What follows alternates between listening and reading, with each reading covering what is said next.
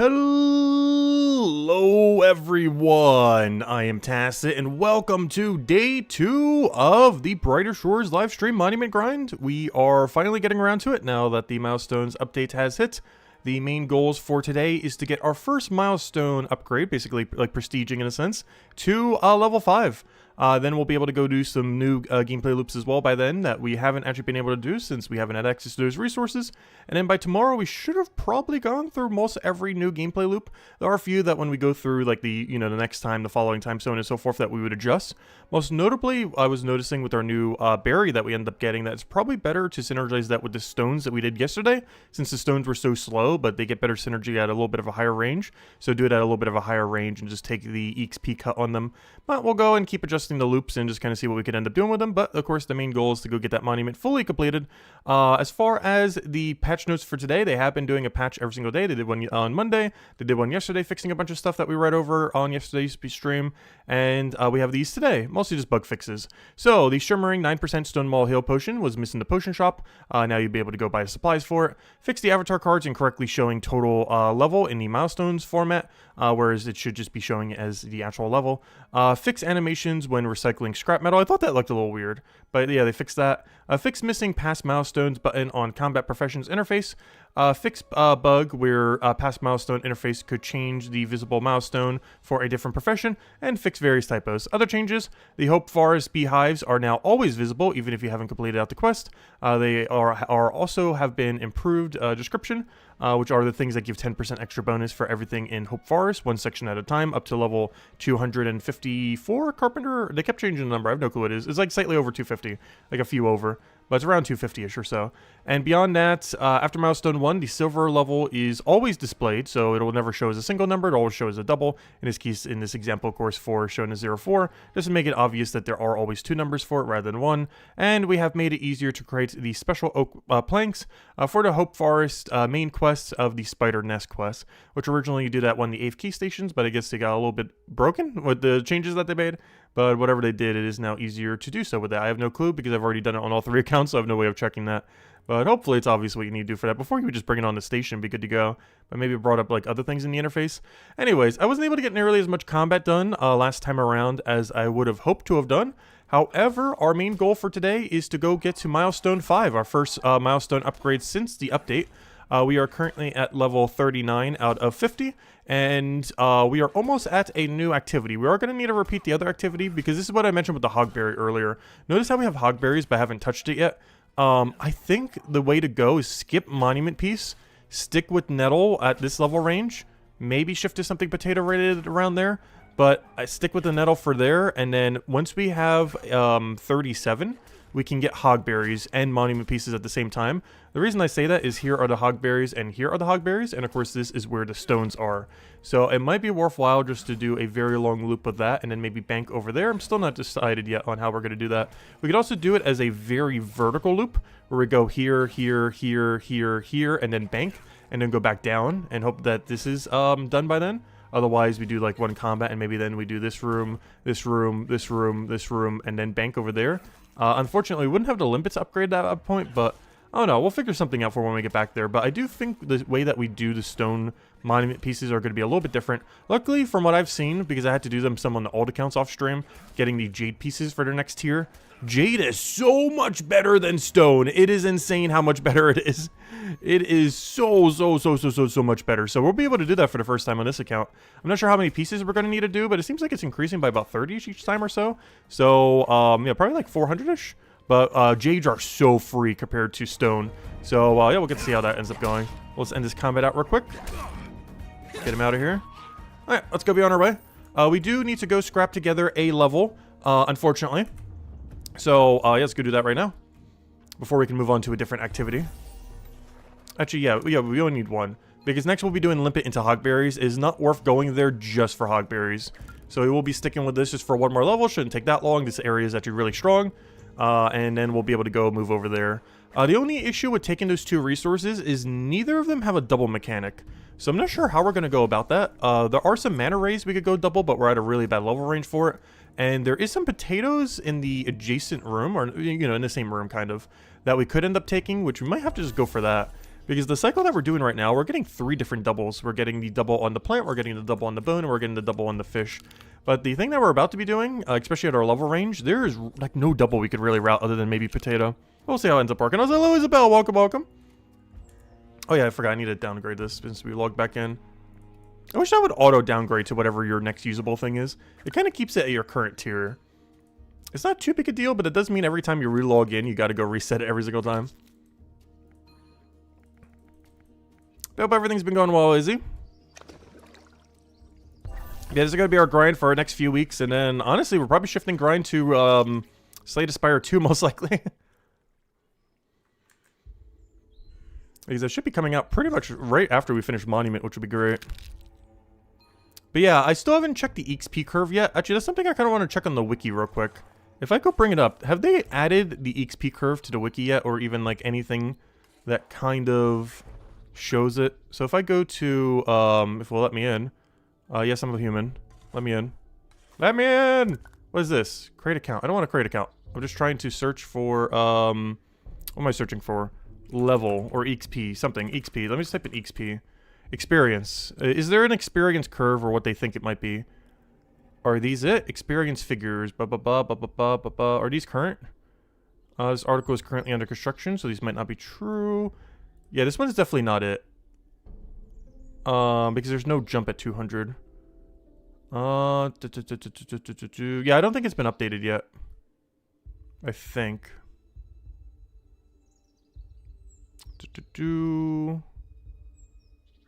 I'm pretty sure it hasn't. Unless there's still a jump at 200 like that. Why is there like 2 like this? Why is there just like a billion curves here? Since the experience is... Because this looks more like what this new system might be. Whereas it's definitely not like this. This is what it was before. But there's like nothing for a key saying what it is. No, requirement experience to level up. And this is total experience. Yeah, this has to be previous system. I'm pretty sure. I don't think those are the new ones yet. They look very much like the previous curve. So yeah, they don't have it yet. At least not on the wiki. But hopefully it'll be updated at some point soonish. Because I'm really curious what the new curve is. And I'm pretty sure that isn't it. Mostly because the jump at 200, I'm pretty sure the new system does not do. Because it's definitely going to get harder per tier to get XP, of course. But it doesn't have like that massive mega ultra jump at 200 like it did before. Where you go from needing like a normal amount of XP to 4 times more.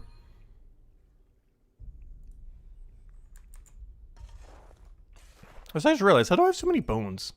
It's because I was somewhat AFKing it. Oh, because I did the double of the other thing. I see what happened here. Because I was checking the wiki, I was able to double the other one that I normally wouldn't be able to double. And now we have a weird number of them. And now I'm not going to be able to double it on my next cycle. Oh no, it'll eventually get back into sync though. Luckily we're not on these for too long. I think we only have to do these for like 20, 30 minutes, not even. And then we should be good to go to move to our next activity. Which is going to be limpets into the hogberries. And those two are somewhat relevant because they make the yellow boost potions. Unlike our blue boost potions that I was trying to get some of. Oh, by the way, we made a couple of them. Oh yeah, I didn't mention that at the beginning of the stream. We did finally get some gear upgrades. I went over to the rare printer and just sat our AFK potions on the level 25 goblins at our level range. Because unfortunately, there's nothing else that I can really kill AFK at this level range. And we got another 4-star weapon, or 4-star piece of equipment. We got metal javelins. Unfortunately, not the greatest weapon, especially for this chapter, because there's not too much to end up using it on ultimately. But, yeah, still an improvement, if nothing else. One of the enemies that is really good to kill at our level range is immune to that attack damage, though, which is kind of annoying. But, yeah, we got it. Another one for the pile. And what's great about them, too, is look how much they sell for. They can sell for 1.2 gold. That is a lot of gold for a useless weapon that we're going to be selling in, like, probably a day or two. That is a lot of gold. And we've been averaging, like, 1 every 2 or 3 hours. So just off of this alone, we're making like 400 silver an hour just from 4 stars. Just from the rare potions. Not counting any other drop. Just the 4 stars alone, we're making like 400 silver an hour. Not counting any other drop or anything. That's actually a lot. And we're not even at like max combat. I think this caps out on value at level 20. I think. I forget how the new system works, but I'm pretty sure around level 20-ish, we'd be getting the maximum amount of profit from combat, because I don't think it goes any higher beyond that, even though there's even more levels beyond that. But it hits a certain point where it caps out, and I don't believe we're at that point yet. We're still at the point where it could still go higher. But yeah, that's kind of crazy how absurdly good these things are. You can literally just do whatever, use a couple of these potions every hour, and you're good to go. Just got to remember by the end of it, when you hear no noise, to go and actually claim all your stuff from the ground. Otherwise, it will despawn after 10 minutes. But yeah, the luck potion combined with enrage just prints stuff. Like, look at how geared we are. Remember on day 1, or even day 0 if you count the milestone update day, that we had like all tier 1s, and the only thing we had was like a tier 2 helm that we bought from a shop at one point. Look at our gear now. We're almost in full tier 3. Mine is shield. I'm not sure why, it just refuses to give me a shield. But we're basically in full tier 3 almost, and full tier 4 weapons, which is kind of crazy. They are a little under-leveled, obviously, but that's the only big downside of that system. Since you have to AFK on something weaker than yourself, obviously, that also means you're getting weaker equipment. So you kind of need it to be higher rarity to actually be able to use it. Like if I got a 1 or 2 star from that level range, it's not really going to do much compared to what we have. But a 3 and 4 star are very usable from that level range. So yeah, it's a pretty nice benefit then.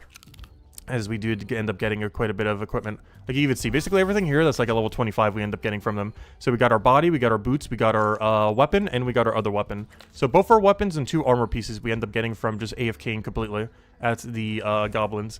And then just after every 7 minutes, I would just go grab all my material. Also, from some of those things that we got yesterday, I figured we actually go and utilize it just to kind of see like what we can actually end up getting from it. So what we can see here, we have 12 boost cryonate potions. I only did 1 inventory for it, mostly for the one-time bonus. But I figured we go and use some of the supplies. These are from yesterday when we ended up getting the starfish and the flower. This is one of the things that ends up creating, or the only thing that ends up creating, but that specific material, what it ends up creating. It is a blue boost potion, which of course we are a blue class right now with the cryonate, or cryonite with the cryonate damage, the ice damage, the blue damage. And that ends up giving us a huge boost whenever we use a blue weapon, particularly if it has a good percent. Unfortunately, this weapon's pretty low percent. However, if we were to utilize this at all, especially against something that has a weakness to it, we'd be doing substantially more damage. Even if they don't have a weakness to it, we'd still be increasing our amount of power by that. Basically, whenever we end up doing blue damage while under the effect of this potion, which lasts for 1 battle, we will end up having 75 more power. So basically, this number would be 75 higher when we end up doing that. And that stacks with any blue weakness they have that would otherwise amplify that damage even more. And even if they don't have a weakness to blue, as long as they're not immune to blue, they'd still be taking a substantial amount of extra damage from it, as we effectively have 75 more power. And 75 more power is a lot.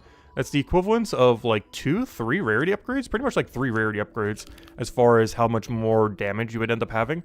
So if we were using a 1-star weapon with, hypothetically, if we were using like a 1-star weapon of this that had like an 89% or something really strong, while using this potion, it is technically stronger than using this this weapon with no potion at all, which is quite a benefit. The only big downside of the potion is you do have to spend some time drinking it.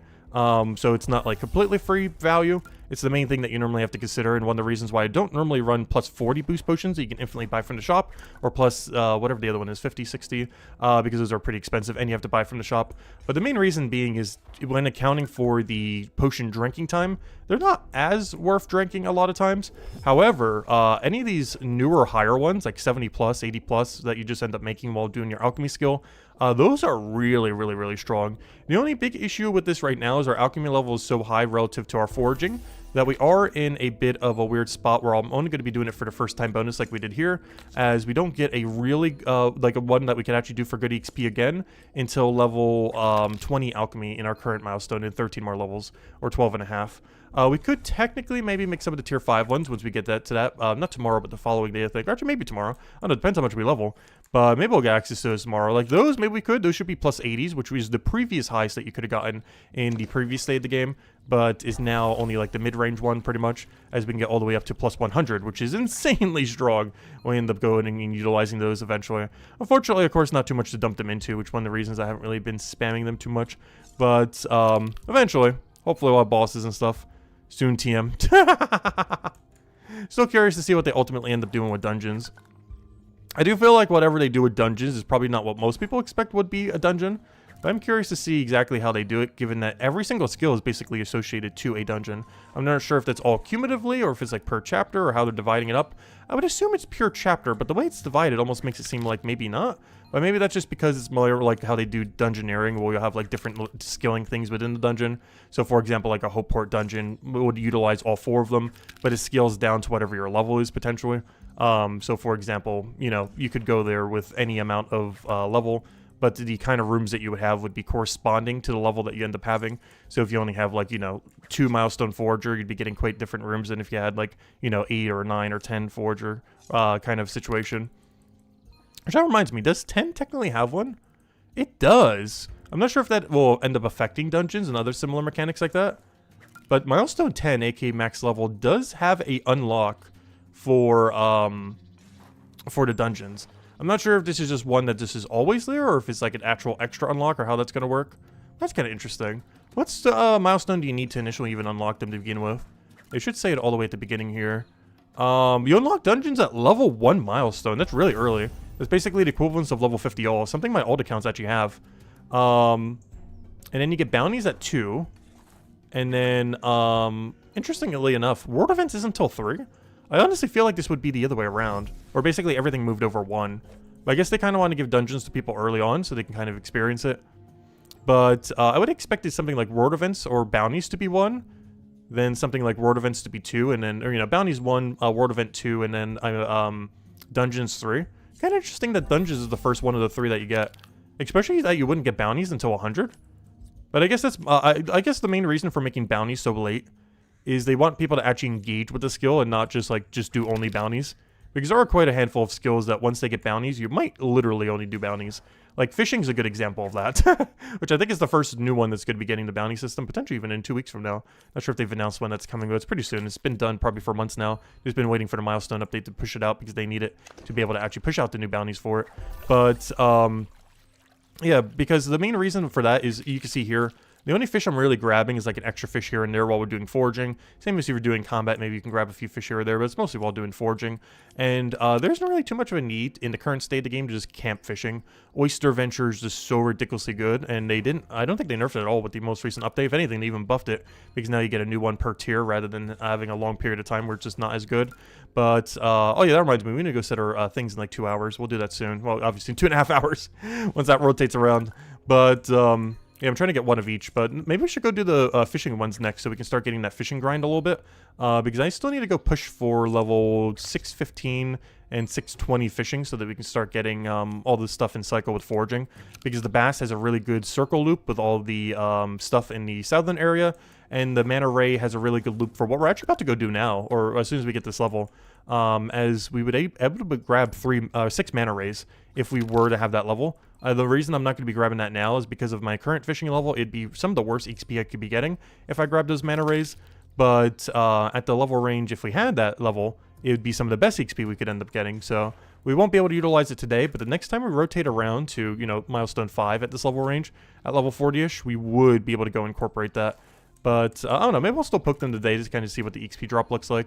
But at most, I would just use it for the double mechanic. I wouldn't do anything beyond that, as catching all 6 would not be worth it at our current level. But doubling them whenever we're off cooldown for spear is probably worth it, so maybe I'll try incorporating that. We could also incorporate that while doing monument pieces, which I did do a little bit off stream for the Jade ones when I was doing on my alt accounts, but I didn't really wide loop it, so we're going to try to find some kind of wide loop that works really well. Though with the respawn rate of the Jade pieces, it seems like you really don't need to wide loop it. You could pretty much just go for Jade pieces, then go for Jade pieces again, and just keep doing it over and over again. Jade pieces are pretty quick as far as their respawn rate. Like, you pretty much grab them all, and they're already all ready to go again by the time you cycle back. Alright, let's go get our double point here. We'll throw this down. Boom, boom, boom. Put it into XP. Yes, Forager. Also, all this time, it's a little bit of a waste that we're putting this into Forager, but I can't be bothered. I feel like for a lot of skills going forward at this point, even though I haven't quite done that in the past, other than for combat, obviously. But aside from combat, pretty much every skill that we do going forward, I am dumping all knowledge into the skill that we are actively training. There might be a few exceptions like that if woodcut and carpenter still need some kind of weird ratio in order to, you know, stay in line with each other. Same as like merchant leatherworker. I might have to put some from merchant into leatherworker, for example.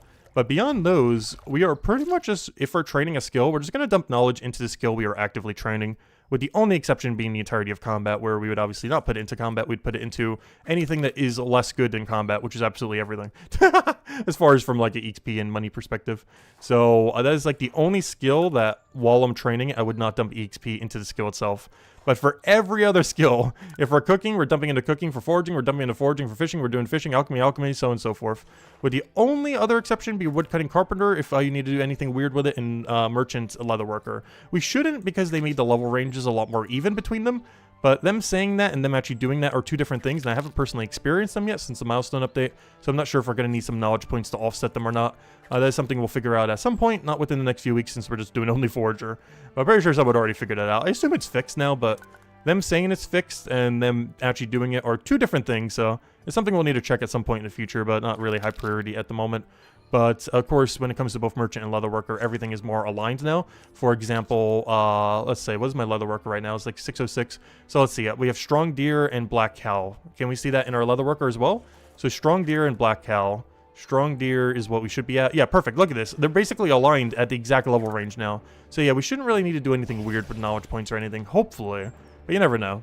But yeah, they're almost perfectly aligned as far as level to level. Like maybe like 1 off, 2 off, but otherwise the exact same level for each is what you need. So a lot better. And the same thing for woodcutting carpenter.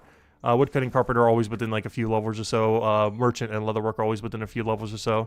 So you should never really have a situation where you're needing to like dump knowledge from one into the other. With the only exception being that leatherworker is still very slow compared to merchant. That hasn't changed. Not sure how much the XP curve helped it, but leatherworker, well, it's mostly because merchant is so quick. It's not even that leatherworker is that slow. It is slower for a production skill, but it's not that slow. Whereas merchant is just absurdly quick. It's like the quickest skill in the entire game still, even with all the reworks. If nothing else, even more so because of the reworks. Because every single patch pretty much likes to buff it. And now with the double bounty board, it is the only skill in the game that has 2 bounty boards that both have rarities on it. So you can get some really cool cycles. Oh yeah, speaking of rarities, look at my bounty list right now. I actually had 6 of them, but I had to cancel one because one of them required an untradeable fish that I wasn't going to bother fishing at a lower level. But I have 5 bounties, technically 6, but I canceled the other one. We actually have 5 delivery bounties right now. I might need to go do this some point in the stream. It's basically like the old system where, you know, you would do all the deliveries. Except now we get a ton of XP. We get some XP that we already can see here from preparating them, as well as some XP for when we actually go and deliver them, which ideally would use an XP boost potion for. So you get to like double dip the XP, and they give quite a bit multipliers. This epic one over here is 4 times, the rare one's giving 3 times, and the uncommons are giving 2 times. And I did have a third uncommon, but it used an untradeable fish, so I ended up canceling it. But yeah, it is really, really good. The only problem with that, though, is outside of bounties, I feel like cooking isn't really that good to actively train anymore. Like, we're getting such horrible XP, it feels like. When I was doing, like, cooking a little bit earlier, it still feels really, really, really slow. Even with the bounties that refresh automatically. I'm not sure if they're going to look into tweaking that a little bit more or something. But I feel like out of every skill we've tried so far that have been tweaked since the update, cooking got a little nerfed. Which doesn't feel like it needed to be. Like, I understand the leatherworker nerfs they did, mostly for the profit of leatherworker, because it was just printing money at way too high of a rate. That basically eclipsed every other moneymaker in the entire game, except for maybe combat, which is still just as profitable as before. Actually, combat did get nerfed a little bit in profit. I was mentioning earlier, based on the numbers I could tell, combat is about 20% less profitable, but leatherworker is like over 2 times less profitable, so it's not that bad. Like, combat getting nerfed by 20% compared to leatherworker getting nerfed by over 2x. You know, over 100% nerf. Or however you want to look at that. But, you know, it got over 2x nerfed, whereas there was only a 20% nerf to combat. Whereas the other thing got like 120% nerf. But combat is still, I would say, the best moneymaker in the game. I haven't seen anything yet that even comes close to what combat can do, even after like a 20% nerf. Especially now that you have the lucky potion. Which, if you can source lucky potions for free, and you count those as free, or, you know, if you were to source them from actually gathering them and everything, which unfortunately we're not. We're actually making them and spending quite a penny on these. But if you were to gather them from the botanist skill, and then you would go and you actually use them for potions and everything, it is about the same profit as before if you source your own luck potions. As all the extra luck drops that you're getting makes up for all the lack of profit that you otherwise would have had from the nerf. So even though it's nerfed, it's kind of not nerfed, because you have the AFK potions, you have the luck potions, everything like that. It's just really unfortunate, because I have a lot of banked botanist supplies for the lower tier luck potion. The problem is that lower tier luck potion I have the supplies for is like this one over here, like this one I think. which does give 7 charges, which is still great, but the XP I would get for this thing is so low, is the only problem with that. But I do have like half those supplies already sourced, so technically we could do that at some point. I just don't feel like it's worth it compared to just buying the higher tier ones though. It costs us a little bit, but we're still making our money back on it. We're just cutting into our profit, if nothing else. But we're also getting the really good XP from it, since it's actually, you know, a somewhat good potion to be doing at this level range. But yeah, overall, I've really been enjoying the update. I know it hasn't been for everyone. I actually seen some, like, long-time players who actually really hated it for some reason. I do definitely feel like it's been a step in the right direction. Still, like, a few things I feel like it needs to be tweaked here and there, but, I don't know, the overall system I have been enjoying. And just the fact that you can level so much quicker as well, at least at, like, the higher level ranges compared to before. Because it definitely takes less time to get to level 500 now. I'm not sure what the exact math is on it. I'm pretty sure someone will eventually do that. Oops, I wasn't supposed to get the fish here. But oh well, one little fishy. I'm only taking it for double. But I'm not sure about the exact math on it, but it is definitely way better than before. Alright, we only need one little rock here, or one little bone. Also, did we gain our level yet? No, we're almost there. One more knowledge point dumped into it, and we should be good to go. Which at this point should be 2 more cycles, and we are out of here. And then we can move on to our next section. Which will be the first time that we get to do this, which is actually a good combination. Limpet plus hot berries. These make the yellow boost potions. Yellow boost potions, while not the color of our class, is a weapon type that this class does do really well. It has some pretty decent slow hitting weapons. So it is probably our second best color. Because every single class basically is dual colored in a sense. Though this could change quite a bit once they actually add all the profession stuff and everything for when they have skill trees and everything. Where we'll be able to use actual hammer mage equipment probably just at a lower effectiveness. But as it currently stands, Cryo Knight is, of course, a blue hero class. Or blue, whatever you call it, typing. And our secondary color is yellow. As far as what we have like half decent weapons for.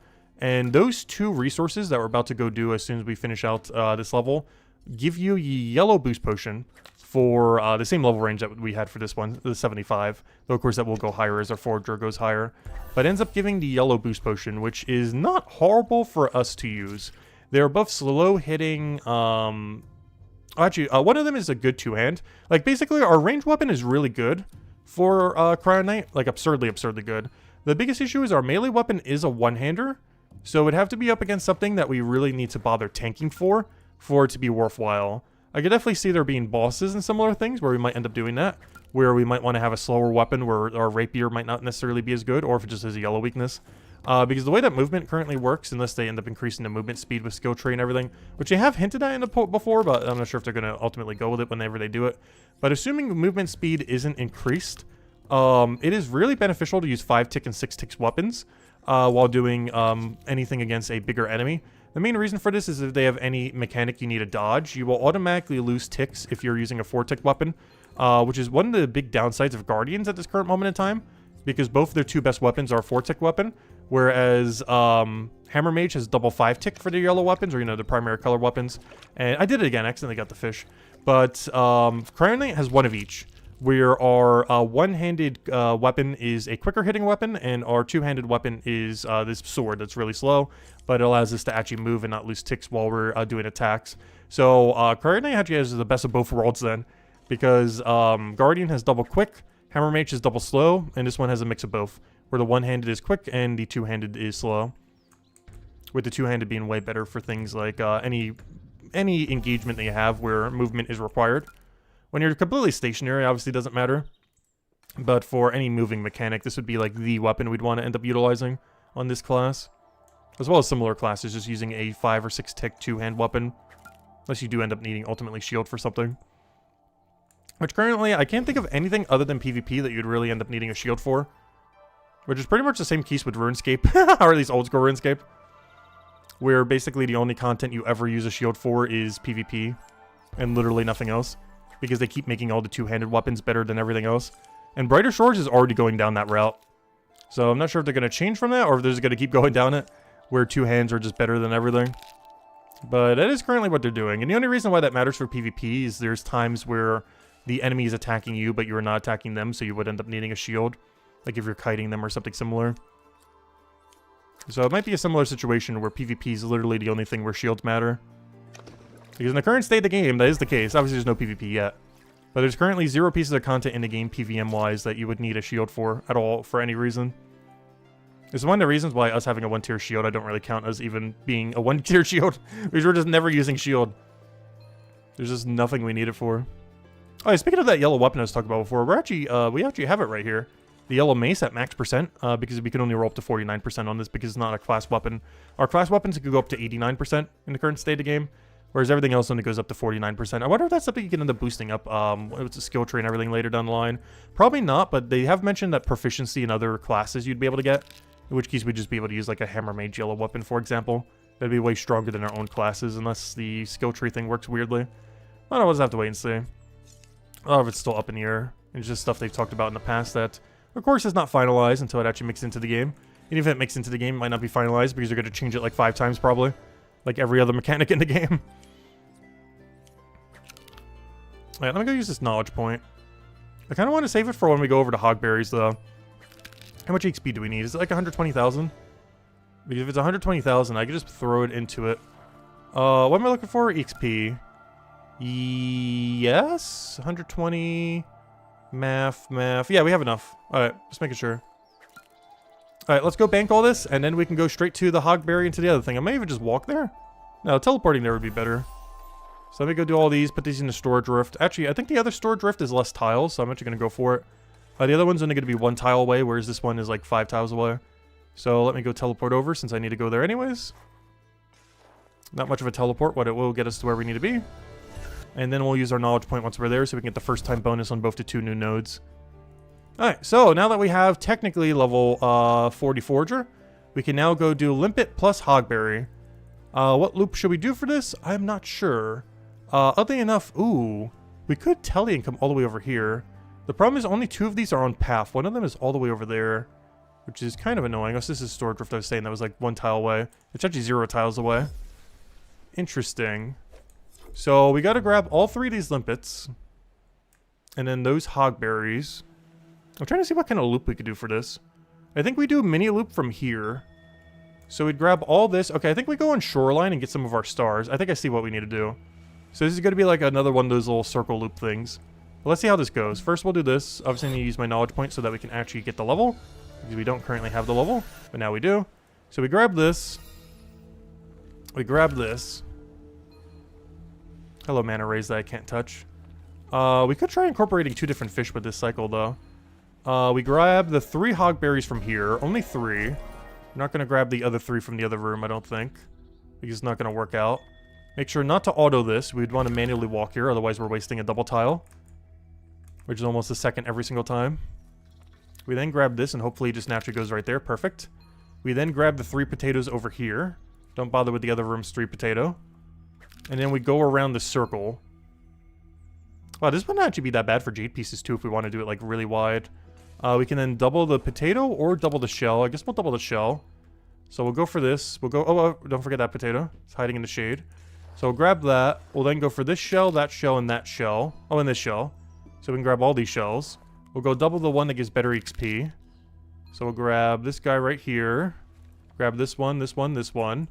We then move over there and start grabbing those starfish. Something we weren't able to do in our previous cycle because it's too far out of the way.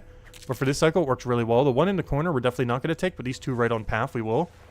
And then... okay, I need to fill my inventory a little bit more. I did not fill up my inventory enough. Is what I'm noticing right now. So we can grab this. Grab this. Honestly, I think this one's the one we go for. Past action 5. We could double this. And then we go maybe double 1 mana ray. This will also give us some cods for our next level range. We would then grab this. We would grab this. We can then grab double mana ray. And then I guess we bank. This would be a really good point where we'd grab every mana ray. No! I'm not at the level range for this. But this would be perfect to grab every mana ray for. Oh no, do we grab them all? What's our XP looking like? This would be perfect for grabbing every mana ray. And then you would just grab every mana ray and then go to the other thing. It's so much worse XP, but I do need these for cooking. I don't think I have any tier 5s in my bank. Because that would be perfect inventory for what I'm trying to do loop-wise. It's just a lot of fishing XP at such a low level range.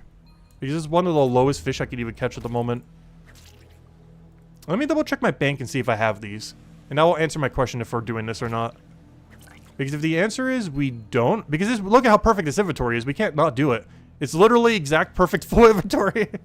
Alright, let me double check. Do I have tier 5 mana rays? If the answer is no, I think we catch them. If the answer is yes, then I don't think we catch them. Tier 5 mana ray, tier 5 mana ray. Where's fishing? It's under cooking ingredients. Do we have tier 5 mana ray? Yeah, okay, we don't catch them. Sad. Alright, we do have to skip them. We can poke one if we want, but, okay, I gotta figure out how to get some more objects in my inventory then. Because the cycle that we're doing now is 4 short? No, 5 short. We're gonna be 5 items short. Now we need to figure out how to get 5 more in. What is the easiest way to get 5 objects into our inventory with this route? I'm trying to think. I could do everything in that one room we pass. I would have to go a little bit south. But it wouldn't be that far off. We could also grab all the potatoes, potentially. It's not worth grabbing those 3 hogberries because we have to backtrack for it. These potatoes are not awful to grab. They're not that far out of our way. It might just have to be everything in this room. Because there's no point in grabbing that lower tier monument piece, I don't think. Doesn't seem like that's going to be worth overall. Let's just see what happens if we take the same thing as before. How many tiles short we are. The answer should be 5. I just want to double check that it is indeed 5. So let me do exactly what I did the previous time and see if it's exactly 5. Because if I counted correctly, it should be exactly 5. So we take this, we go into that, we go into that, we go into this, we double the fish, we grab that. We take this one here so we can grab down there. We then grab this for a double. We then grab that one and head back north. We then grab one singular mana ray and then we bank. And the one reason we grab one is we get the double. Oh no, we have 4 inventory left. Okay. So I could grab one more shell somewheres and then grab like a triple potato or something. So here we would grab exactly 1 mana ray if you would just be so kind as to not go a billion miles away. And then we would bank everything. And then we would rinse and repeat. So I can get 4 objects. We can get 4 items that we currently did not grab. Let's figure out how to grab 4. I'm considering triple potato and then 1 more shell, I think is the way to go. We go north, grab the triple potato, and then figure out like 1 more thing on the shoreline that we can grab. That isn't like too far away. And I think that will be the route then. Though we do get to start doing jade pieces soon, which is going to drastically change this. This is a really short level range that we have to do this exact route for. Literally 2 levels. So we don't have to worry about it too much for now. Because soon we're going to be adding 8 jade pieces to every single run. Which is drastically going to be changing whatever I'm doing now. We're going to have to do the exact opposite. Right now I'm trying to add a bunch of items. Soon we're going to have to go subtract a billion of them. But for now, I think we grab north triple potato and then grab some more shells from the beach. Actually, you know what? Let me double check how many shells are in the beach. I'm going to just try taking every shell from that one room. From this first room here. We're going to have to go a little bit out of our way, but it's about the same way we'd have to go out for potato. So I'm going to take every shell from this room and see what our number looks like. It's a little bit of backtracking, but we'd have to do a little bit of backtracking regardless of how we're getting these objects. We only have to do this for 2 levels until we get to Jade, though. So we'll grab this, we'll grab this, we'll grab this, go a little bit out of our way. But then we come all the way back to grab that, which I should have probably already grabbed when I came in. Grab that, and then grab that. And let's see if that was enough. How many more objects did I grab? 3? That's still going to be 1 short is the problem, though. If that was 3. What's that for? Pretty sure it was only 3. Some amount. Oh, find out what on the final tally. But yeah, then I'm going to need to figure out how to do the inverse. Where we're going to need to subtract like 8, because we need 8 jade pieces once we get 2 more levels. So we're going to need to start skipping a billion things. I still want to keep the fish if we can, though. I like being able to go and double things. It feels efficient. Just be able to double catch anything, even if it's not at your level range. Plus, I need these for cooking anyways. And since I kind of skipped them, this would be a good time to go and kind of get them for cooking for when we get tier 5. Because we're going to wish we had them when we hit tier 5. Please, Mana Ray, stop. Okay, so that was 2 items short. I'm considering triple potato.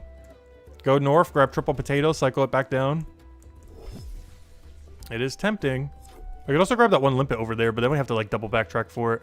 Ocello Jets, welcome, welcome, welcome.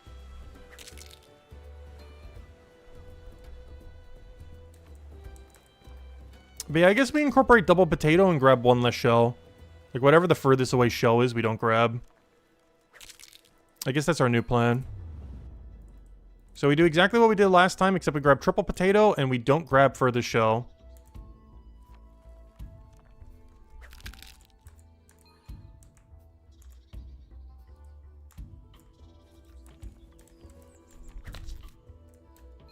I would get triple hogberry, but it's way too far away to go for, unfortunately. But triple potato is not that bad. Distance-wise. Sure, I'll double the potato, why not? It gives more knowledge points. It gives less XP, though.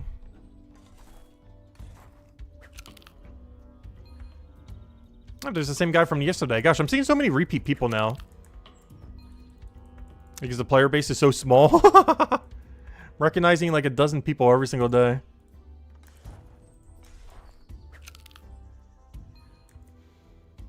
Okay, so I gotta grab every shell from this room except whatever the most southern one is. Or whatever that direction is. I think that's actually south. East, actually. Whatever the most eastern one is, we don't take. So I grab this, I grab that, and I ignore that one, I guess. Who knows, better XP. Actually, you know what? I'm gonna ignore them all. I don't think it's worth going for them. That's how much XP drop is it? It somewhat is. Compared to potato, it's almost more worth, honestly. At least from an XP perspective. I might just have to do just a not full inventory. It's not like we have to do a full inventory. It would be highly advised to, but it's not like we have to do a full inventory.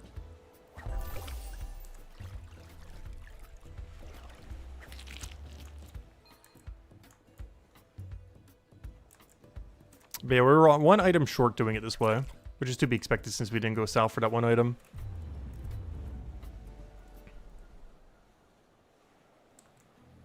I'm almost considering dropping these mana rays though. But we do get to use a different double tool for it. Oh, new AFK for foraging. Probably not worth it, but another one for the pile.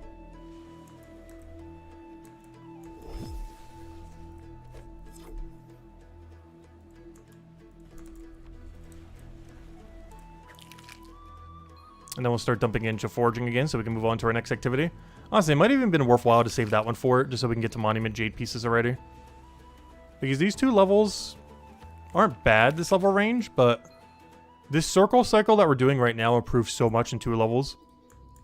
As every issue that we have right now, not be able to get enough items, is being completely fixed by just doing jade.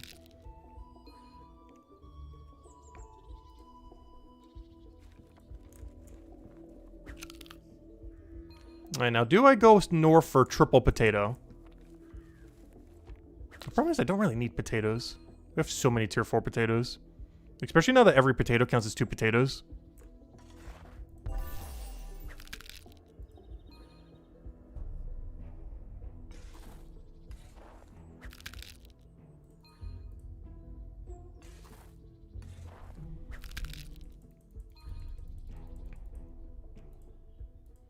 But the problem is pretty much everything at the tier that we're at right now we don't really need.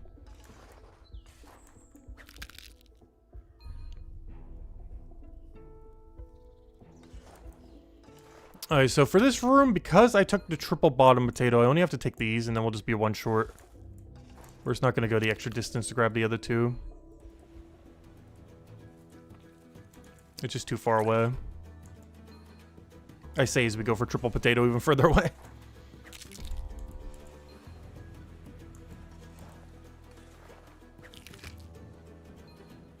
But we only have to do this for a level and a half. And then we start putting in all of these jade pieces. So close. Now here's where we'd use a boost potion. If there was ever a time you would use a boost potion, if there was an active boost potion, it would be right now. If we could have a +2 or higher boost so that we can go take these jade pieces, it would be so good to have now rather than later. This would be the exact time you would use an active boost potion if they were in the game, which currently they are not.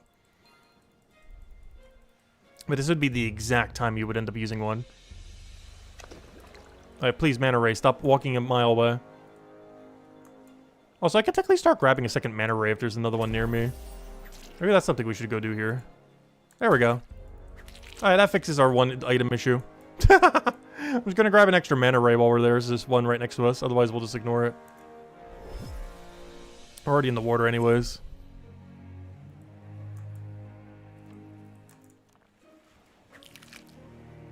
We'll get that fishing level eventually. We've been at 610 like this entire time. But we did gain like a level and a half from all of our randomness of like touching stuff. And I will be doing the venture into past oyster ones we haven't done and or lobster. So we will be able to go start ticking that down.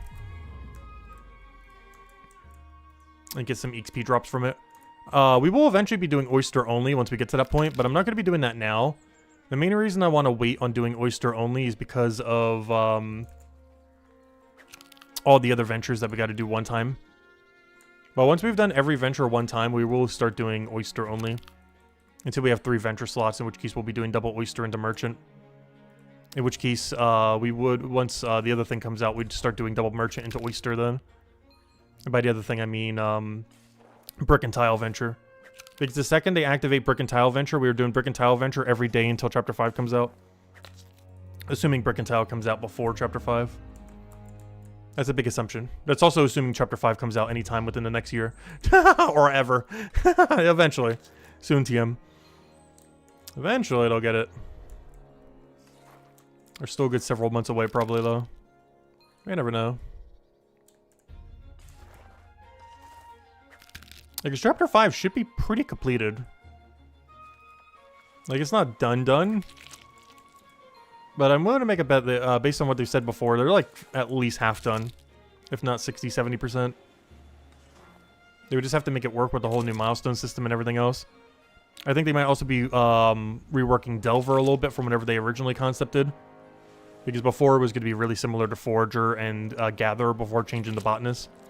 So they're probably going to be changing it so it's a lot different than Forager and a lot different than Botanist. Because right now it's probably too similar to Forager. Which is not necessarily a bad thing, though, honestly. Even though they got a lot of complaints about it. If Delver is literally just Forager again, that'd be perfectly fine. Forager's is so good. Also, did I miss a note somewhere? I should have one more, something in my inventory. That I forgot to... Oh, I forgot to double. I was gonna say, why am I missing one object? I forgot to double the potato or the shell. Because I deliberately didn't do it on potato because it's like, oh, I'll do it on shell, but then I forgot to do it on shell. Whoops. Yeah, I forgot to double the trowel. That's pretty important. That's a lot of forward Drake's pay. It's like 3,000 every time we do it. Well, we need like over 1 million. 3,000 adds up a lot every single circle. Speaking of which, I really should be chucking more XP potions. The numbers are high enough that every single cycle should technically drink one. The main reason I haven't been is we're just really slow on it. Or low on it, I mean. But I'm also, wow, that luck potion from earlier is still going, by the way. Not the one from yesterday, but the one from last night. But, what was I going on about? Oh, yeah. I might go replace my enrage potion for, since we're not really going to need it while we're actively playing today. Or any day that we're actively playing. I think we get rid of Enrage Potion for an 8% for this chapter. I'm going to do that on our next Storage Rift. Also, I'm going to double the potatoes so I don't forget. But on the next Storage Rift, I'm going to grab the 8% and just start drinking them every single time. I think I only have like 800 of them. But that's fine. We're going to be making more later with the Alchemy skill. I still want to consume all of them for Forager. Because if we were to start consuming them like that, we're going to be consuming like 28 of them an hour, roughly. Because we'd still be using the bigger ones for knowledge points, obviously. But we'd be checking the other ones like every 2 minutes. So it's roughly 28 an hour, give or take a little. Let's even just say 25, because there's going to be some downtime where you're not drinking them. But there's 25 of them that's going to be drank per hour, which means I would only be able to do it for 30 hours before I'd run out. Which means I would run out by this weekend, or 8% boost potions if I was to just chug them down for the next few days.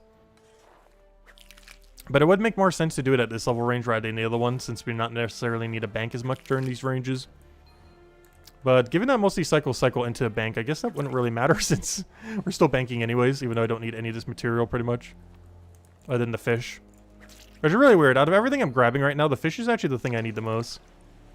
It's going to completely 180 by the time we hit tier 6 though. At which point the bigger thing is going to be the alchemy supplies, not the fish. But right now the fish are more important than the alchemy supplies due to the level range that they're at. Because my cooking is so low, but my alchemy is so high. But that will completely 180 at tier 6. Where alchemy supply is the only thing we care about, and I might not even bother with the little pokes on the fish. Though we still need some of the supplies, so it's a good way to get at least get a few of them. There's a couple of them that don't really ever cycle, though, fish-wise. With the gameplay loops that you would end up doing for Forager. The most notable one is probably the untradeable one in the room right over there. Grenards are not tradable. Or, they're not... I keep saying that. They're not buyable at shops, I mean. They are tradable, they're not buyable at shops. And because of that, that's kind of awkward because there's no Forager cycle that ever goes into them. It is, I believe, the only fish in the game that you would technically never do a Forager cycle on ever. Because it just doesn't work for any cycle. Which is kind of unfortunate. Because the one that you would need the most, necessarily, is the one that you have the least chance of actually getting to. Because every other fish can cycle. Even eel. I guess pufferfish is the only other one. But they require a weird cage, so that's like a weird circumstance as far as how you would catch them. But pufferfish and Gennard are the only two that you would never be able to put into a Forager cycle. Because eels you can. You could do it while doing wall plant, and you could do it while doing periwinkle. As you would do wall plant periwinkle. Sorry, you would do wall plant. Well, I guess you could do wall plant periwinkle as well. But you would do most likely either wall plant eel, or you would do periwinkle eel. And then put it in the storage rift in between. Or you could even do all three. Is there a level range where doing all three would be useful? I guess there is. There's a very short duration around this area where it would be viable to do wall plant periwinkle eel. And eel's the best thing I believe I can catch for fishing. Second best. So we'll definitely have to try that. I guess tomorrow probably, because that'll be the day that we should have that level range. And that might also be the thing we need to go push to level 615 for fishing as well. So we can start getting that on our next foraging cycle, or next foraging cycle. So it'll work out perfectly. And then by the time we reach this again, we'll be able to go do mana rays. And then by the time we do the mana rays, the next time we go to that trout cycle with the other plant, we'll be able to get that. And then we kind of hit a wall where we can't do much. But ignore that wall. But for the next like 20-ish fishing levels, we're in a pretty good spot to multi-skill it. Also, why is my inventory missing 1,000 objects? Oh, I forgot to grab triple potato. No, I grabbed triple potato. What am I missing? I'm so confused. How am I missing so many objects? What did I not do? How am I missing like 1,000 things? I had to have not grabbed triple potato or something. No, I grabbed it for sure. I'm so confused. Oh! I somehow skipped triple limpet. How did that even happen? There's a triple limpet that I didn't even bother grabbing there. Like at all. Not sure how that happened.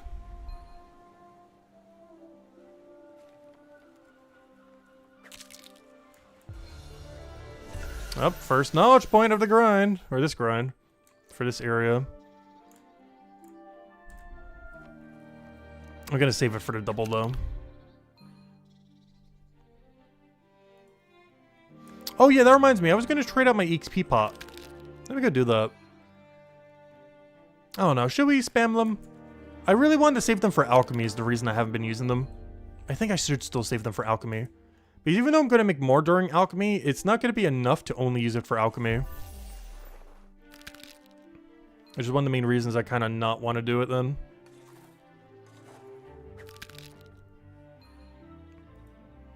Because even though we are focusing on Forager right now, alchemy is ultimately the one that is harder to get up. Mostly because it constantly requires various supplies. Whereas this, you just walk around, you just get free XP constantly every step you take.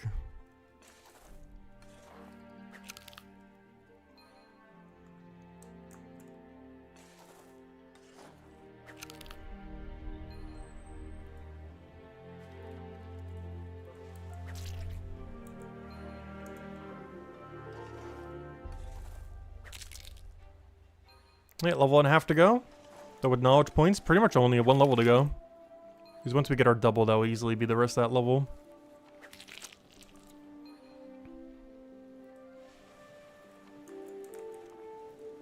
But yeah, I guess I won't grab the 8%. Because then after every single time, I'm going to have to go switch out the potions anyway, so... yeah, I'll stick with these. Also, hello, Curiata. Welcome, welcome. Hope all's been well. End up helping a lot. Yep, no problem for the advice. Yeah, attack speed goes crazy in Age of Calamity. It's actually insane how broken it is compared to any other modifier.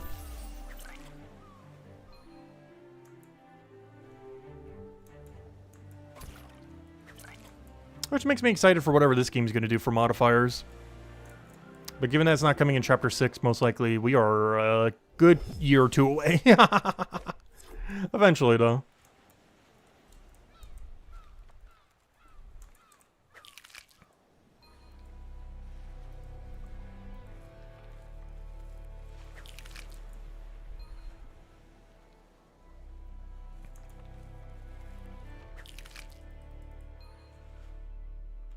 Yep, no problem at all. But that's something I haven't done in a while. I haven't played a Nintendo game in a good while on the channel. There's still a couple on my backlog that I have that I still never played, like Mario Odyssey and such. I'm waiting on getting a Switch 2, though, so it could be a good year or two before I bother getting a Switch 2. It was basically either a Steam Deck or Switch 2, and I was like, oh, I'm getting a Steam Deck. Just so we could do it for Brighter Shores and a few other things.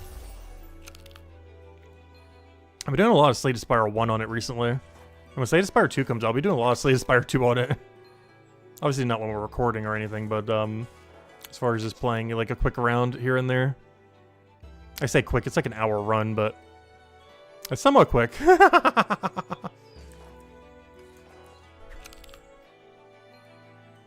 I think that's how long my last level 20 Ascension was in that game. It was like a 103-minute run with a discard shift deck for the silent. I didn't end up using any poison that time around, though. I always like the poison build because it's damage over time I just really like in games. Especially in turn-based strategies. There's a lot you could do to stall to end up using damage over time.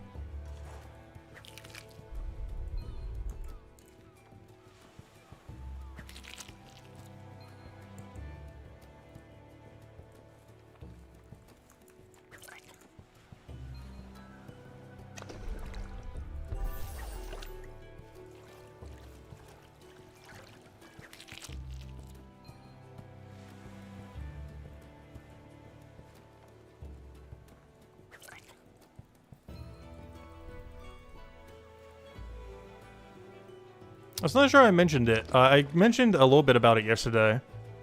But we have brought back the grinding in behind the Brighter Shores. We have the old school RuneScape woodcutting island added with sailing. But I've still been AFKing that. I wasn't doing that yesterday. But given that this grind's going to take a while, it's like, oh, let me go do something in the other game so I'm not wasting doing nothing. Because yesterday I wasn't doing any multitasking. So now I'm just hitting a tree every so often. They last for like 4 minutes. Good old 4-minute AFK tree on the new sailing island. Yeah, sailing was quite a bit fun in that game. I still feel like there's a lot they could add to it, but obviously they just wanted to add like the shell of the system so they can add upon it over the next years, upcoming years. But sailing was pretty fun. We streamed most of it on the channel. We did like a week of it and then like one final finishing stream to get to 99 or max level, the equivalent to Milestone 10 in this game. And even somewhat more so now, because Milestone 10, I'm not sure what the exact total time is to get in Brighter Shores these days. But it's not that bad now. Depends what the rest of the XP curve is, but it's definitely like... I don't know, how many would it be? Like 150 hours for a skill to get to max? There are definitely skills in old school RuneScape that take over 150 hours to get to 99. I'm looking at you, Slayer, and rune crafting.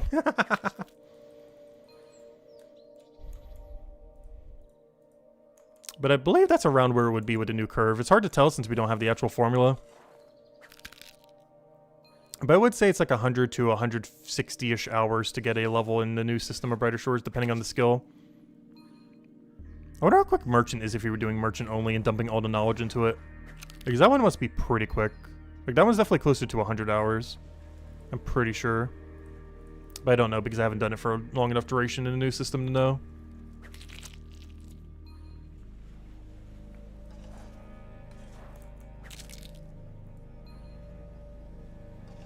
And after I get this first 500, I almost feel like going for more.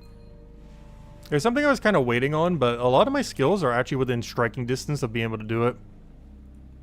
Like, if we wanted to, we could spend, like, 1 month in Mind of Batubin and almost come out with, like, 4 or 500s.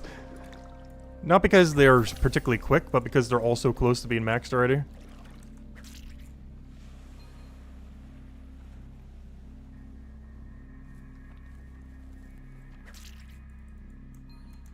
I'm trying to think of any game Nintendo's coming out with this year that I would really want. I think the closest one is the new Fire Emblem game that looks actually not horrible.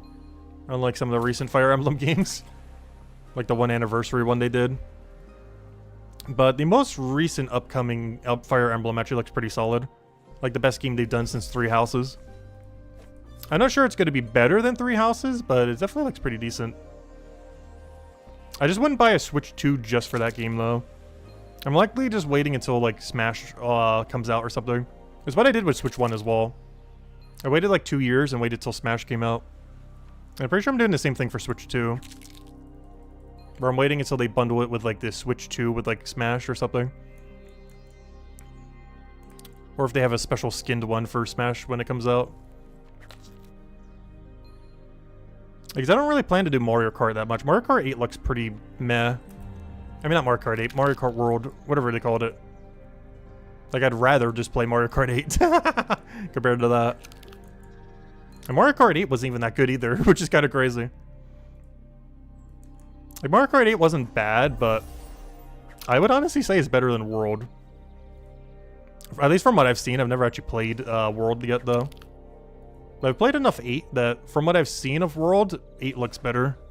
And it's free since I already have it. Or, no, not literally free, but, you know. It'd be $0 since I already own it. And because so many people aren't doing World, I'm pretty sure 8 still has a really active player base because they didn't shut down the servers yet. Keyword on the yet. But they didn't shut down the servers yet, so I'm pretty sure like 80-90% of people are just playing 8 over World anyways.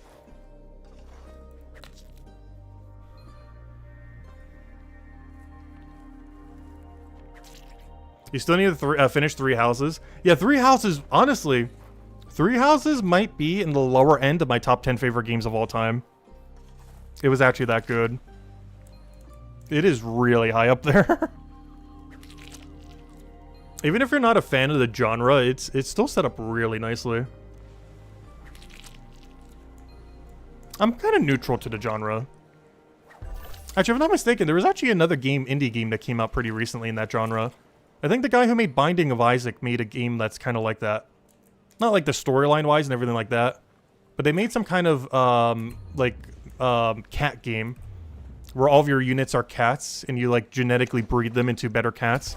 It's like a mix between a roguelike and Fire Emblem. It doesn't have all the story and interconnectivity of Fire Emblem, but, you know, like, gameplay-wise, it somewhat does. Like, it's one of those, like, you have an army versus another army kind of team. Except it's set up like a roguelike rather than like a huge storyline kind of progression. It's set up a lot more like a roguelike than an RPG.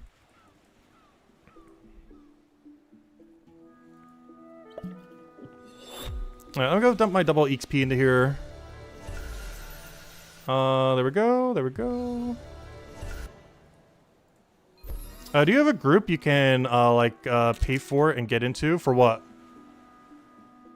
Do I have a membership for this? I have a membership on the channel, the $2 thingy. But the only perks are just the standard perks that YouTube has. Like, you know, a little symbol next to your name and the emotes that we have. So much I probably should update at some point. We added quite a few of them because of the Brighter Shores community. Because near the beginning of the game, we actually had got a lot of memberships. I think we ended up peaking at like almost 150 memberships at once. Which is definitely the highest I've ever had by quite a margin. Like right now, I think we only have like a few dozen people. We don't really hold like special events or anything though. I also tend to play a lot of like solo games or solo MMOs. Or just like absurdly grindy games. There's some games I play that have co-op though. But not that many. I still need to go revisit Animal Crossing's update though, if nothing else. That's technically multiplayer. I was with Isabel going to go make an island, but we never got around to it yet. Because neither of us really got around to Animal Crossing since the update.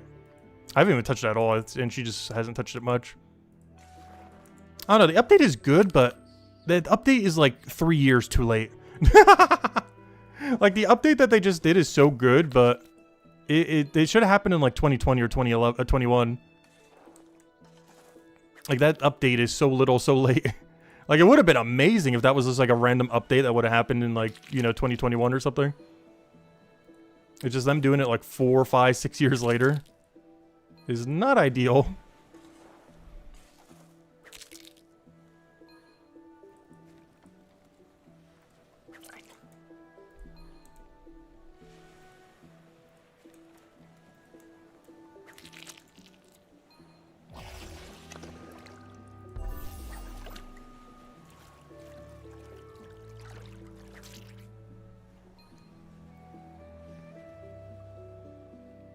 Do I have membership? Yeah, on the channel we have the membership. It's the $2 join button below the stream thingy.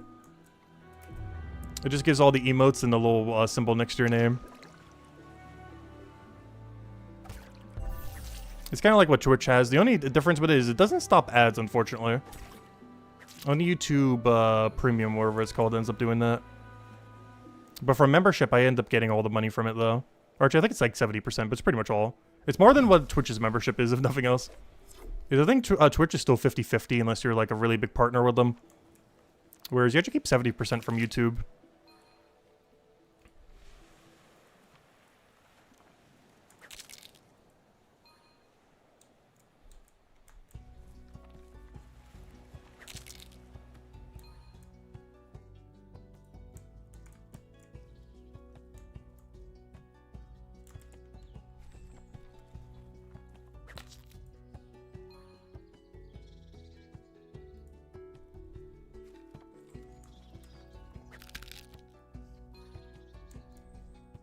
Alright, we got one level to go.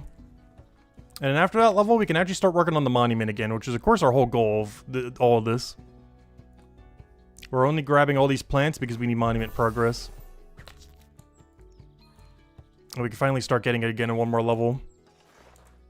At which point, we need to figure out what our route is going to be. Obviously, the highest tier stuff we got to keep. One of the first things that's going to go are some of the potatoes, though. At this point, potato seems to be our worst yielding object here. It gives good gun knowledge rate. Excuse me. It gives good knowledge rate, but like basically nothing else. It's like the lowest thing that we're grabbing for XP here. Even the shell that's a lower level than is giving more XP. Though assumably less knowledge.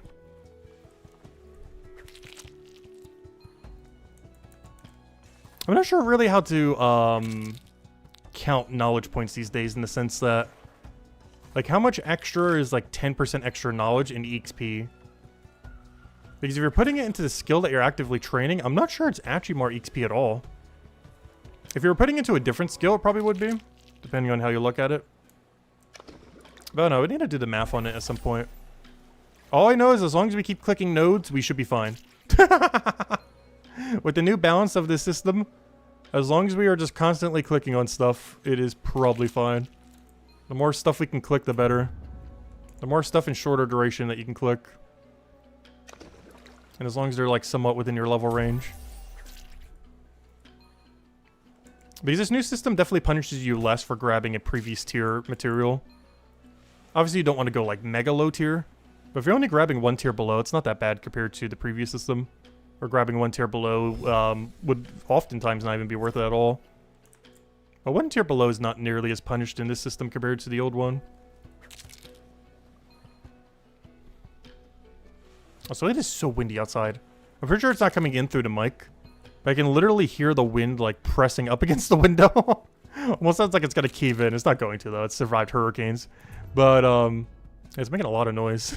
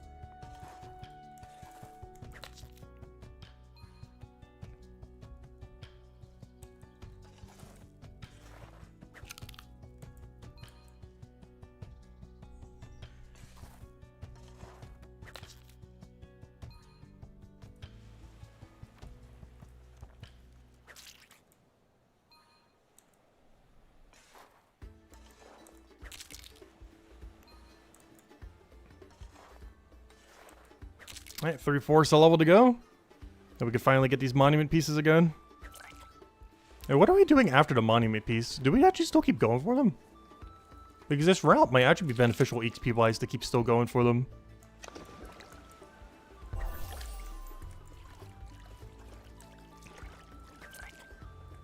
Because what do we get next after this?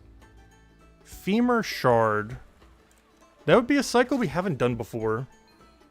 That might be one we'll look into, I guess. It depends how much XP Femur Shard gives. The problem with Femur Shard is it's an 8-piece cycle rather than a 3-piece. Or, you know, it's divided into sections of 4 rather than sections of 3s. The problem of this is whenever there's a 4 resource rather than a 3, they spread the XP amongst them a little bit more. So for each node that you take, you're getting less XP. But the total of taking, you know, all 8 of them is higher than like taking 6 from a previous one normally. You would definitely cycle into ram horns once you have 47, that's for sure. So maybe we just do this until we get 47 and then start wide farming that. Because then you can start making the full circle loop. Which I then think feeds pretty nicely into another circle there. Because you would just go super circle into super circle there. Because at the beginning of the next cycle, ignoring pondweed and bell plant and kelp... And, okay, never mind. You wouldn't be able to. Never mind. I thought Shark Jaw was nearby. I was gonna say it leads straight into Shark Jaw, but no, it doesn't. There's like a billion other things in between. I'm not sure how you would cycle these though. Pondweed is weird because there's never a level range where it's worth getting pondweed. Because there's no cycle you could really do with that. And then Bell Plant is also kind of isolated. It has salmon synergy, but that's about it. I guess we can catch some salmon when we do it. But otherwise, it has no synergy with any other foraging supply that's near it. Let's see, make like mega circle while doing the previous two, I guess, the 2 bones. And then kelp would help eventually, but at the time that you get kelp, there's not much you can do with it. And then wall plant would just be a fishing synergy. It doesn't have a foraging synergy. Until periwinkle, at least. And then shark jaws is in the middle of nowhere, but I guess you could go back to that other previous cycle if you wanted to. And then periwinkle would be a wide farm with wall plant, periwinkle, eel.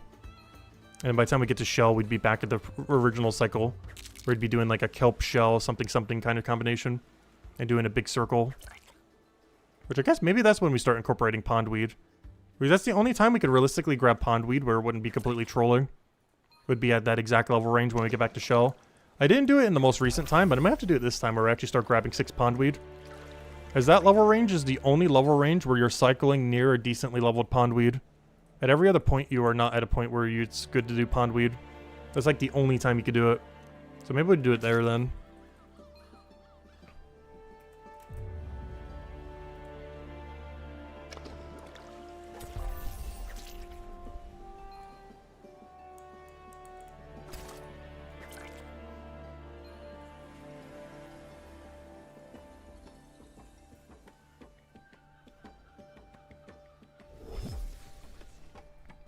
Alright, there we go. Save for later.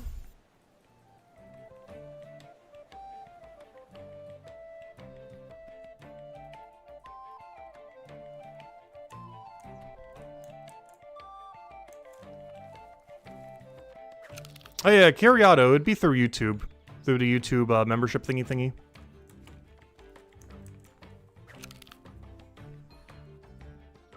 Unless Google works for that. I guess it might. Since it is associated to Google.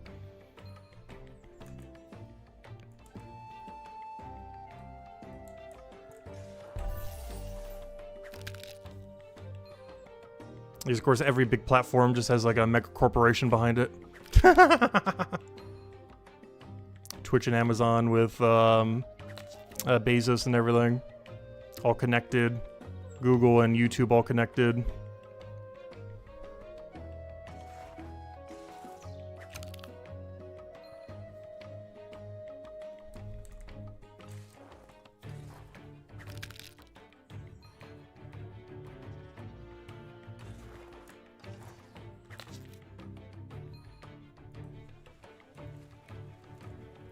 Oh, not what I wanted.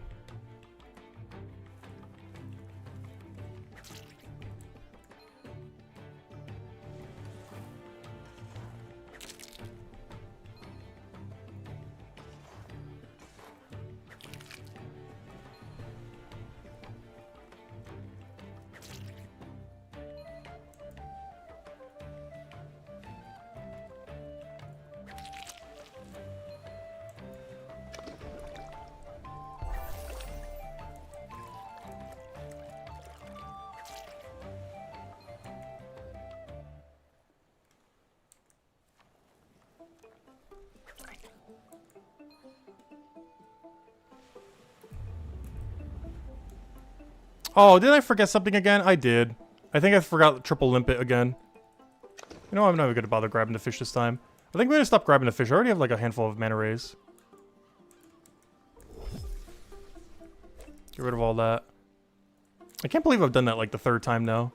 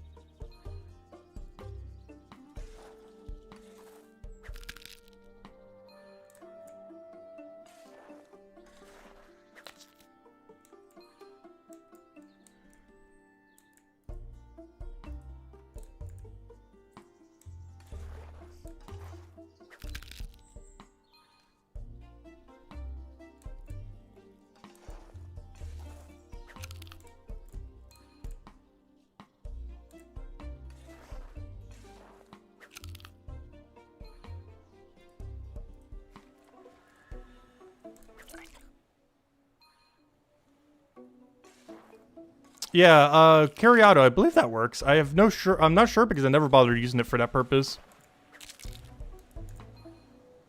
Because normally I just use my card if I ever do anything on YouTube. But I assume it'd be a Google one, since Google owns YouTube. I'm not sure because I've never personally done it before.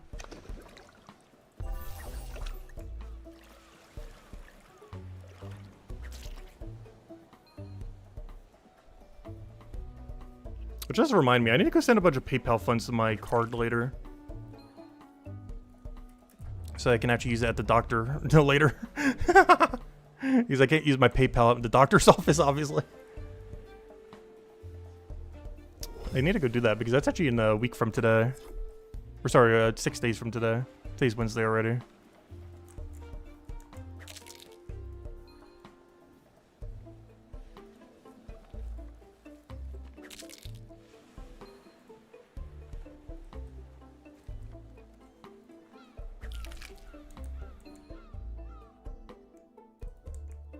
Well, thanks a lot. It's greatly appreciated if you do ever get around to it.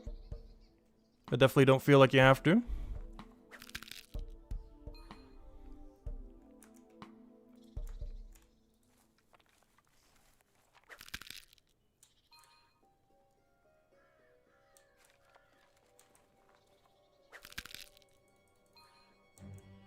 But we should be around quite a bit for the next month or two. After that, we're going on quite a bit of a long trip, though, so we probably won't be around for a little bit. But this month's mostly going to be Brighter Shores, and next month's going to be probably a decent bit of Slay the Spire 2.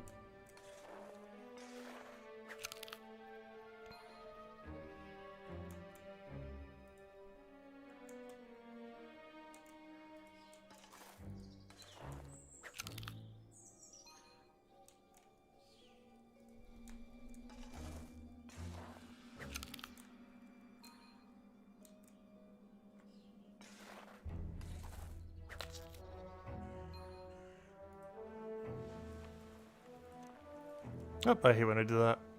Hey, we didn't do that a single time yesterday. That's like our third time we did it today. How does that happen? We were mentioning yesterday we did so good at not misclicking that a single time.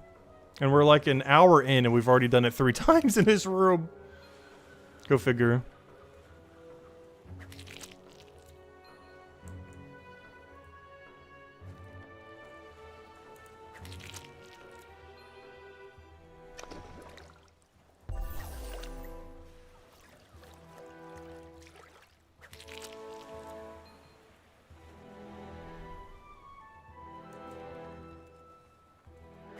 Hey, that's perfectly fine, Corrado.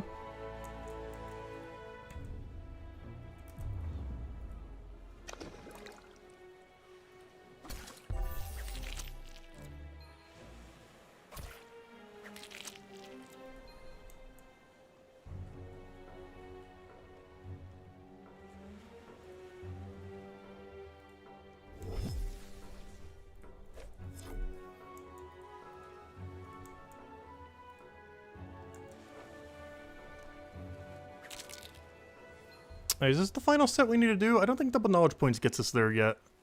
It'll get us very close, though. Yeah, we're still gonna need a third knowledge point after.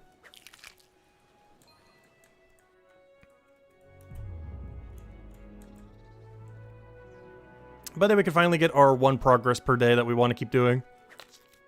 If we're going to be able to keep this up the entire time, I have no clue. But I want to try to get 1 monument tier per day. If we could do that, we could finish it in like 2 weeks. Which I'm going to go check. How many monument pieces do I need? Or how many sets of monument pieces do I need? Obviously, it's going to keep taking longer as we go through, so we might not be able to do it 1 per day.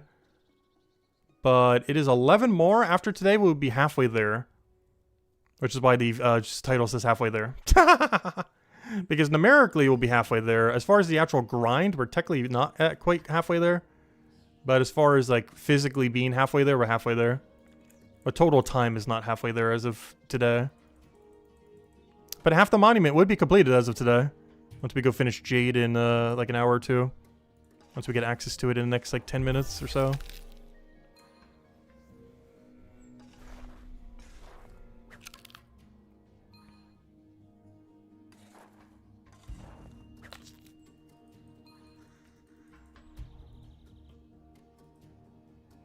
Yeah, Cariato. I'm not sure if that works for you too, but I've never actually tried it, so I'm not sure.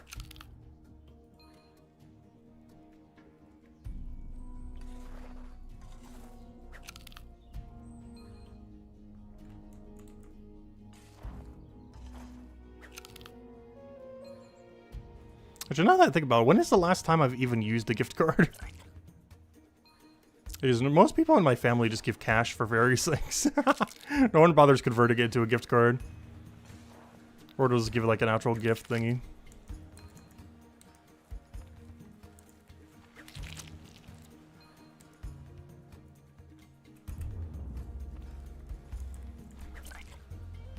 Yep, no problem. If you have any other questions, let me know.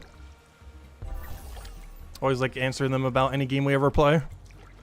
Yeah, I do tend to go pretty in-depth on any game we ever get around to, normally. This game I've been meaning to do a lot of guides for as well eventually, but I'm waiting until closer to 1.0. Just because they're going to change everything like 5 times over before I could get around to anything, so kind of just waiting until it's in a more stable state where they're not changing everything every few months.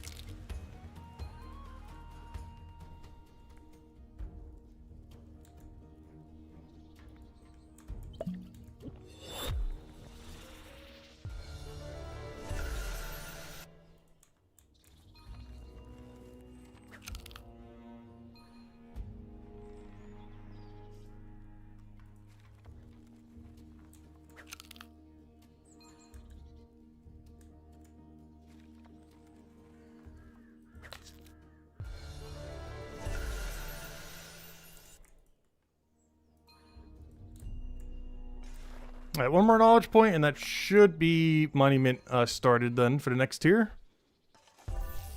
And if it's anything like stone, it should only take an hour to finish. Like hour and a half. Especially since we're going to be focusing a lot more than we did stone.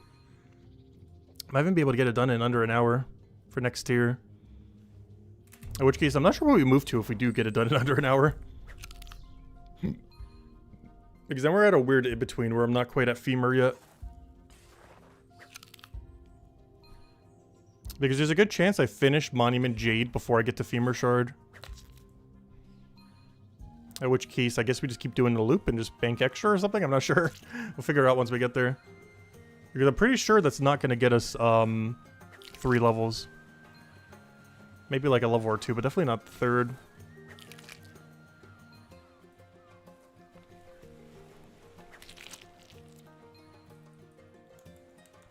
Yeah, I feel like most people generally stream on Twitch.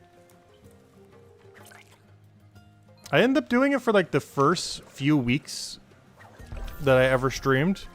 And then I only ever did YouTube thereafter for like several years now. Like almost 8 years.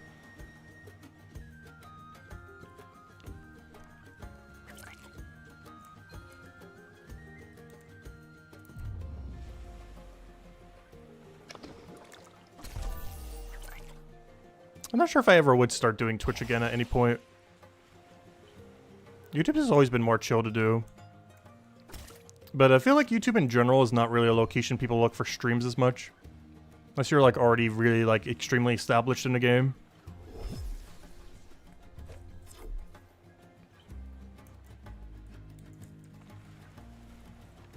There's one of the reasons why we've always done like the Gems of War streams on YouTube.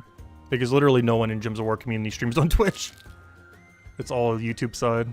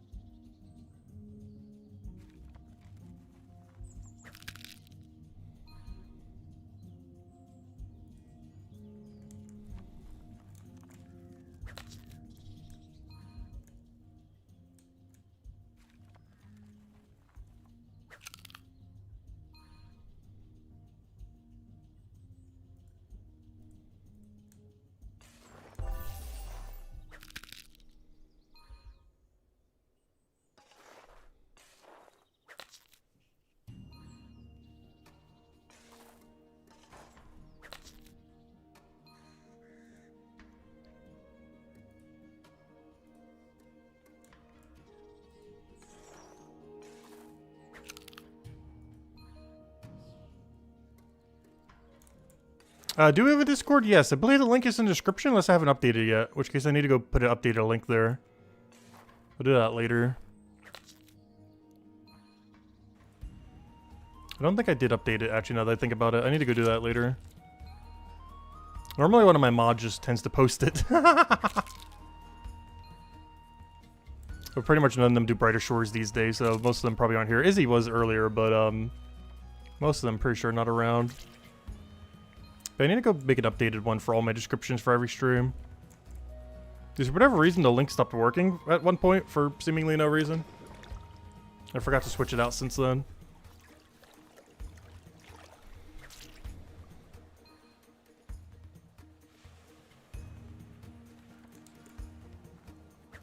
Yeah, it's an open Discord. It's not private or anything. But I believe it does still require the invite link. I forgot how Discord works. I like almost never use Discord. I use Discord very, very minimally.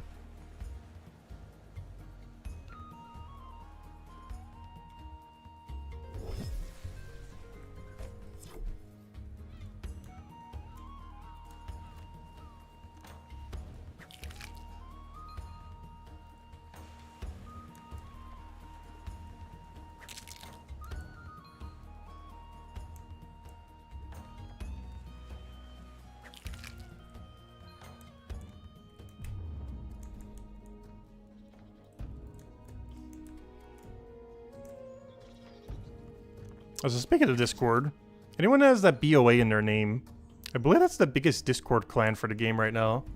Blades of Erdothera. It's like the only mega clan this game has at the moment. I've never been a big fan of mega clans in any game though.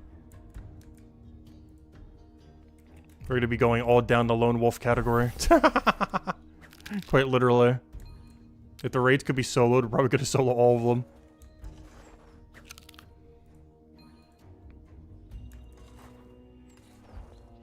Especially if it has a weird loot swap for like Iron Man players. Because we don't currently know how to go to do loot distribution for like non-trading accounts.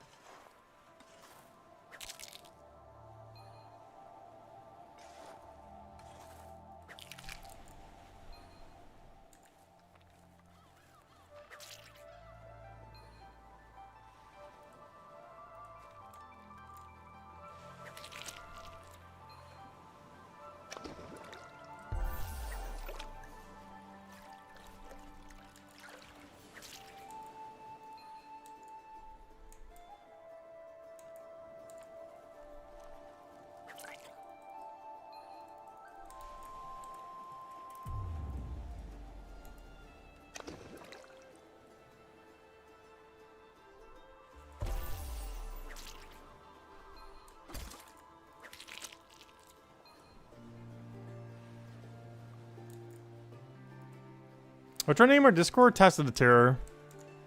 Same as the tag on YouTube. Though I guess the channel name is a little bit different these days.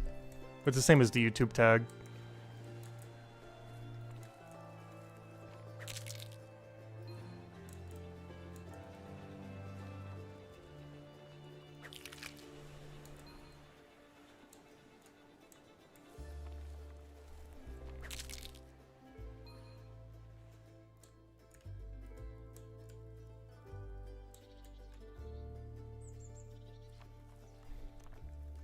So when I said we'd get about next knowledge point, it's going to be like almost exactly aligned. Should put us exactly where we need to be. At which point, next cycle we'll end up hitting it.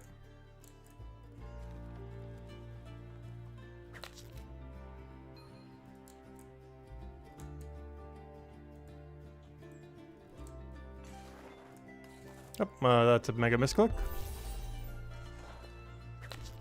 I wish there was a hotkey you could do to click that.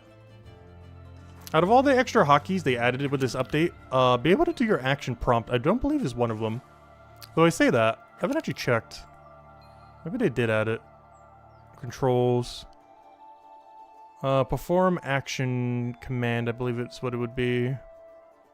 Drink, potion, spell chat, rotate camera, tool belt. Yeah, I don't see one. I don't see a button for, toggle action command or whatever they call it. It seems to just be all the windows and the extra potions that they added. They'll probably add it at some point though. But I believe they did not add a hotkey to do the double action.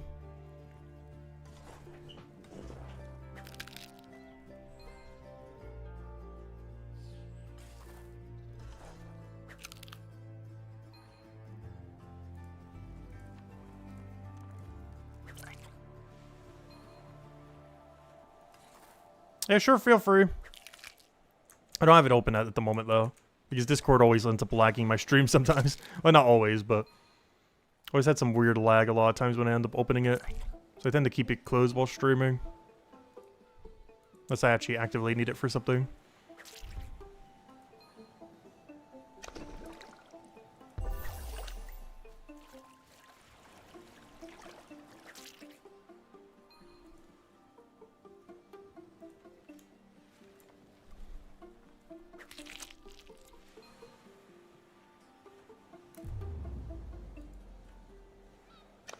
Oh, don't jump that way.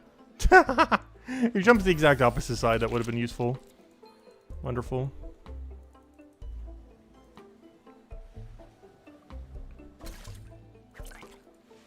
Also, if they need amulet ideas for what to put in this slot, we did an amulet that makes you move at full speed in the water. I need that so badly. Speed is so slow when you go into the water.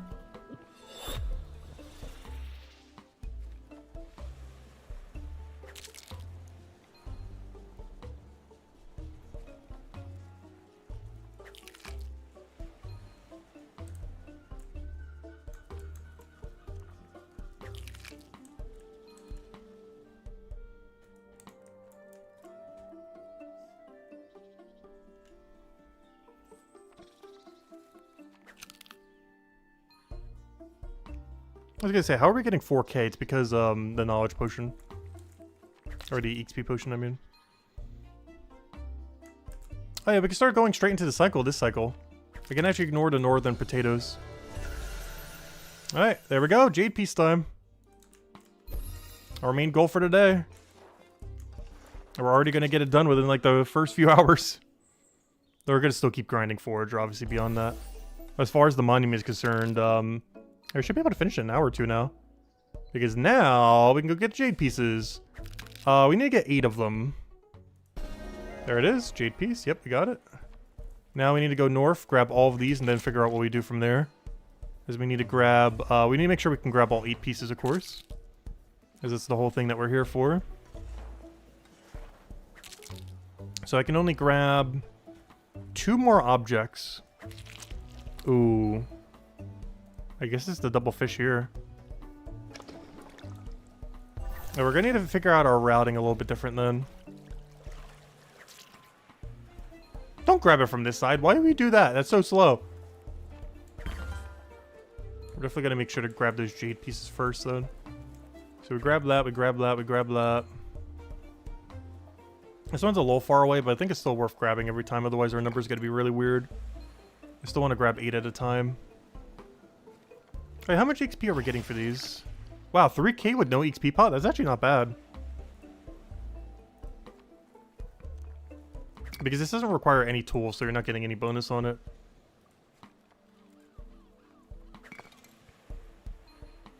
Honestly, grabbing limpets at the end might be the play. Grab limpets at the end while we're grabbing everything else. And I think at this point we ditched the potatoes. That or we ditched a really far limpet. But then we have a weird ratio of, of the berry. But then we have a weird ratio of the two.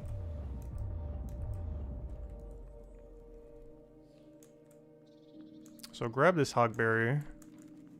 I almost feel like skipping this hogberry, honestly. More so than that one. But no, I'll take both. Just because you have to manually click for that. I guess I skipped the corner potato? Like, I don't take that potato. I will take these two since we're touching literally their tile. I could skip that shell, I guess.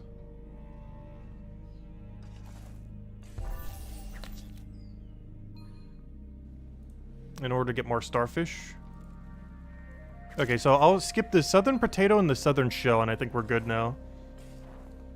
And that allows us to pick up this double starfish, which is what I'm trying to do with it. Because these are needed for Cryon A blue potions for combat, which are way more important than these other material.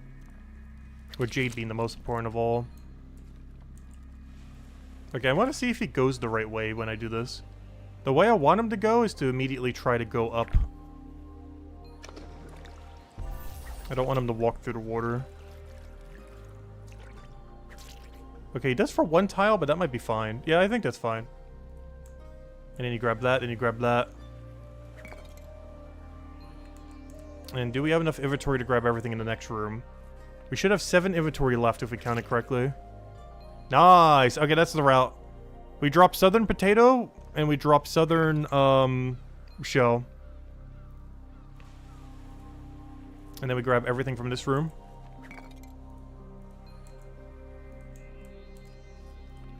And then we bank.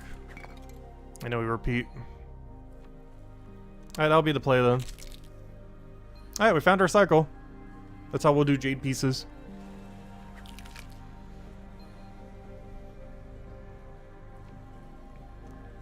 Also, I should probably double the shell instead of potatoes so we can get 2 and 2. Just a nice even number there. It's not really required, but we'll probably do it that way. Alright, there we go. And then let's keep doing that cycle over and over again until we have all the monument done. How many pieces do we need? I have no clue. Maybe once we get a full inventory, we'll go check. Which should be after this cycle, we'll have a full inventory. So on our next route, I'll double check to see how many we need. Actually, I can technically check it right now. I don't need to have any on me to actually check. Derek could bring a weird number with me. I don't know, we'll wait for next cycle. I want to bring 24 if we're going to bother checking. So after next cycle, I'll drop my hogberries like right in front of there. Bring her full 24, come back for the hogberries, and then we'll go from there.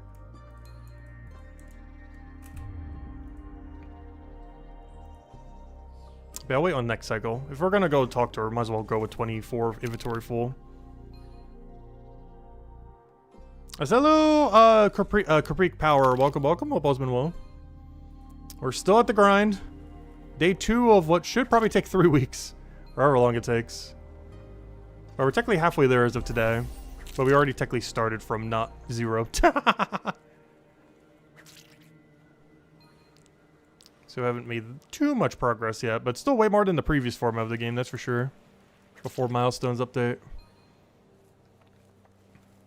But our main goal for today is to hit Milestone 5, which is 8 levels from here. That's like our entire goal.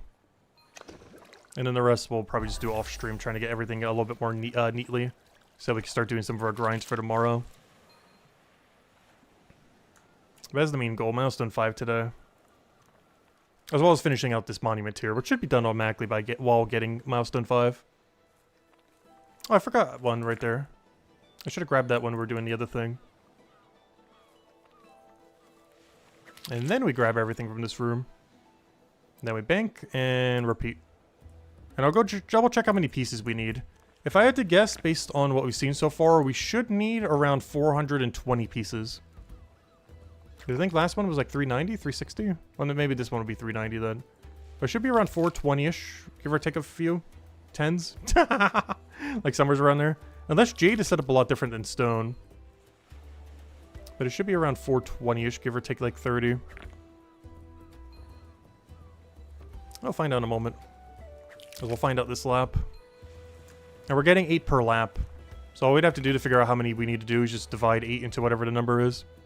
Which we might as well do that math while we're here. And that'll tell us how many laps we gotta go do of what we're doing right now. And since I'm doing more resources, we should be able to get our 3 levels that we need, hopefully, within that many laps. At least that's the game plan. But yeah, let's go double check it right here. But yeah, luckily the monument numbers are way more realistic compared to before. I'm pretty sure post 200 before, you had to do like thousands upon thousands of them at some level ranges. Yeah, we're like halfway there and the number isn't even, like it's whatever this is. It's probably like 400-ish. Like it's definitely a 3-digit number. It's not even a 4-digit number. It is 290. That is so free. Only 290. Oh yeah, let me do some math real quick. What is 290 minus 24 divided by 8? 290 divided by 24. Not sure why I'm putting that in a calculator. It's so simple to do. But then divide that by 8. I would have to make 34 laps. Technically 33 point something, but we have to do a full lap anyways. So we got to do 34 more laps. With this being one of those laps. Yeah, 34 laps.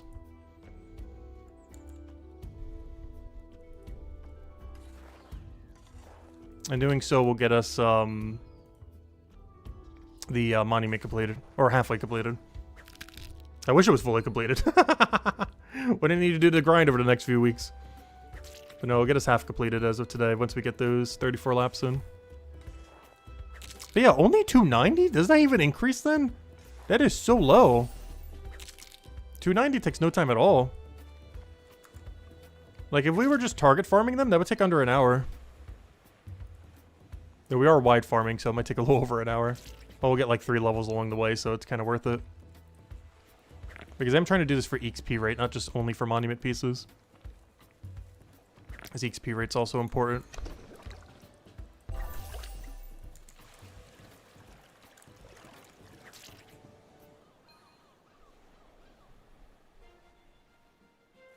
Poor shell just sitting over there. I'm not sure why they put this one so far in the middle of nowhere. That poor starfish is almost never going to be taken by anyone. Even that jade piece is a little far away, but I just want to make sure it's a nice even number. It would drive me crazy if I was only doing 7 at a time. Need a nice even number for it.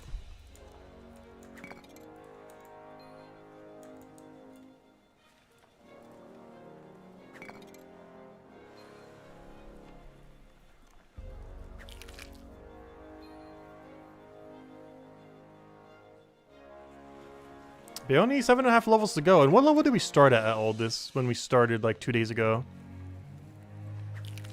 We were at level, like right here. So we started at like 414? Somewhere around there. We did the math earlier. I think we had to average like 13 something levels an hour. I mean a day, not an hour. Like as long as we're doing like 15-ish per day, we should be good to get it done in 3 weeks. Because after today, obviously, will be milestone 5, at which case we need, what, 250 levels? So let's say 250 divided by, I don't know, 20 days.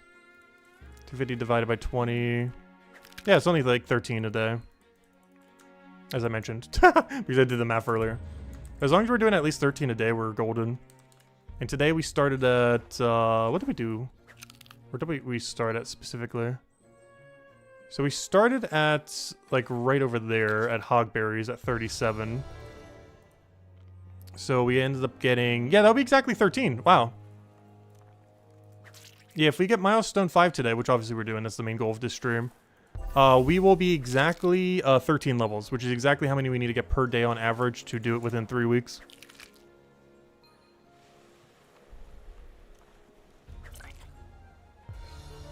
Will I still be on? Oh yeah, we'll be around still an hour from now. We'll be around for at least a good 2 to 3 hours, if not longer. Actually, even more than that, because we're trying to get 8 levels. So we should be here about another 3-4 hours, and I'll probably grab dinner. It'll be a little bit of a shorter stream compared to yesterday, but I will still be grinding a little bit off stream. I want to try to save all the new gameplay loops for tomorrow, though, so I'm probably just going to be mostly AFK in combat off stream. Rather than Forager. I will do some Forager, though, but I don't want to skip any of the gameplay loops. So that we could show each one for every level range. Once we start repeating them, maybe we'll start doing a little bit more of them off stream here and there.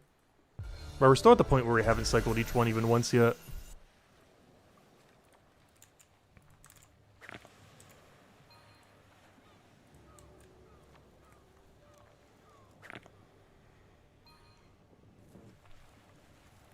But by the time we hit like milestone 5.5, we are going to start to get to the point where a lot of things will start repeating.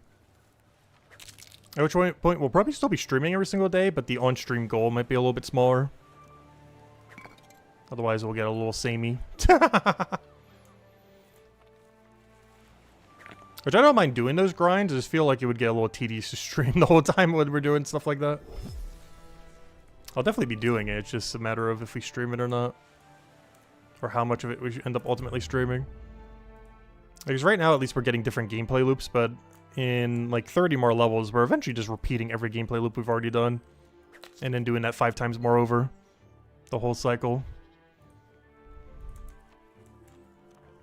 But for now, we're still actually getting to the new stuff.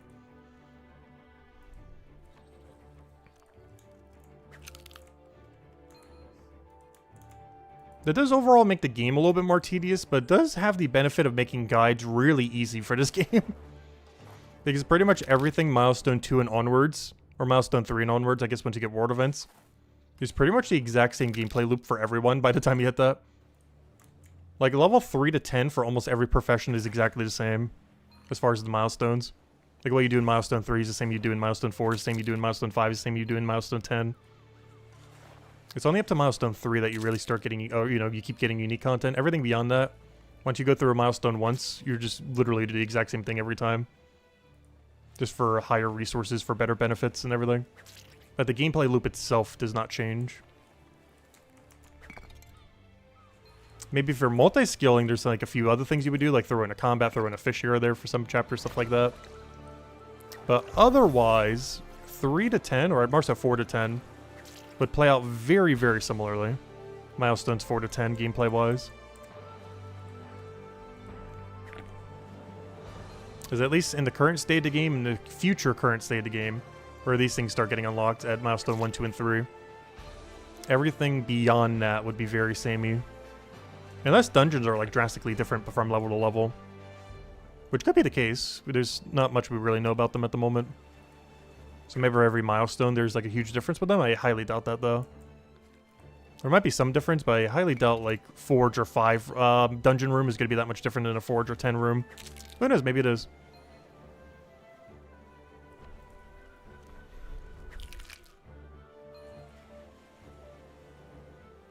I'm also curious how much dungeons might eclipse literally every other training method, as well as world events.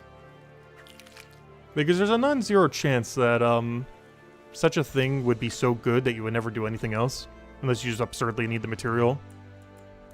It's the only really big downside I could see with dungeons and world events, is that they're so good that you literally don't touch anything with the skill unless you absolutely need that resource. That's one of the reasons why doing Forager right now is really good. Because you have to do the monument pieces. There's no alternative to it. It's not like you'll be able to go and do it through dungeon or do it through world event. Like, you have to actively go and collect them. So out of any skill you can get to 500 right now, Forager has the least amount of backfiring. Because even if world events and dungeons become the entire meta for leveling them, you would still have to go do monument pieces. Like, you would still have to go stop doing dungeon or world event and go do monument pieces. It's the only skill that's like that at the moment. But regardless how good dungeons, world event, and everything else they add are, bounties, whatever else, you would still have to do monument pieces. So it's the best one in 500 to get out of the way now. As it's the least affected by them adding dungeons and world events that are currently not in the game yet. Plus a new venture slot never hurts. Which reminds me, I gotta go reset those in an hour. Oh, I forgot to double it. No, that was the last one I could double. Now I'm gonna be one off. No, my EXP. I'm losing EXP. Too bad you can't double the starfish. Rip. I'm gonna start doing it on potato just so I don't forget to do it for shell. That's like the third time this stream that's happened. At least the second. Or I keep forgetting because I deliberately don't do it on potato, but then I forget to do it on shell. Oops, where am I going? Wrong way.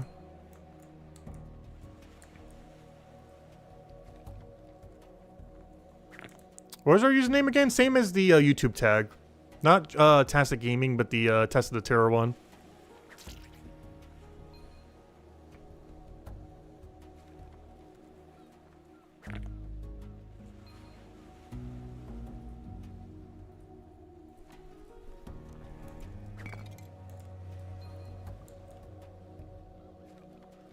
Oh, so it's nice not needing to go in that pool anymore with the mana rays.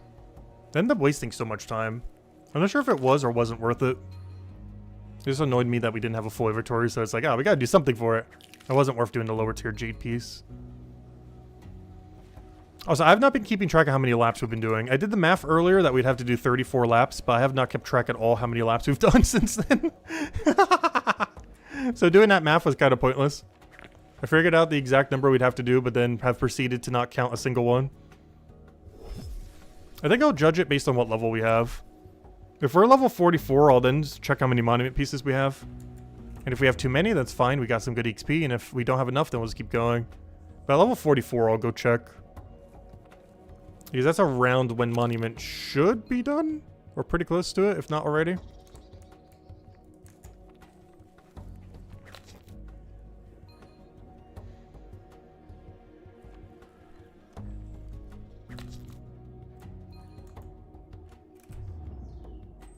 Potato, potato. I'm still not sure why I'm doing all these potatoes, by the way. I have so many excess potatoes, particularly of tier 4 for some reason. I'm not sure how I have so many banked tier 4 potatoes, but I have so many banked. I think it's already in the thousands. Not to mention what we're already grabbing right now that's adding even more to them. And soon I can't even use them anymore. We're almost at the cooking level where I don't need potatoes anymore. We still got to use them a little bit, but we're almost past the point where we ever even need a potato of tier 4. At which point I guess we just sell them to the shop or something, or just let them rot in the storage. Good thing they can't actually rot. I did sell all my grapes from earlier though, from the lowest tier, or the lower tier that I had. But I'm not sure if I could do that for every resource. I only did it for the grapes because they were actually worth a pretty penny. Like I think we sold like 5 gold worth of grapes that we probably lost like 5 gold on because we've actually bought them.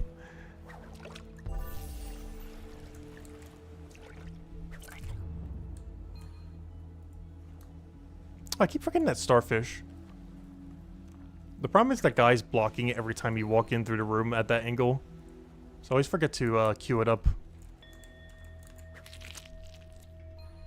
We haven't actually ever missed it, but I always keep forgetting to queue it into the action.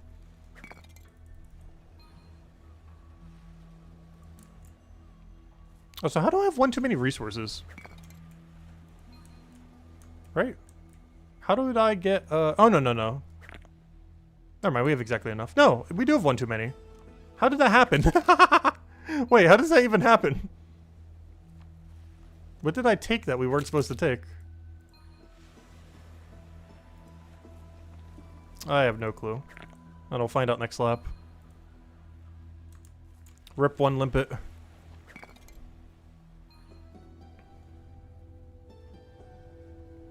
Oh, I took an extra starfish. No, because he would still take the 2.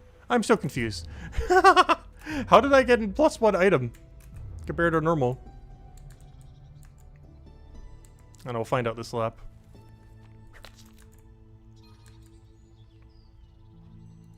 It shouldn't ever happen.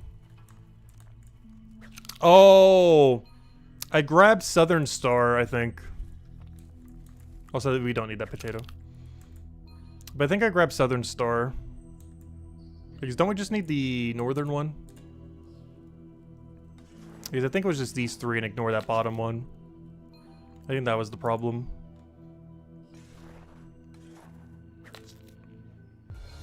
Oh, I have maxed out knowledge. I should probably use that.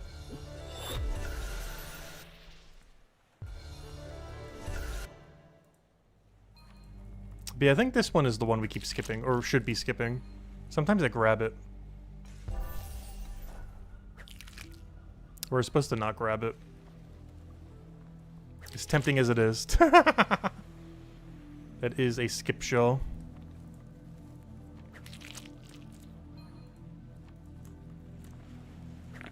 Now maybe we should start skipping the starfish though, instead of the shell.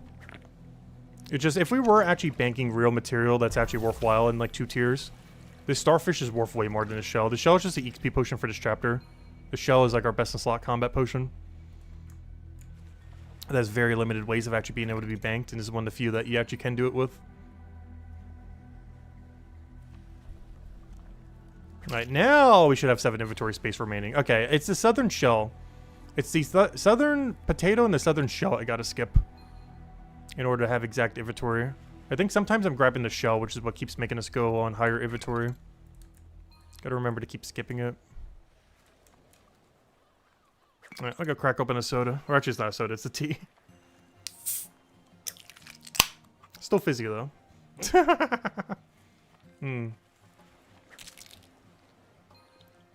Need that little bit of caffeine to keep us going. But yeah, our goal is just to reach Milestone 5 today. I'll still be doing a little bit grinding off stream, but I won't be skipping any like gameplay loop we haven't seen yet. Which means I'll mostly be AFK combating. Because we're currently at a combat wall where I can't really do combat. That does mean off stream I'm probably hitting Milestone 19 for combat. Or maybe I'll go like just before it so we can do it on stream, we'll see. The problem is at that level range I'd still be bottlenecked out of combat is the only problem. And I kind of want to get us to the point where we can start doing combat tomorrow again. Because ideally I want to get to the point. Yeah, I am going to have to do that milestone off stream. But, well, at least we'll get the Forger milestone on stream, so we'll be able to see what that screen looks like and everything. We're going to actually move forward on the milestone. We're not missing much by not getting for combat. I'm just putting it into this chapter, obviously. We got to see it kind of at the beginning anyways. But, or, you know, when we allocated all of our combats. But the reason I need to do combat a lot off stream today into tomorrow is at level 6 combat, or, you know, 19.6, which is in 20 levels from now. We can start doing Death Crow again. And one of the things I need to do for Forger tomorrow has really good synergy with Death Crow. So I'm going to need to go and end up getting it there. So off stream, I'm going to try to do like 20 combat levels. Is all of that going to get done? Probably not, but I'm going to try to get... Oh, sorry, only 10 combat levels. I'm looking at the number wrong. But off stream, I'm going to try to get 10 combat levels between today and tomorrow. It's mostly just going to be AFK'd with these and rage potions, of course, which is why I'm not doing it on stream. But that's going to be my goal after we get Milestone 5 today. Is the goal of the stream is to finish this monument tier, get it halfway completed, go get Milestone 5 completed for Forger. Then we'll go grab dinner, or, you know, on stream, go grab dinner. And then off stream, I want to go AFK to 10 combat levels. So that going into tomorrow, we'll have our crews at the level they need to be, so that we can actually do combat again. Because at the moment, we're locked out of combat, which is why we're doing basically 0 combat this stream. There's just no way to get combat synergy on what we're doing. The plant is too high or too low of a level. And we just don't have anything else in our area that we could really kill. But tomorrow, we'll be able to bring it back again. As long as I get at least 10 AFK levels today. And hopefully some gear upgrades, because we really need some gear upgrades too. I need to get to a point where I can AFK something stronger than the level 25 Goblin. Ideally, we can get to the point that has the other 50% guy. Nice, a level. Ideally, we can get to the point where we can AFK the Hair Beast. The problem is the Hair Beast is a damage typing that's really annoying for our class. So even at a 10 level advantage, I'm not sure I can AFK this guy. I basically have to AFK something else until we can get strong enough to AFK this guy and then AFK him. And then just hope he gives us some good drops before tomorrow. So we could easily kill out the next tier of Death Crow. That'll be the game plan. And then what do we have near the beginning of 5?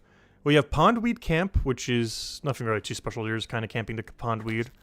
I'm pretty sure I would just cycle that with something else. Bell Plant we haven't seen yet. Kelp would just be the wide farming. Wall Plant is the thing that we need to have the Death Crow for, which is the whole reason why we're doing that.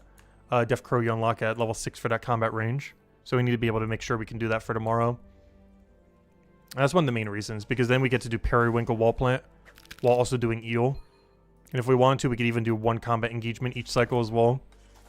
So we can do 6 wall plant, 6 eels, 6 periwinkle, or 8, however many is in that room, I should forget. And then do a combat on a death crow and then repeat. Or even double dip a wall plant and then repeat. Oh, I forgot to double it! No! No! You know I'm doubling this one. I'll just drop them to the ground. Or that one that I got. There we go. I have to go for the double. Well, I guess we could do that to save us. I can use the spear that we're not taking in order to do the double if I forget to take the double. I'll start doing it that way, I guess. It'd be way better if we just don't forget to do it. But if we do forget, we have a backup plan.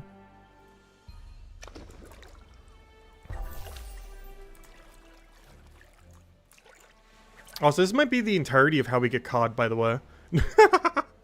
I think 100% of our COD is going to come from while doing Monument Jades. So whenever we can fit them in, we got to fit them in.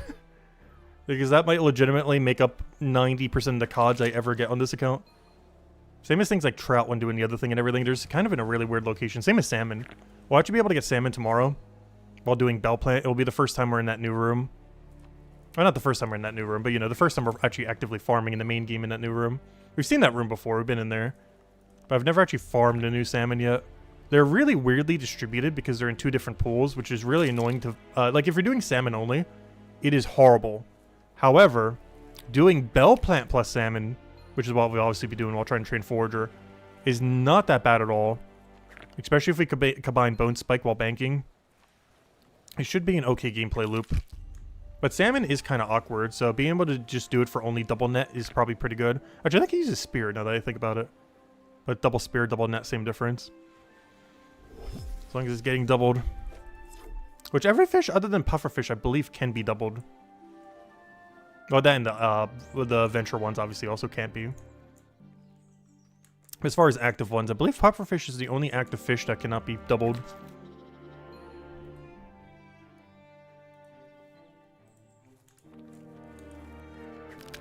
Alright, and one more forager level. I'll check how our monument progress is going.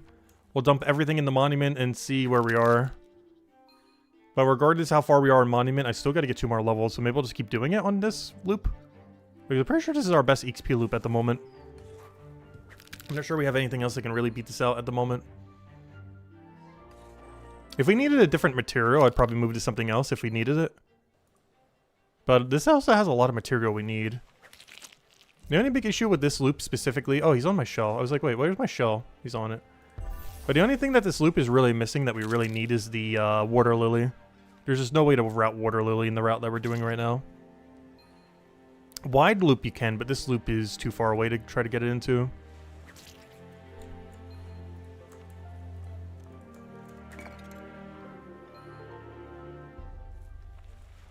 But yeah, at next level, I'll go check monument then. See if we're done, see if we still need more pieces. If we do, check how many laps it is. And then from there, we got to figure out how to get the final level, which is probably just what we're doing now, and just get excess monument pieces, I guess. That we could go back to the previous loop or something. Because I need to go there anyways for when we switch to femur at level 45. Though femur doesn't get really good until we can get the ram horn upgrade at 47. Because then we get the full circle loop. Which is where XP should really start kicking in. Also feels weird being able to do 2 bones together. I guess we were technically doing it earlier with Bone Spike and Ram Horn. In the previous format, you were never able to do multiple bones at the same time. Like back when they were part of Gatherer in Chapter 2. There was not a single bone that you could like multi-pick bones. But now every bone except for... Actually no, it's just every bone, right? Because yeah, they all got moved north, except for that one. So every bone except whatever that one is in this room, every bone except Goat Horn now has multi-synergy with another bone. Like all 4 of the other bones have synergy with each other except for Goat Horn. It's the only one that doesn't for some reason. Because it's in the middle of nowhere compared to the other ones. There's synergy for it, just not bone synergy.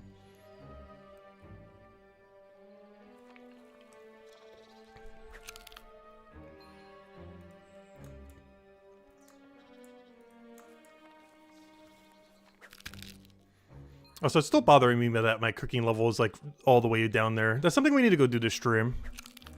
I gotta go get the rest of that cooking level. It's driving me crazy that it's so close to that level, but we didn't finish it. Also because I have like a billion things right here that I can go put towards it. Maybe we'll go do that. Maybe we'll go do all of the new high-level bounties. We've been stacking these up. These are all the new rarity bounties that you have from the new system. That got added on Monday. Because we could do a really big turn-in. The only problem is I have so many turn-ins I can't do them all in one inventory. The biggest issue too is I can't even do 3 of them. Because all of these 10s are making it so I can't do a 10-10 plus a 5. Because I only have 24 inventory, so we can't do 25. So I might just have to do a double 10 or something. Like 10 COD into 10 leak. Or maybe just do both the 2 COD since they're both COD. The only problem is I can only do 12 COD per inventory. I can bring 15 with me, but I can only make 12 in one inventory. Though I guess the leak pie would have the same issue. You can only make 8 for one inventory and I need 10. I don't know, we'll figure it out once we get there. I do want to go get a cooking level to stream. We're so close. It's literally just one delivery and we get a cooking level. Plus we could check the bounties while we're there. I could do that right now, but at some point in the stream I need to go put that in. Try to see if we could like passively get at least 1 cooking level a day. During this grind, or at least half a level a day. Because I want to get this to milestone 5 by the time I get this to milestone 10. Which should be really easy to do. I would sure hope I can get 6 cooking levels within like 3 weeks. That's basically a cooking level every other day. So as long as we're getting a half level progress, we're good. And of course, we're getting a lot of tier 5 material now for it too. Like the fish we were catching earlier, that other fish that we keep catching in the other room, this guy right here. That's all for cooking later. One thing I might need to go out of my way for, though, is tier 5 Gennards. They're not tradable, and I believe I have 0 banked. Oh no, I think that is the one I do have banked. I think like I have 100-something banked, but I need way more than 100-something banked, I think was the problem. It's the one I do currently have some banked of, but I don't have that many. 100's not going to cut how many we ultimately need. It'll definitely help, but we need way more than 100. So I might have to take some lower XP to try to get them. It shouldn't be that much lower, though. Gennard is 535. It's only like 4 fish away from my highest fish. It's definitely not the best thing we could be doing, but there's no way to buy it, so I kind of have to get at least some. Maybe like a few hundred more.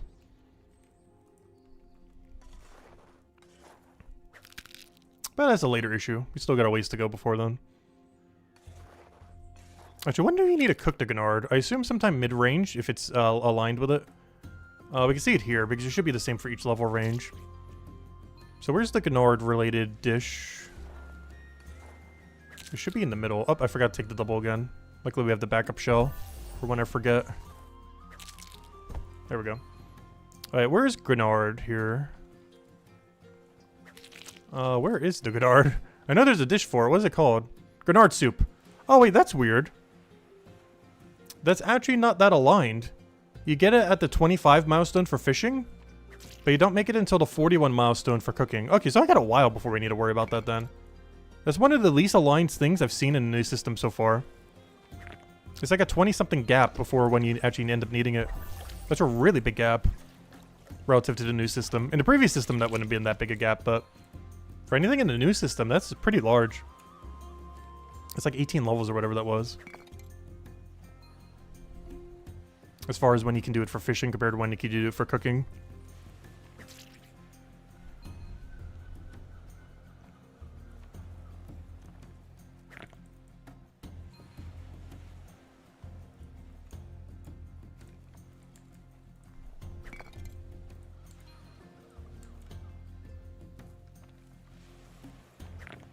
Yeah, we're almost at our double knowledge point. I think after the double knowledge, after we do that loop, we'll see where the monument's at.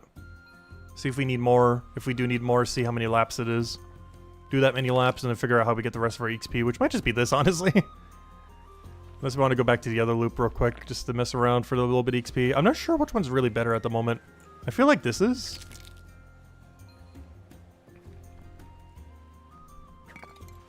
It's also giving us overall better material. Because the other thing's only really giving us some bones and a, like, fire potion that we don't really need. This one's giving us yellow potion material, it's giving us blue potion material. It's giving us, XP pots for the chapter, a couple other stuff like that. Obviously monument pieces, but the whole reason why we're here. Whereas the other thing's really just giving us fire potions. which aren't that good. They're good for XP, but they're not that useful to have a lot of. They're pretty underwhelming of a potion. At least in the current state of the game. Obviously, fire damage might be good in the future. But at the moment, it is very, very average.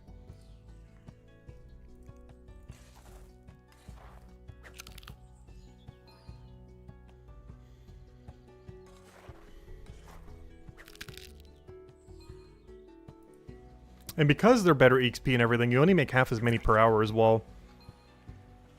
So you also have that downside compared to every other boost potion. Because both the Necromay and the Pyromay, the fire and death damage... I forgot to double again. The fire and death damage both are produced twice as slow. Even though they're better XP yield and everything, they're, if you're looking just for like total number of potions to use for combat, you're getting half as many from either of them. Yet they're just as weak as, you know, all the other ones that are on our primary color of blue. So they're pretty bad. Because they're in the same category of this weapon. Like, all these weapons are in the same category. At least in the current state of the game. Though it could definitely change in the future. But they're in the same category of that they only cap out at 49%. And can be as low as 31%. Whereas all of our main core weapons could be anywhere from 70 to 89%. So blue potions matter a lot. Every other potion is equally as useless, though.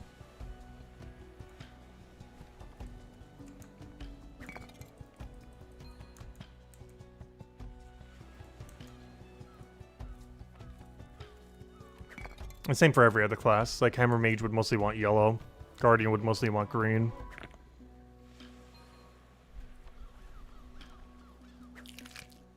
With the fire and Necromay potions just being in a weird in-between until there's special attacks or other mechanics that go with them that make them not useless. Though if you were to go one or the other, even compared to Necromay, burning damage probably isn't going to be that good compared to Necromay. In the sense that there's no way they're not going to make Necromay do lifesteal. Because everything that's basically undead in this game has immune to it. Which implies that it might be used for some kind of life-stealing thing in the future, because they have no life to steal.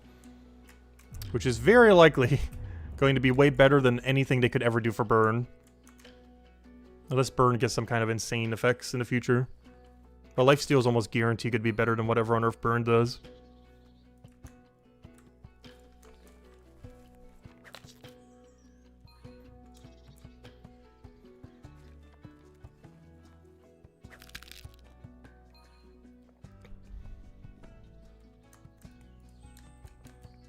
And the problem with that is you don't get those potions in, you only get them in Chapter 2. It's not even a Chapter 1 potion.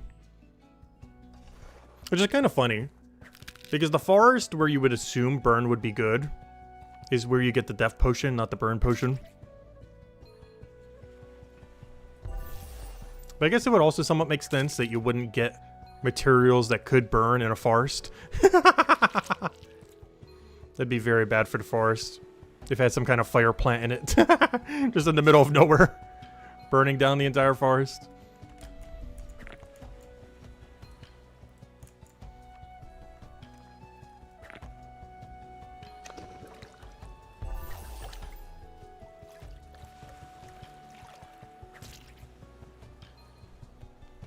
Alright, this next set, we are going to go drink the boost potion, do one more full cycle.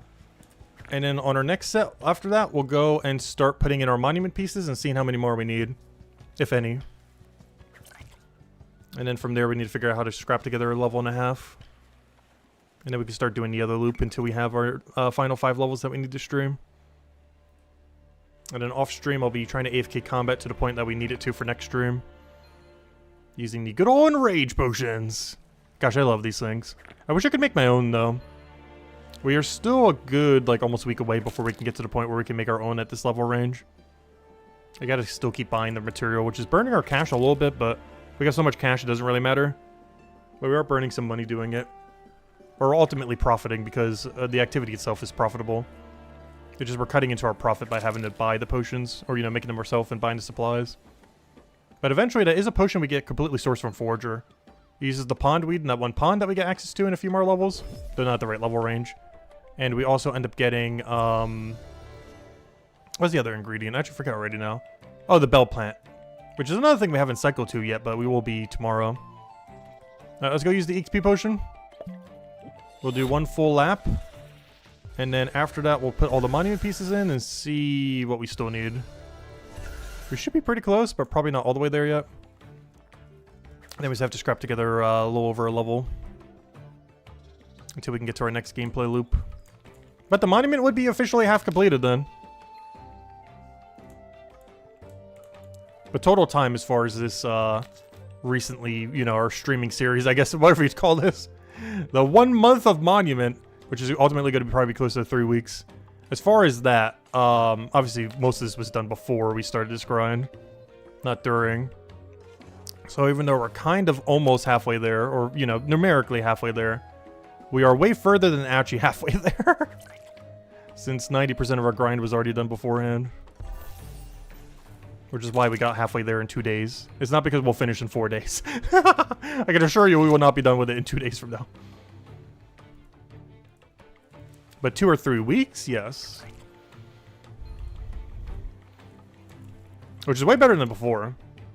That's still insanely better than before, where my original estimate was like a month.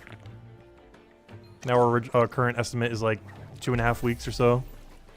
Probably 3 with my current schedule I have in the upcoming weeks. Because both upcoming Mondays and this upcoming Tuesday I won't be able to grind as much.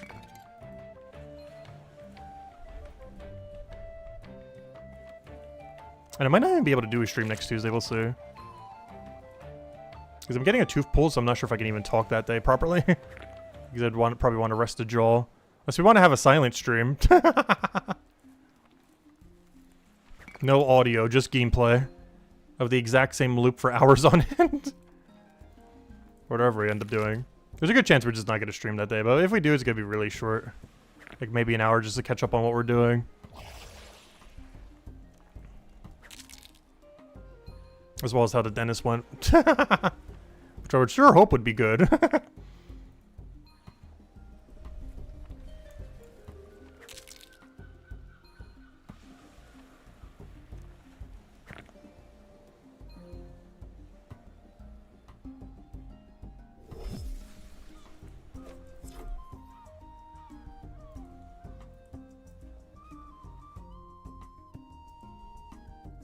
Alright, now here's where we have to check the monument. So I'm going to drop all these hogberries on the ground. And then start doing the monument pieces as soon as we get right over here. This shouldn't be enough, but it should be pretty close. This is just gauge how close we are. But it's probably slightly short. Yeah. Oh, yeah, it's only halfway there. Oh, good. Well, not good, but... that means it should get us pretty much to 45 then. If anything, I might need to start doing just the 8 pieces. We're actually getting more XP than I thought we would, but it's mostly because I'm doing 8 per cycle rather than a 16. Or, you know, I mean a full inventory 24, I mean. Because every single loop we're getting so much more XP since we're only grabbing 8 rather than a full inventory 24. Because we're multi-skilling with everything else. But yeah, we're only going to be halfway on the halfway there. Which means if I keep doing it like this, we're going to gain too much XP. Which means I might have to do a couple laps of just Jade. Once we get to, like, one more level from here. Like, after our next double knowledge point, I think we have to switch to Jade only. So that we can move to our next activity and not have to keep doing this one.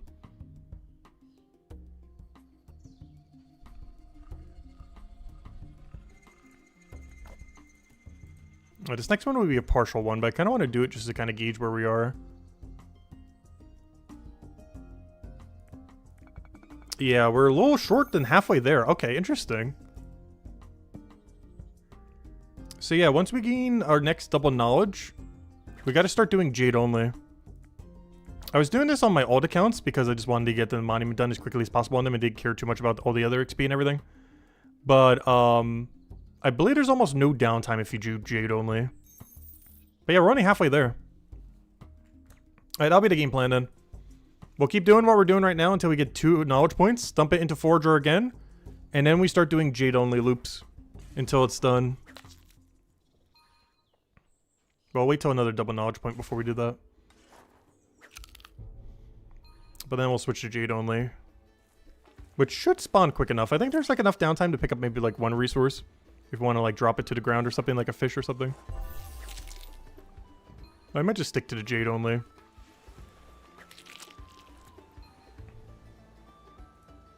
The only one I'm kind of considering is maybe picking up this double cod.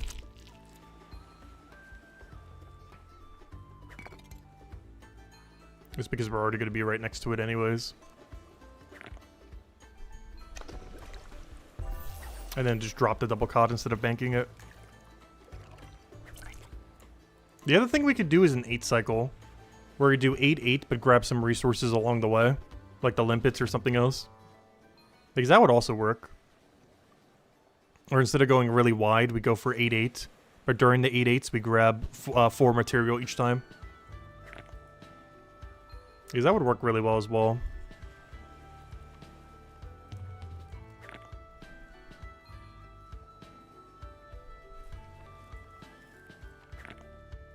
Oh, so that misses material? Why am I one inventory short? Oh, no, we got it. No, yeah, I'm missing one.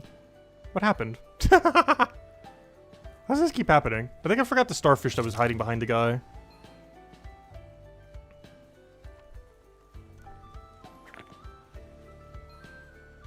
Because normally if we get one extra, it's because I grabbed South Shell. If I got one less, it's because I probably forgot to grab the shell that's behind the one guy in the other room.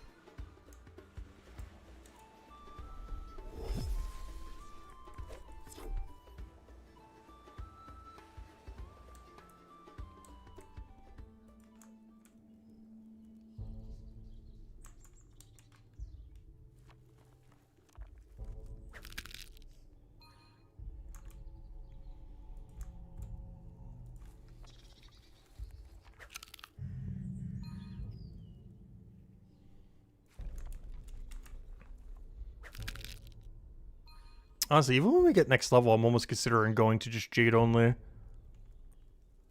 Because we have to account for the knowledge points that we're going to be putting into it too. But for now, I'll at least stick with this for this level. And then we'll start like Jade rushing. Which is, I don't want to overly Jade rush because then we'd have the inverse issue if I finish the tower and don't have level 45 yet. We'll figure out something to balance it.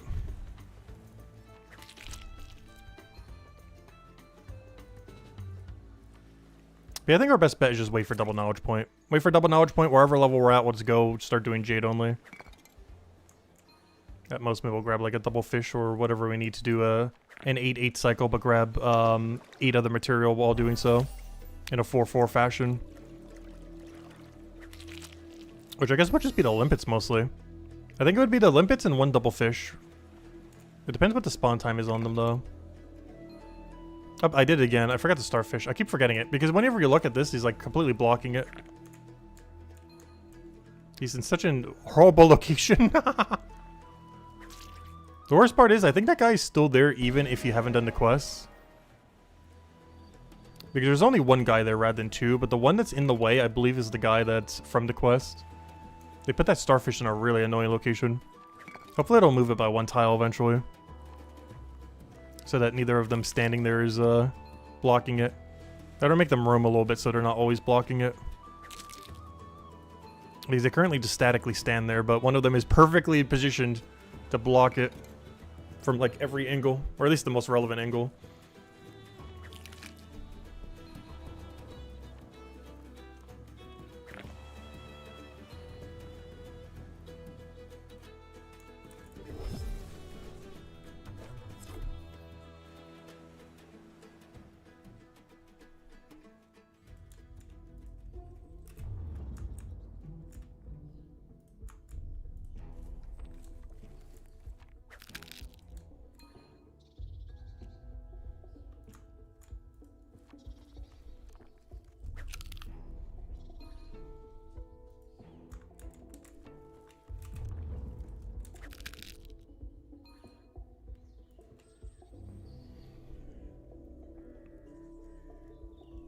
Alright, almost at the knowledge point, almost at the level.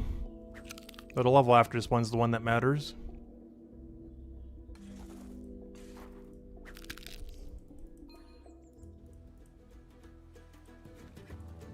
So that's one annoying thing about things that are right off a spawn on a door. They did that with the old potato, though they have ended up moving that potato, luckily. But that starfish, it's impossible to immediately click something from the door, since you can't currently pre-click a room. You can for movement, but you can't for like objects within the room. And because of that, you will always have some delay when clicking on an object like that. Because it's impossible to ever click it this first tick that you're in the room.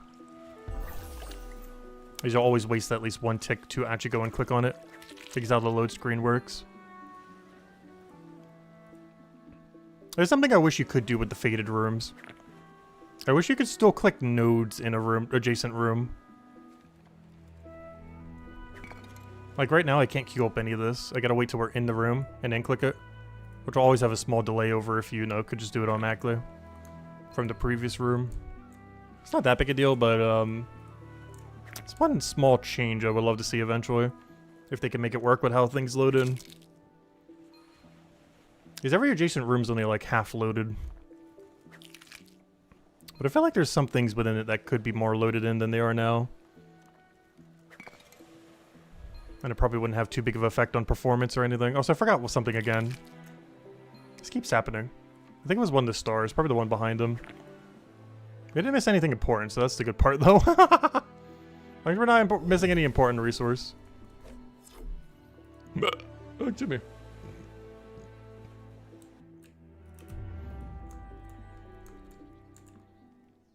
Oh yeah, how have we been doing on levels? I haven't even been, like, checking the leaderboards. Hey, we're moving up some! We are moving up some. We were as low as 54. We passed Krydek and Raka. We're actually getting levels so quick now because we're actually playing again. We were as low as 54, now we already moved up 2 ranks. Because we're actually actively playing again. We're coming for you, Yusuf. He was around the other day, not sure if he's here now. We're coming for you. Give it a few days, not sure how much you're grinding. But we shall pass you too. Should we try going back for top 20? Probably not, that would take forever. Oh, do I reply? You used to be like 1,000 lower than me, now it's like 1,000 higher. Actually over 1,000. Top 20 would be way too long. Even in this new system, we are talking upwards of 500 hours to catch up. And that's assuming they're not playing at all. Obviously, they're probably still actively playing as well. But not counting any levels they're gaining, it's like a 500 to 600 hour difference in the current state of the game, even with the improvements. They're that far ahead.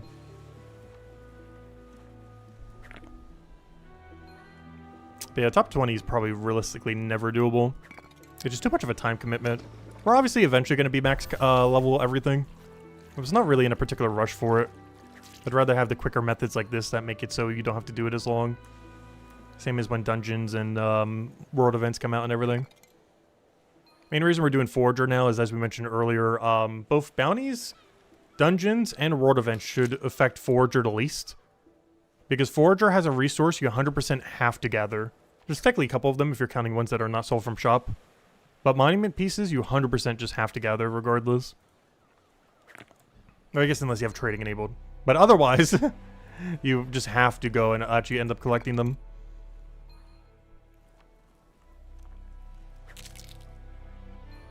Unless they change that. Because now that I think about it, that must be really broken for trading. Because you don't really need that many monument pieces. You could gather within a day, if you spent like a whole day gathering them, all the monument pieces someone needs to go get the monument completed.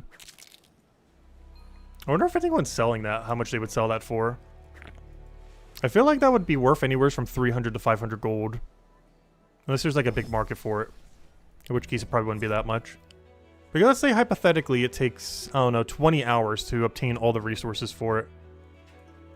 Yeah, that would probably be close to like at least 200 gold. Like how much someone could sell that for with trading enabled.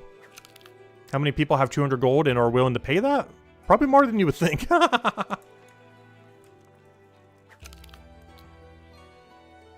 I'm not sure what that would go for.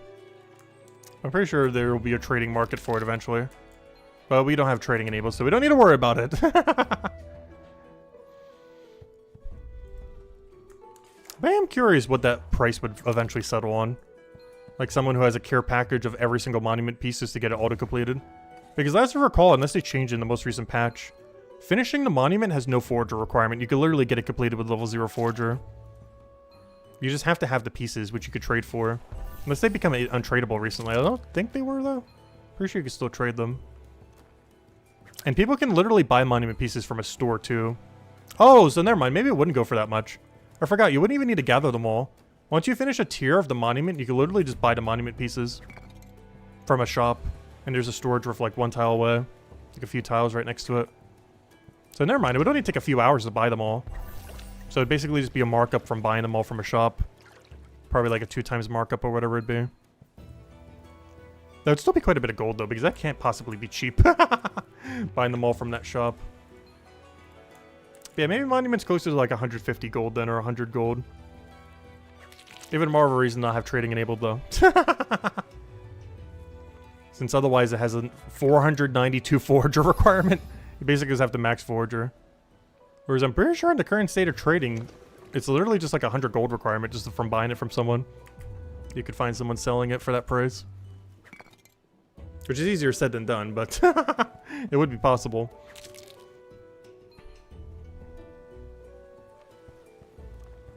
The game plan at this point is do this loop like 2 more times, or maybe 3 more times until we get our double knowledge.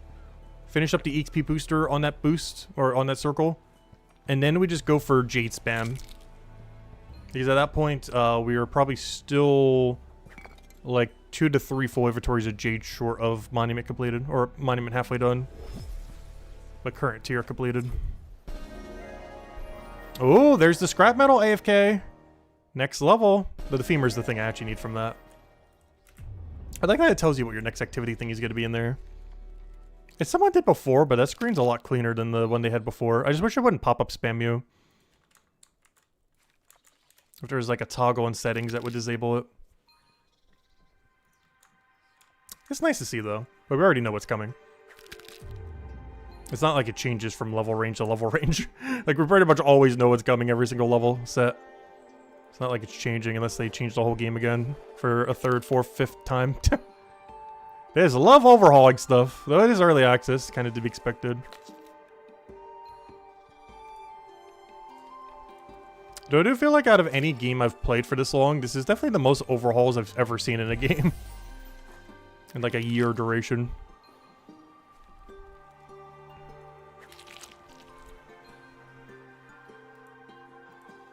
But as long as they get all the fundamentals right the way they want it, so they can start just building upon it infinitely. Because once they have the foundation, they can just keep doing content, and not need to worry about anything. I think they're still a good half a year to a year before they can get to that point, though, unfortunately. But they'll get there eventually. Because the only really core things that they still need, that aren't in the game, that need to be based on their current plans, is we need the bounties, we need the dungeons, we need the world events, we need special attacks, and we need combat tree. But after all those things, they can basically just infinitely build upon the game at that point. They're still going to do other stuff within that time. Like add more quests, add PvP, add, I don't know, whatever other things they're prioritizing. But those are the only things we really need in the current state of the game. Special attacks, skill tree, dungeons, their bounties that they're doing, and the world events that they're doing. And then from there, they can start adding bossing, they can start adding, like, substantial content. They can keep working on whatever quest they want to go do. That is, like, the main fundamentals they need. And I guess they're also going to be doing some other side things, like PvP, better chat system, some other stuff like that. Probably in-game clans that you can end up joining. All that kind of stuff. And in, like, 3 years from now when they do all that, we'll be in version 1.0. They also mentioned they want to release Stonewall Hill before 1.0. Or with 1.0. But I think they mentioned in the past they want to do it before.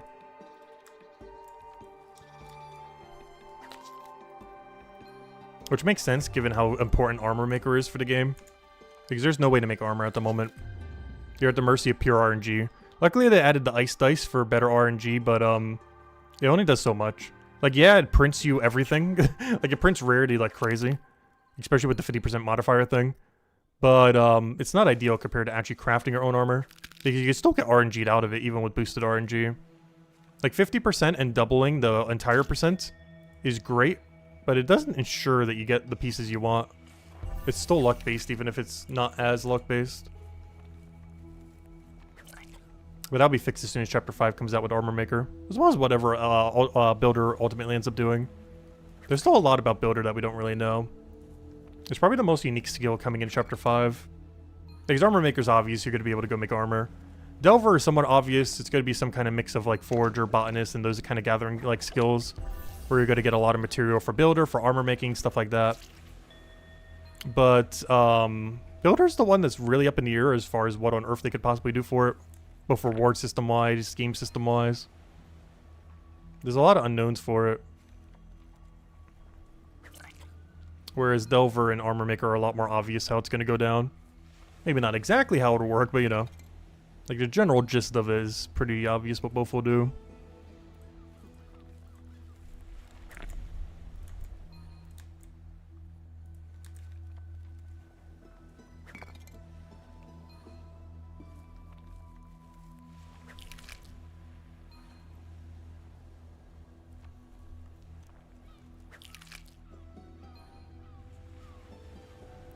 Alright, one more lap.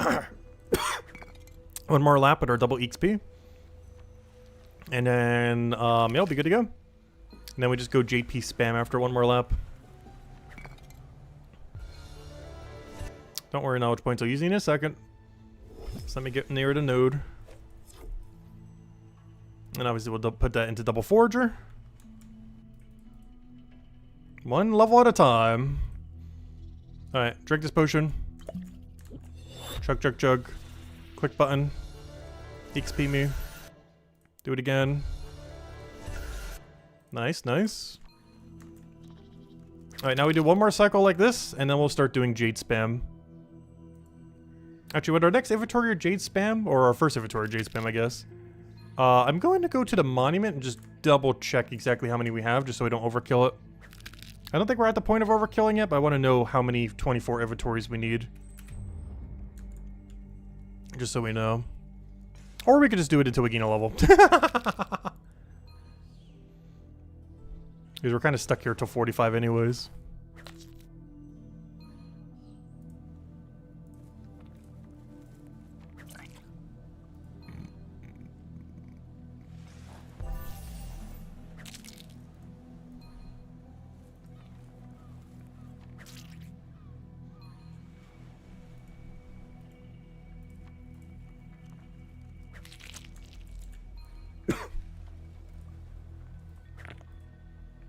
Oh, the XP pot's still going.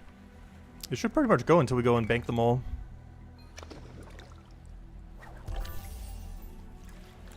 But yeah, based on what I was doing on the alt accounts earlier when I had to get them some of their jade pieces.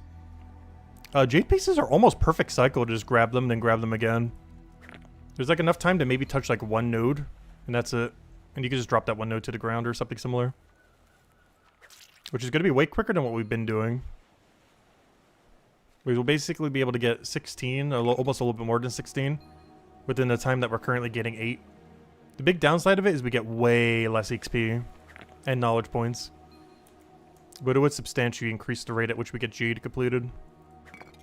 If we would want to just like power grind it down. Yep, half a level to go. XP pot expired. Store away all this. And then we'll start doing a full inventory of Jade spam. Bring it to the tower, which is normally inefficient compared to storing it, but I just want to bring it to the tower to see how many more we need. Go get the rest out of storage, see if we're there yet or not. And if not, which we likely aren't quite yet, we just go and spam a bunch of them then. And just figure out how many inventories of 24 we need. Alright, let's do Jade only.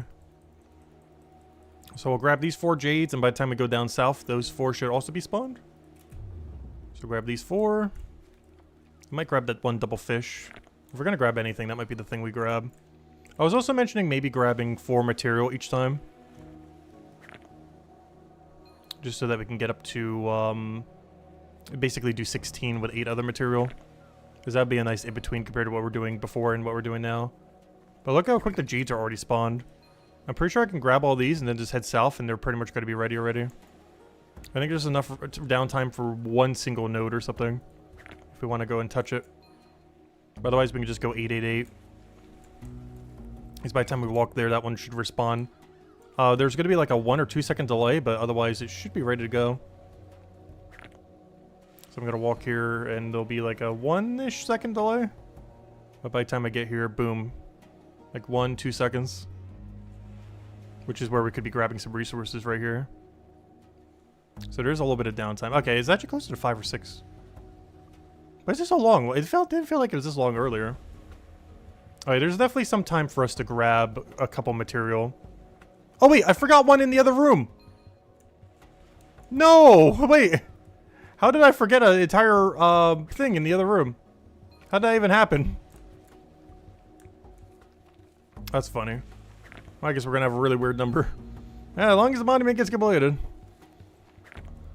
How did I forget one in this room, though? Yeah, I forgot one all the way over there. What? Whoops. Forgot the one all the way in the corner.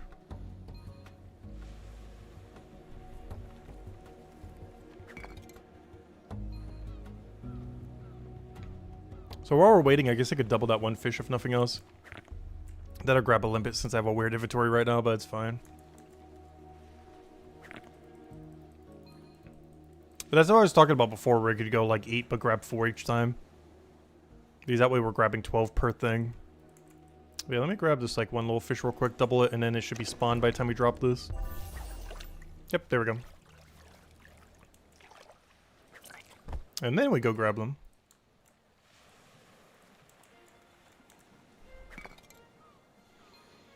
Alright, let's go double check our number then. I'll bring this to the monument. I'll go put all of our other monument pieces into it.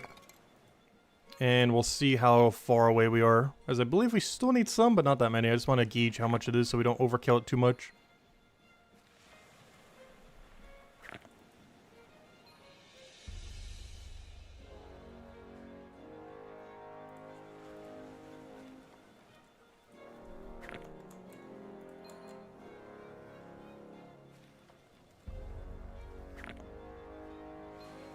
Oh, stretch.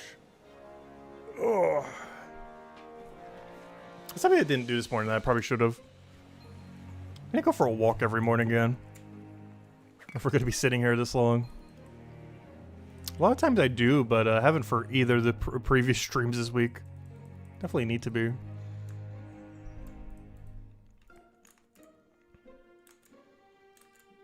Alright, let's see how far we are. So we should be about halfway with this. But check how many we have in storage. And then check how many inventories of 24 we would need to finish whatever's left. Alright, we're definitely slightly short, but it looks like it's only like a 2-digit number. There's like 3-ish inventories or so. Even just 2. It's whatever it is divided by 24 rounded up is how many more we'd have to do. This number divided by 24 rounded up.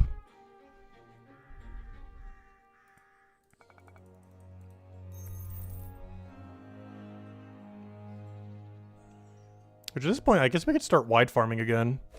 Oh, that's what I wanted. I'm trying to withdraw, not deposit.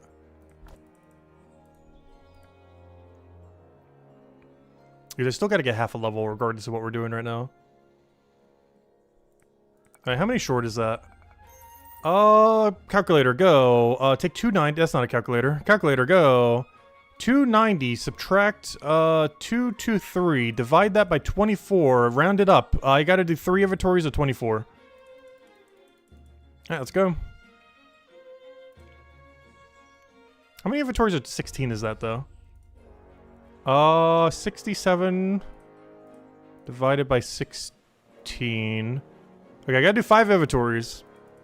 So you're gonna be doing this slightly different.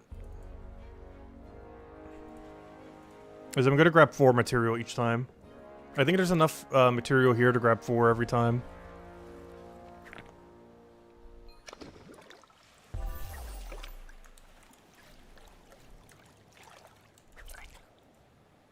I'm trying to count it out if we have enough.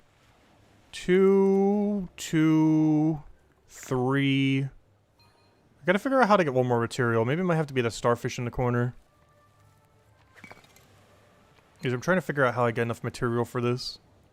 Because I gotta grab 8 things that are not monument piece within 2 cycles for this to work.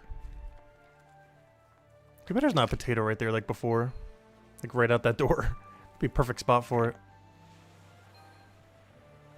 But yeah, I gotta figure out how to get 5 more items. Oh! Our thing is ready. We might need to go check those first.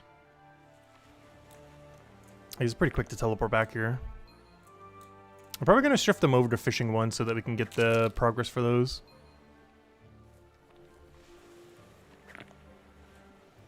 Alright, now I got to figure out how to grab 5 objects from this room without using net at all. And not counting jade pieces.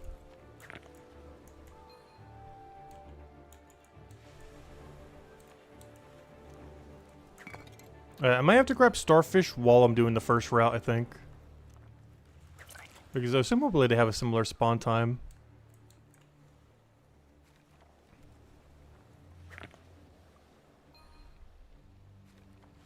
Oh no, this is exact. Whatever I did, this is exactly enough. Yeah, you just have to grab 3 starfish, 3 limpets, and then the double fish, yeah.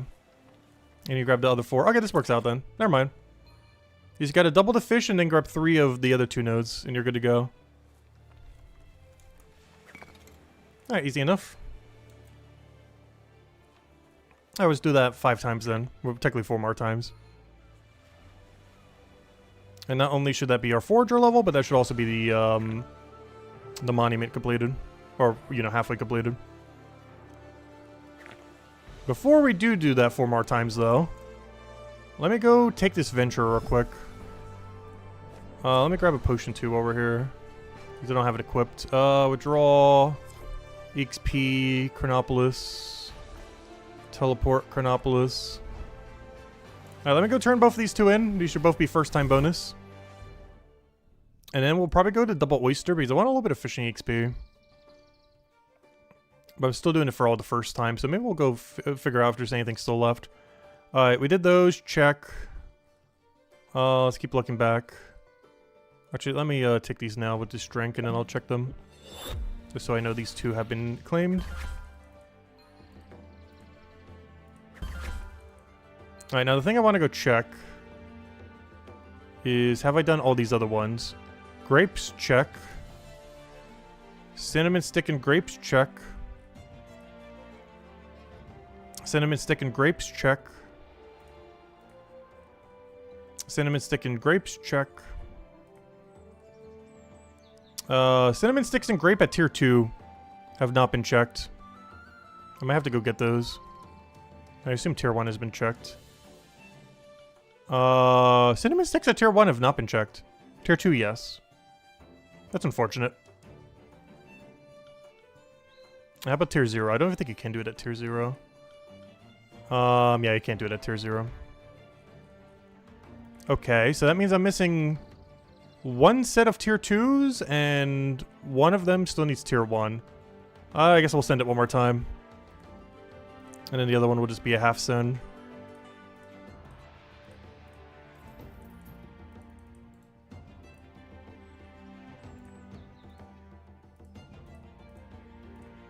Alright, there we go.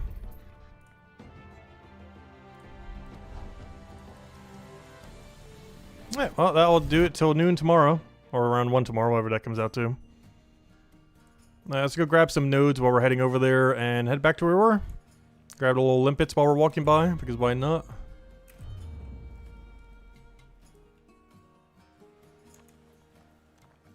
And we'll go bank all this and back to our cycle, which we got to go do 4 more times. And then that should be monument half completed.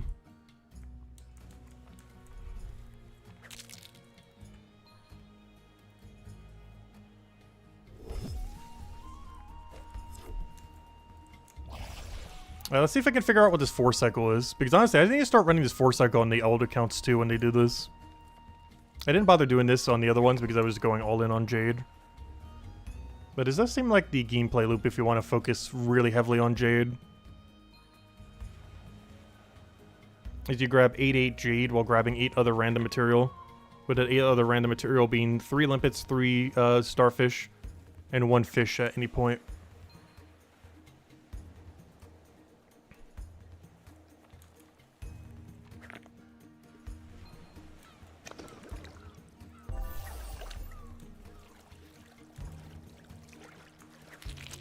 Actually, I'll take starfish on next cycle. Because the fish alone is already setting up the timer. You gotta make sure to take that one jade piece first to start the timer of this room, though. But that'll be all the delay we need to be able to be on cycle. But then next cycle, we go grab the 3-3. But we'll use the one fish initially to get the delay that we need, so this will spawn the second we come in here, hopefully. Okay, maybe I do need to grab some starfish. They have not spawned yet. Yeah, there's still a few seconds. Okay, I could grab a couple of the starfish. Maybe the really far one. There's enough time for us to grab at least some of them.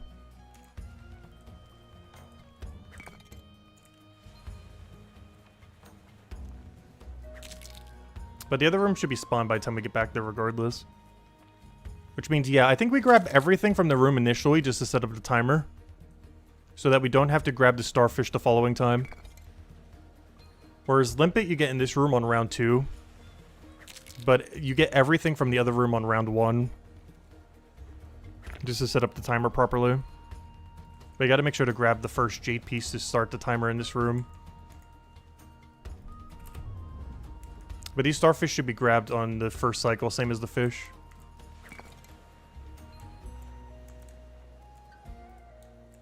We'll do that next time.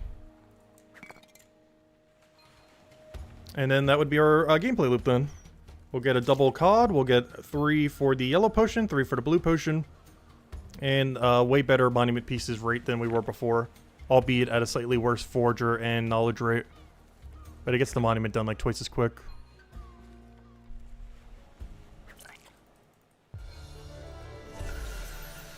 Oh, I'm missing an object. Wait, how did I forget one? Oh, I forgot the starfish that was hiding behind him. No! That's funny. I forgot the behind him starfish. Oh, I won't forget it this time. Alright, so this time we only grab the jade pieces. And this will start the timer. We then grab everything from the other room, starting with the jade piece. So that it starts the timer for the room. We then take the fish, while also then grabbing every starfish and every jade piece. That jade piece should always respawn by the time we get there. We then click it immediately to start up the timer. And then once in this room, we go and click everything that we want. So we don't have to get the starfish the following cycle, because we gotta waste enough time here to make sure the other room is respawned. The only thing that we're missing here is I don't get to double anything. I guess we could try doubling that shell, but it's kind of out of our way. And by that, I mean the trowel we don't get to double. Because these don't use it, unfortunately.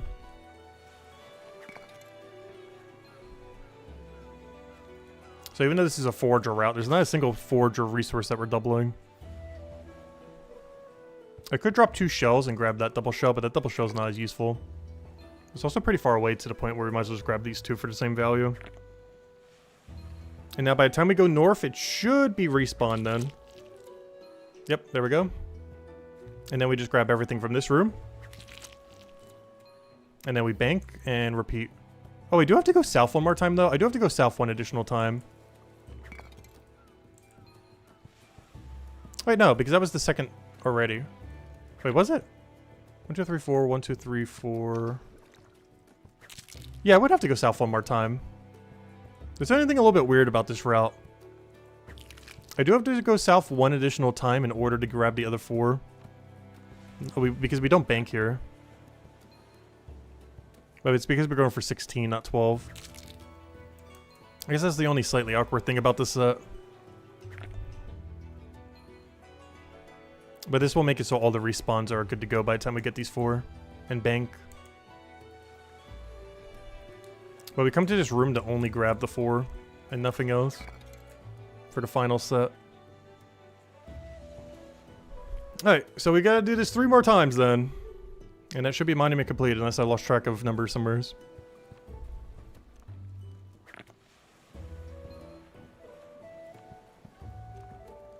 And by complete, I mean halfway completed. You know what I mean. Oh no, that still feels weird because we're backtracking so much that we're otherwise not using. It might just be worth it to do the 12, honestly. I'm just not sure if that makes the timer weird when you keep infinitely repeating it. Because I feel like it would. Well, we'll figure it out next time if we need to. Because we only have to do 3 more sets. This is perfectly fine for what we're doing now. If nothing else, we'll change up the strategy a little bit next time and kind of see. What we're doing now seems fine, though. It just felt like when we were walking back there, we were wasting a little bit too much value. And it should respawn. Yep, perfect. Oh, not what I wanted.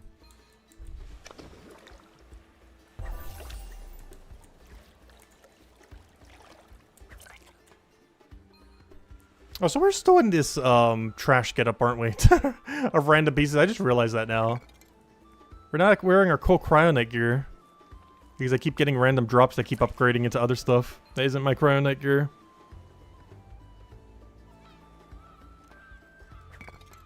There's not really much we could do about that while training combat regularly. And now that we have the aggression potion, that is going to be the case for a while.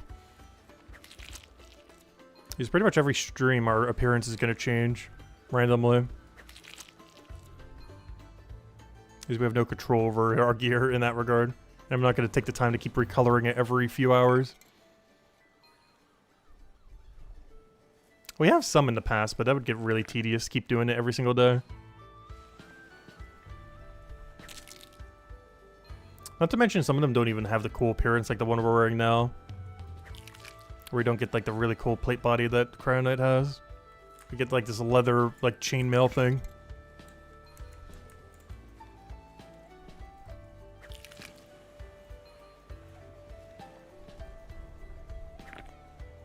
Yeah, this is the only part of the cycle I don't like.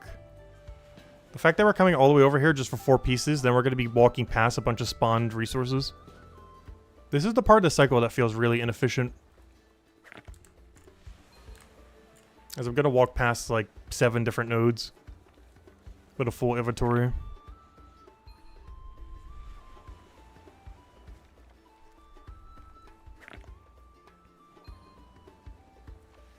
But we only have to do this 2 more times. We'll worry about a more efficient route next time, I guess. Just so we can keep changing up our routing a little.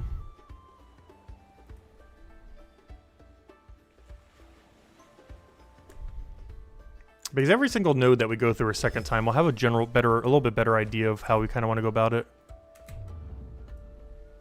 I wonder why I didn't grab it that one time. That thing is so hidden from this angle. I was wondering that one time where we didn't grab it, why I didn't grab it. It's because there's a bunch of green bushes blocking a green stone that's like an inch high. Whereas those things are like a human body high, just blocking it. Similar to the other human body blocking the show over there. Quite literally for that one. I do have to say, this feels efficient though when these respawn. It's just that one walk back that feels really inefficient. Because these respawn at like perfect cycle for when we go back into it. Oh, now there's another body trying to block us. No, they're multiplying. Oh, someone's actually doing the quest. That quest actually is required partial completion in order to get to the new resource over there. The racks. Well, technically not a new resource, but new location for the resource. It's not by far from shop 2, so you actually would need to collect it at some point. It's only for fire potion, so it's not really that relevant though. Also, why on earth is a rack used for a fire potion? I have no clue. Oh, I forgot this shell. I was wondering why I was still targeting something. I guess some of the shells I could save for next cycle if I really wanted to. I'm not really sure that saves time though. It's not like we're waiting on a respawn or something.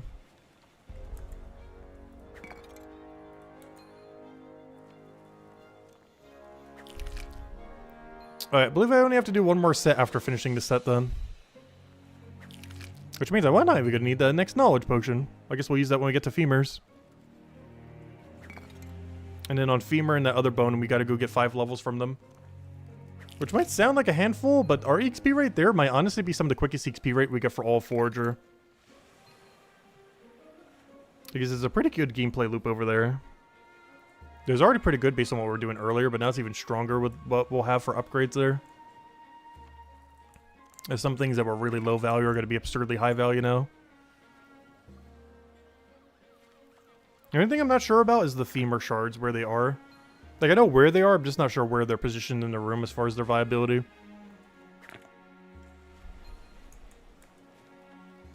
Might just have to make a really big circle for it or something. Alright, one more inventory. Just like this, and that should be enough if I count it correctly. Technically, we could even do a partial inventory here as we have a weird number, but I'll get a full just in case. Not too big a deal. Rather overshoot it than go all the way over there and undershoot it.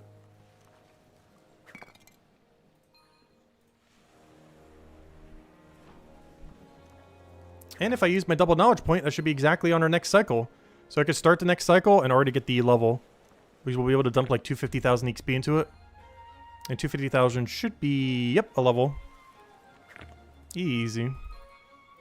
This should respawn any second. Perfect.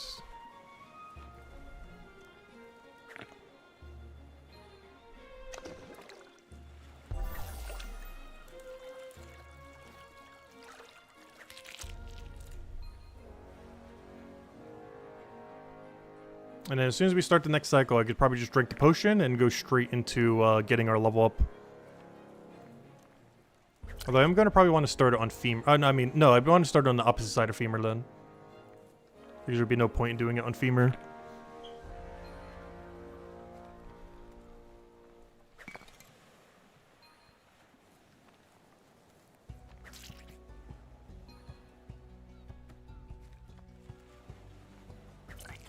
Alright, fine, all set. Also, why do I feel like I'm forgetting an object? No, we're not. This is because I haven't grabbed these three yet. Grab that, grab that, grab that, boom, boom, boom, boom, boom. I just gotta grab the other 4 from over there, which honestly I don't even think we need. Maybe I'll just go with what we have right now, honestly. Because I'm pretty sure this is enough. Yeah, I'm doing it. Because the last set that we needed was only like a partial. So unless I miscounted earlier, this should hopefully be enough. Because that last set was only like a decimal of a 1. So 12 should already be more than enough. So just store all. Grab the monument pieces from over here. Though I could do it from the storage, it would just take a little bit longer. It'll be easy to grab from here since it brings up the correct storage menu immediately. And this should be monument half completed, hopefully. Unless I find out I'm like 10 pieces short or something. But if we counted correctly earlier, this should slightly overshoot.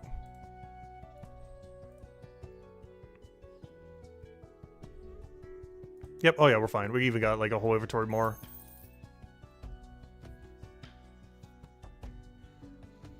Yeah, let's see what accent this ends up doing to it. Okay, so far we got the trim, we got the dragons, we got maybe the symbol. It's hard to tell because some of them we technically skipped. This one I know for sure did the trim. One of these would have done the dragon. The only reason I know this is the trim is I did on my 2 alt accounts earlier. But I'm not sure what the other 3 are, specifically. One of them was obviously the dragons. One of them would have probably been the thing on the ground. But every single one has like an extra jade accent to the tower. With the stone just building up the foundation, natural, like, you know, the monument itself. Oh, was that it? Or do we need another? There we go! What do we get here? Oh, we get the decoration for the top even though we haven't even built the thing for it yet. That's probably the next one for stone, honestly. And then we can start going up again. Oh, the requirement to start getting up is really high now.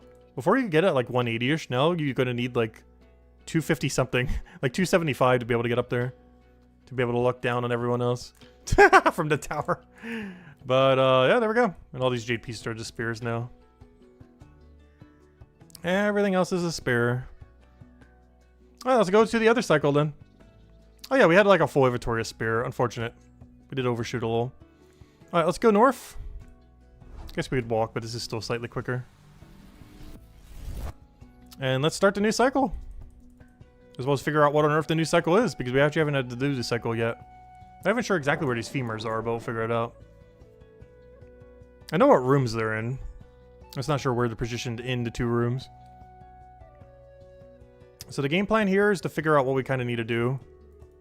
Obviously, every doubling we'd want to save for femur until the other bone's upgraded.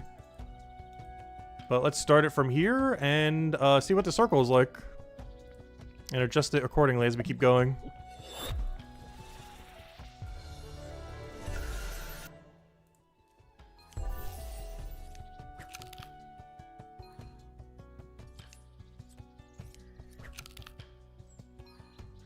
I need a little bit more knowledge. There we go, perfect. Oh, I don't have another knowledge point though. Oh, never mind, but I don't need it. For now, I'm gonna... Oh, no, I'm not gonna skip them. They're right on path. I'm gonna grab 2 shark jaws. I'm not gonna double it, though. But I will grab 2. Because these are not buyable from a shop, so I do kind of need them. Can I grab any more shark jaw while cycling this? You know what? I can put that into... No, I want to use it for XP. I'll put the next point into it since I'm already potted up. Then we take this. Oh, here we go. Here's where the femurs are. Take this. Where are the rest of the femurs? I'll take this. Honestly, I might just take all the shark jaw. Because every single cycle I'd want to bank, I think. Because that'd be 8 and 8. We double the other thing. I can grab 1 bone spike. Wow, there's gonna be a lot of bones. This is the bone zone. We're back to the bone zone. You thought it was only in chapter 2? Nope, it's in chapter 2. In chapter 1 now. We're back to the bone zone. Okay, we still gotta figure out how to get slightly more. But there is a quad bone I would need to get in the other room going forward. Well, so that one is such a bad position. So much so that might even be worth skipping outright. Even though femur is really good for us right now. I think I have to skip that femur. And then we just circle around into the thing. Okay, I got a plan, I just got to figure out the total bones we need here. I think in the other room we do grab everything. But I gotta make this be a full inventory. So we bank all this. I'll grab this one, I'll grab this one. I might grab that one, we'll see. I'm gonna not take it for now. But you might be getting included. Random cracked bone spike in the middle of nowhere. So I'm not going to be able to go do the back and forth like we were able to do before in this room. But we can double this. We'll go for every single node. Then we'll grab all the ones that are on our path. But don't go out of our way for any that are not on the path. And see what that comes out to then. Because these are going to be really good in 2 levels. They're really bad right now, but I kind of want to take it like this so we know what the cycle is for 2 more levels from now. We're only going to have to deal with them being weaker for a little bit. But that's the next bone we get right there. And a level and a half from now. So right now they're like the worst thing we'd be taking, but I just want to make sure we have the cycle down. Alright, so those ram horns are definitely a no. That is a maybe, but probably not worth. This is close enough, we got to go there anyways. I think in this room, the only one we skip is the shark draw in the corner, but this might just be a take everything room, honestly. Yeah, this is looking like a take everything room. The only one that is like least worth taking are the 2 over there, but because there's 2, it makes it kind of worth it. If that was only 1, it wouldn't be. They kind of get to double. Let's see, how many are we going to get? We get 1 in the other room, we get 3 in the other. How many do we have by the time we double this? Because I think we just move forward. Yeah, I think we ignore those double femurs. This does look like a double femur skip. Because at this point, I only need 4 more bones. And we already have perfectly calculated out those exact 4 bones. Is this one, this one, this one, and then the bone spike. Alright, that's our path. Alright, that's it. Wrap it up. That's all we need. That's our route until level 5, I guess. Actually, that's our route for the rest of the stream. Alright, there we go. Though we do get an upgrade in 2 levels, luckily. But yeah, I think that's it. That's the exact inventory. Just gotta remember to do exactly that from this level till the next milestone. And even then, we'd probably still be better for XP than the pond. And then we put all this here. Also, this is so much bone right material, by the way. This is so much bone right material. Then we grab these 2 bones. We go over there and double that. We grab everything in that room, which will eventually be upgraded in 2 more levels. And that is exact full inventory every time. And our cooldown should be off by the time we reach both of them. By the time we reach this plant, we should be on double. And by the time we reach the other bone, we should be on double. Which eventually we'd start using on ram horn. Might even be able to start running a double buff on it. Right now it's better to do on femur, but eventually we're going to start putting that on ram horn. Oh no, I missed. But eventually we're going to be putting that on ram horn in 2 levels. Once it gets an XP buff. Technically we could be routing less ram horns right now since they're the worst thing we could be taking, but since this is the cycle that we're going to have to run for longer anyways, it's not that big a deal to deal with their slightly lower XP for only 2 levels. If it was a bigger level gap, I'd be like, okay, we probably wouldn't want to do them and figure something else out. But for 2 levels, it's not really going to hurt to take them.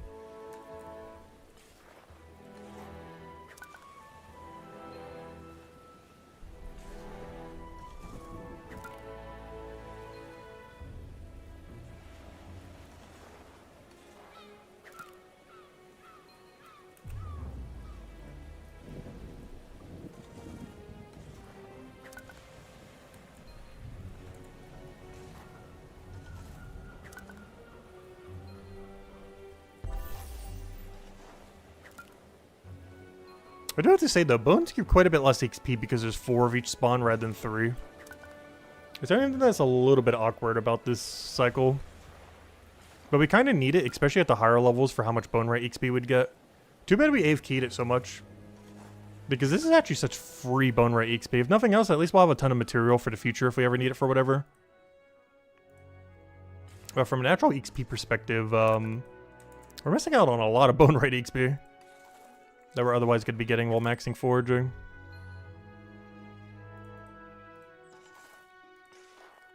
Luckily, you profited the entire time when we did that, so it's not too big a deal. It's the most profitable production AFK. Or passive activity, whatever you want to call it. But yeah, from an XP perspective, or knowledge perspective, I'm not sure how much better this really is from what we were doing before. Just because this material in general is just a little bit worse for both, because there's 8 nodes instead of 6.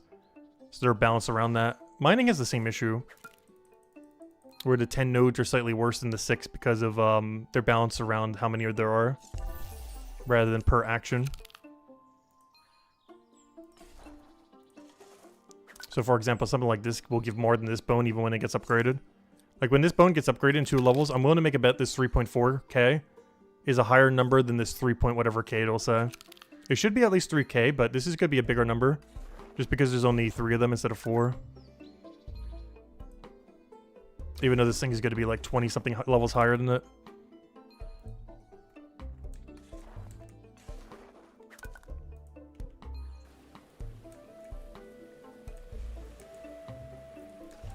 But hey, at least we'll have 1 billion supplies for bone rate whenever we need it. If I ever need an upgrade weapon for bone rate to go make a 4-star weapon once they have special attacks, we are going to be prepared. We are going to be so prepared. With all these excess bones. These all the shark draws that we're getting right now, these are for upgrading shields. Everything else we get, the only thing we care about is upgrading our weapon. As the specific weapon doesn't really matter too much, at least not at the moment. Oops, I forgot the other thing. I should probably go grab that.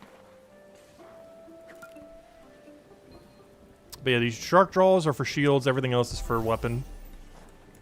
And even though we're not a guardian, we will still need the material to upgrade to 4-star for special attacks and better armor in general. Well, only for shield. I'm pretty sure it's using a different material with Delver to make armor for Guardian in Chapter 5. There's been signs of it in the game, but I'm not sure if they're still committed to that or doing something else for it. We'll find out when they release Chapter 5 in a year. I wish they would announce what the next big thing that they're working on is, though. Obviously, dungeons and milestones. I mean, dungeons and bounties and all that. Like all the rest of the milestone stuff. But I mean, like, beyond that, we don't really know much.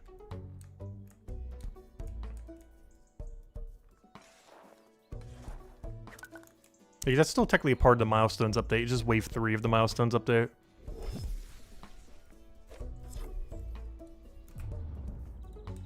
Because the first wave was technically botanist, the second wave was what happened 2 days ago with all this. And the third wave is dungeons, bounties, and world events. Though those are likely to be coming out in a lot of smaller patches rather than one mega patch like the other two were. Or both botanist and this came out pretty much all at once. The other things are likely going to be slowly dripped once they complete it. Like fishing bounties probably in the first one that comes out from them.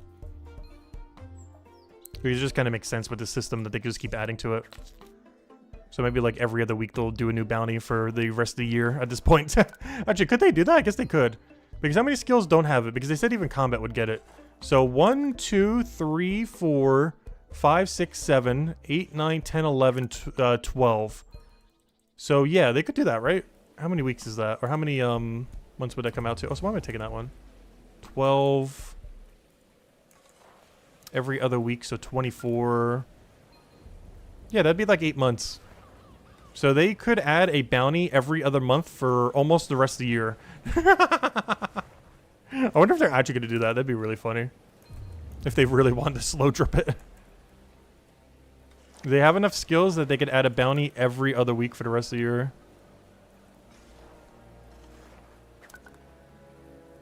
Especially if Chapter 5 comes out at the end of the year. Because then they'd have exactly enough skills to do it every week, every other week for the rest of the year.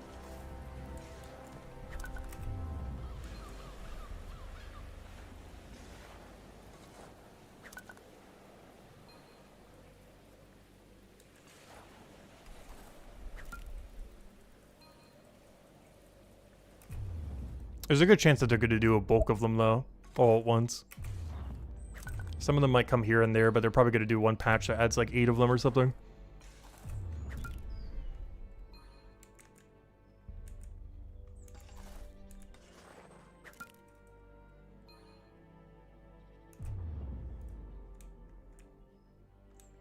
So I can't tell if this is slower or if I'm just really impatient for getting 1.5 more levels.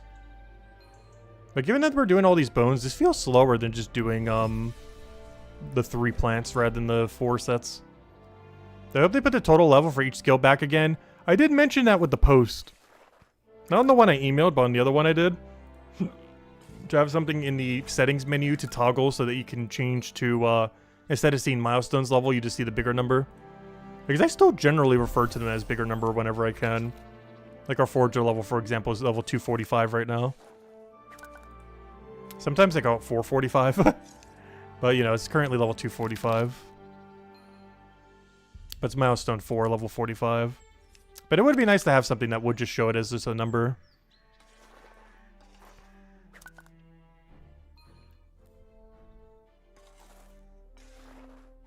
That or even some in-between, where the top number still shows the milestone, but the bottom number shows your actual level rather than your milestone level.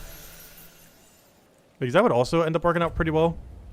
Like if this top number said your milestone number, but this bottom number could be toggled to show your actual full number. So for example, it would say 4 and then 245. Or 4 is our milestone, but 245 is our actual level, rather than showing the mini milestone number. Because that would also be nice. As it would still show what milestone you're at, but it would also show your actual real level.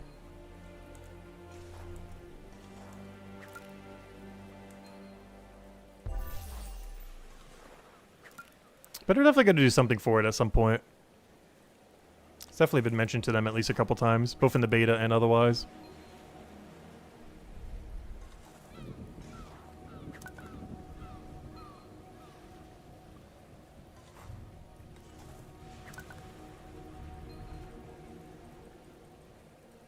But overall, as far as the actual fundamentals that change, I've been enjoying it so far. It feels so nice to be able to level up so much quicker than before.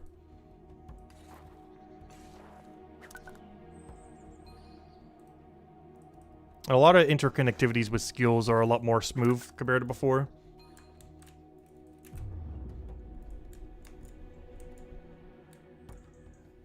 As far as like the level difference and everything.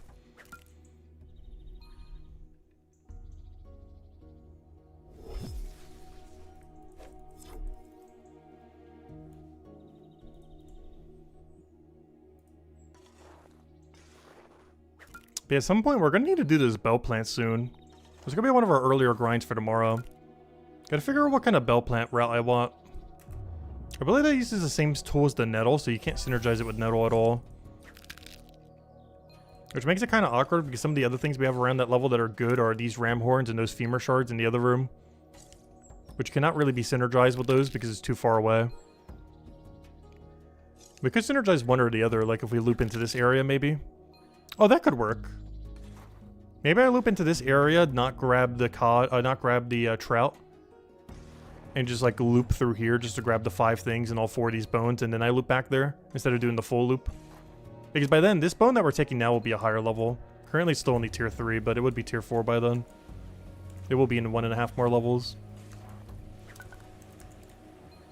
And regardless, one of the other reasons I'm doing this is we do need these shark draws for shields. There's no way to buy these. So whatever I collect now is the total amount we're ever going to have. And I need these for shield upgrades later. Even the lower ones will still be worthwhile. As this is actually the material I would need if I wanted to shield at my current combat level. Is tier 4 Shark Jaw. So it might seem like it's useless at level 8 Milestone, given that this is only level 4. And from an XP perspective, yes, it is useless. But from an actual upgrade perspective, if I truly need a better shield, because they keep only giving me 1-star shields and not an upgrade, this is the only way I can upgrade a shield right now. If I want a 4-star shield, we would have to have Shark Jaw, as there's no way to buy it from a shop.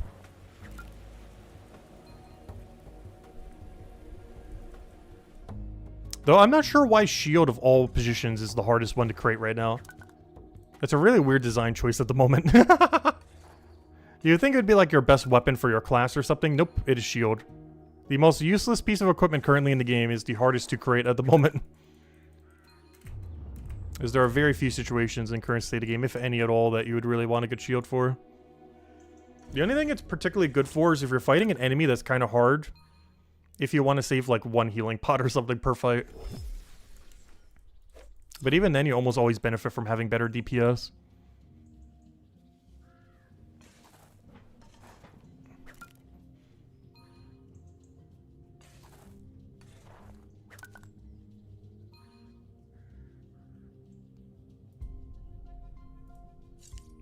I do have to say, out of everything I've seen for Forager so far, Nettle seems to be the most weirdly balanced for XP at the moment. I haven't seen anything give better XP rate than Nettle. Yeah, I don't even think it's marked as better XP, is it? No, it's marked as minus 3% XP. Yeah, there's not a single thing that has been better yield than Nettle.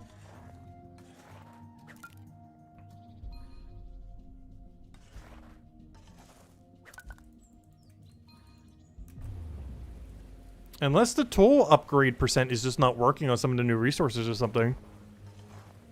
Because this exact Nettle type was in the previous game. So maybe it's applying the percent bonus correctly. And maybe some of the other ones it's not applying the bonus of the tool correctly. That's the only thing I could think of. But if Nettle's still really good on next tier, then that can't possibly be the case. I'm not sure why, but Nettle just seems like the best thing in all foraging for XP. Like any loop that ever uses Nettle. Particularly if you focus on it in like that little area there. And grab like the 5 Nettle. Which I'm currently not doing, I'm only grabbing 3. Well, technically 4, but one of them's being doubled. This route can somewhat fit in 5 if I really wanted to. Though of course we'd have to drop 2 bones that we're currently taking now if we were to do it. Which we were, that'd be the tier 3s at the moment. I don't know, maybe I do that while we're at this level range. I wouldn't do it once we get to our next set, but I might do that for this current level range. Just drop 2 of these shells for 2 more blood nettle. It's a little bit out of our way, but we get better XP rate for it. I'm not sure if it's worth the walk. I believe it is. And we'll try it this cycle and see what it's like. Hard to tell if it's worth it or not.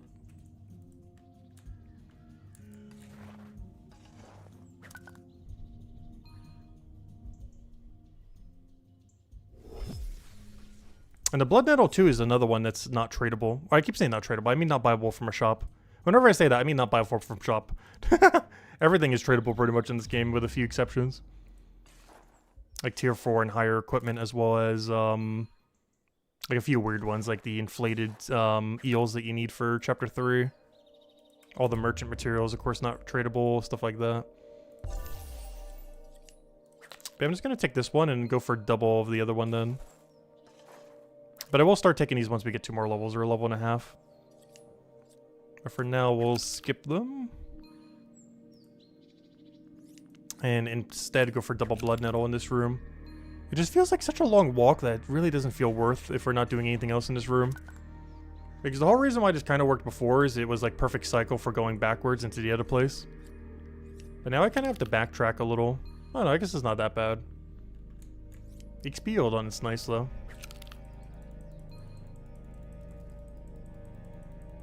And then we go do the rest of our cycle that we otherwise would have done here. Oh, if I can click correctly.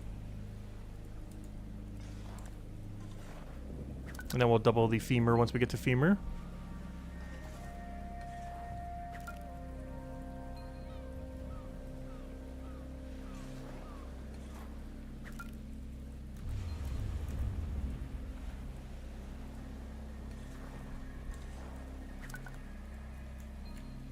I guess it's one of the other problems with our route right now.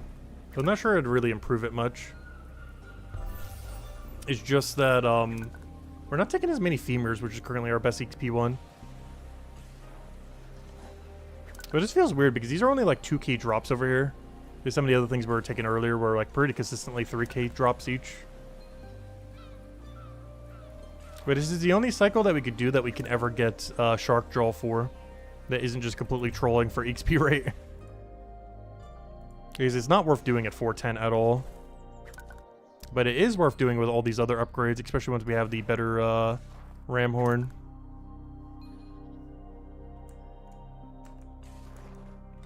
But having a better ram horn also boosts the blood nettle route we were doing before. To such a degree, we might not even need to do this route. I don't know, we'll figure out once we get a level and a half.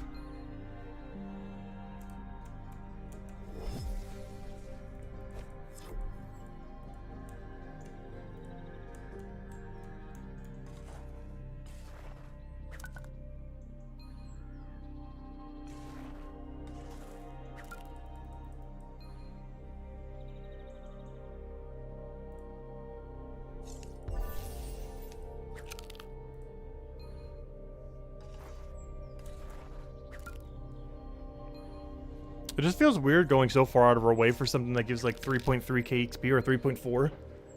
When earlier we had so many of those resources just all on top of each other from the other rooms. Bones just seem kind of bad. Because half their XP yield is basically behind bone rate. But we already have such a high bone rate level that it kind of doesn't matter.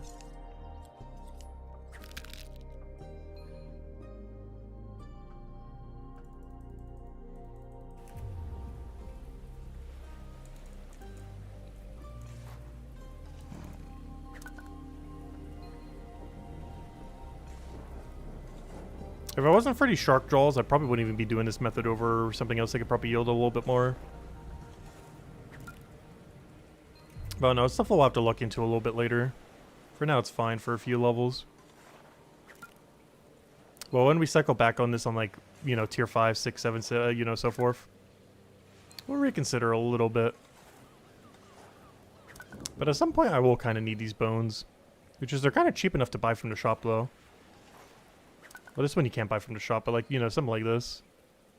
It's only like, what, 5 silver each? It's not like anything at all. Especially since you get some of that money back when you actually produce it into something. Not enough to make up the cost, but more than nothing.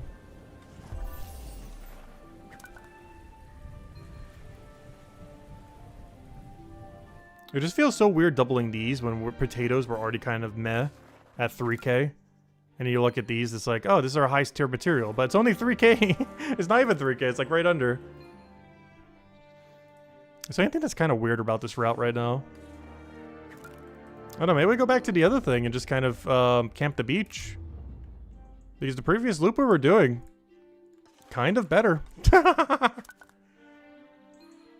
Kind of better. And maybe just come back to this once we have that other level. I don't know, I think I might just go back to it. I'm almost guaranteed it is better leveling, at least until we get that final bone. Once we get that final bone, we'll come back here. But let me go ahead back south to the other loop we were doing. Because I am pretty sure this is better XP per hour.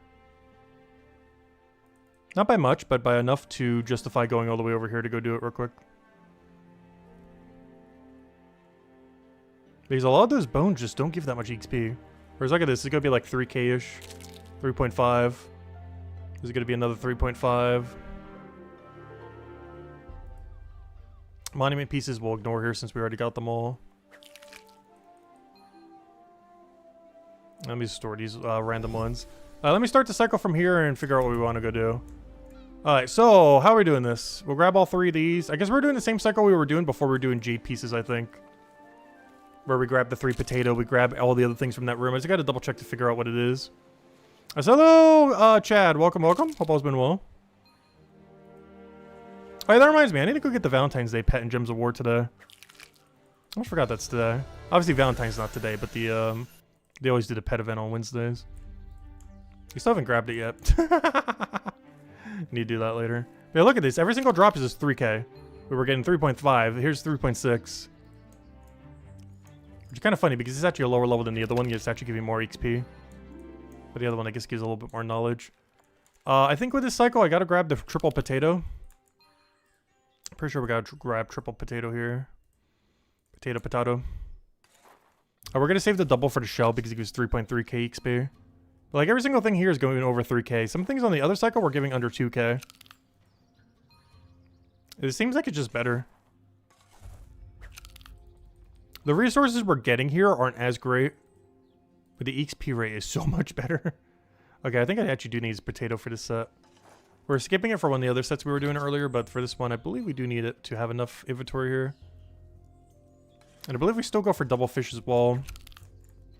Just to get the other double. I think we still just go for 4 here, though. The other one's just a little bit too far south. I don't know, compared to the other rooms we were doing, it's not that far. Compared to the cycle we were doing before for the bones. Hey, look at that, double 3.3 compared to the bone that earlier that was only a double 3k. Not even. I gotta throw a few monument pieces here if we need to offset it slightly. Not sure if we need to. The biggest issue here is I'm gonna not have enough inventory space.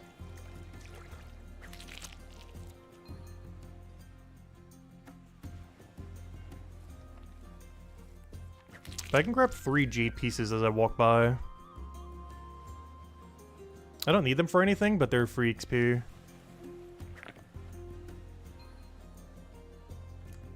These are all 0 tile away. And then we store everything and repeat that cycle. Actually, it might be worthwhile to grab the limpets after the fact. I'm gonna grab the limpets at the end. And just fill up in this room whatever we're missing. And just keep doing that. And that seems like way better XP than what we were doing at the other area. Even though I don't need the jade pieces anymore, it's just way better XP. And something we consider when we do jade pieces again. So we might want to get the jade pieces slower, but just camp them all the way to 47.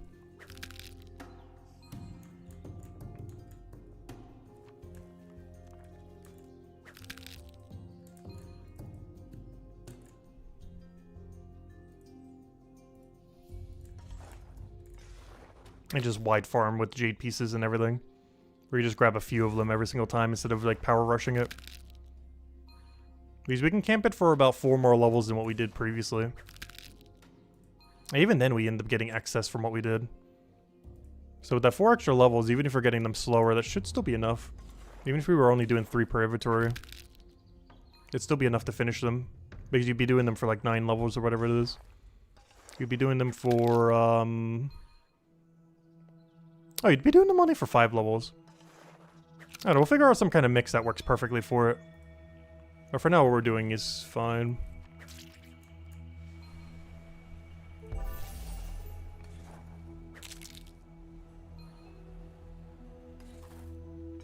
But yeah, these net things used to not really be that good, but now that you can double them, and the fact that they don't ever move, these things actually got like mega buffed because of that, mostly because of the doubling. Out of any mechanic in the game that improved from doubling, I don't think there's been any that improved more than the co-op net. Not because you would do it with co-op, but because they don't ever move. So they're always very consistent to get the double on. Is there a stationary node just like anything else on like other normal fish that are really annoying? Alright, this jade piece is definitely not worth it. It's only worth taking 0 tile jade pieces. And here I just grab 1 0 tile jade piece and then grab 3 of the limpets. And then from there we go straight to the bank and we're good to go. That seems like a game plan. Gotta grab this one from the side though so we don't waste a bunch of tiles. This one would be better to grab from this side as well. A lot of manual clicking. I guess it's back there a few... Oh wait, can I move there? Oh no, I can't. Okay. It's actually better to be on the other side. Never mind. But the other one I do need a manual click for. But yeah, this is way better XP. I could already see it moving quicker. I'm not sure by how much. But you could physically feel it being quicker. I'm not sure what the exact ratio would come out to be though. But it's at least 10% quicker than what we were doing before. So of course the benefit of the other thing that we're doing before, and I probably would do at a higher level, but it'd have to be a way higher level, is we would actually get the bones that we need for stuff. But we're at such a high bone rate level that it somewhat doesn't matter. Having some would be nice, but it's not too big a deal to get a lot of it. And shield upgrade is already so inconsequential that it's really not needed at the moment. And by the time we're at our combat level where shields would matter, as long as I bank like tier 7, tier 8 and above, like basically tier 7 and above we'll probably bank.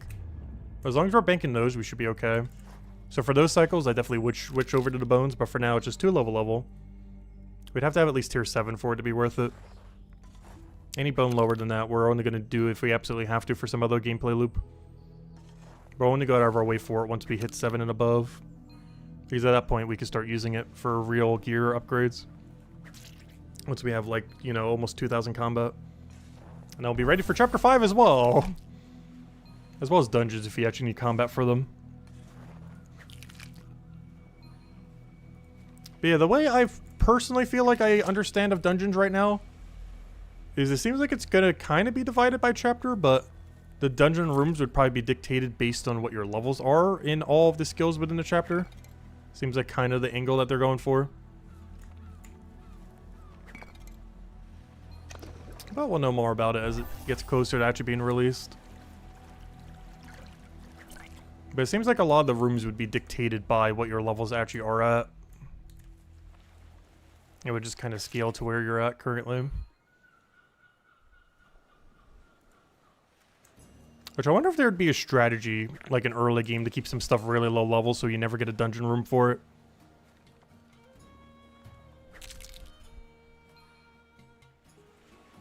Like if the botanist dungeon room in chapter 2 is so bad that you would only want woodcutting and carpenter.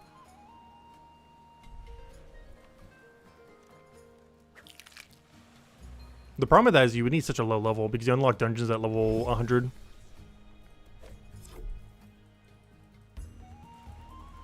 For every given skill.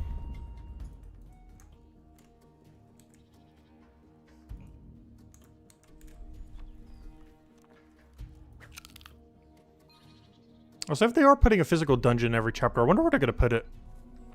Because obviously you can't quite put it in the monument unless you're going to make it downstairs to the monument. So you'd have to put it somewhere else here. I feel like design-wise, the best place to put it in chapter 2 would be over here past the ferry. Right down there would be a great place to put a dungeon. Already looks like a dungeon's supposed to be there.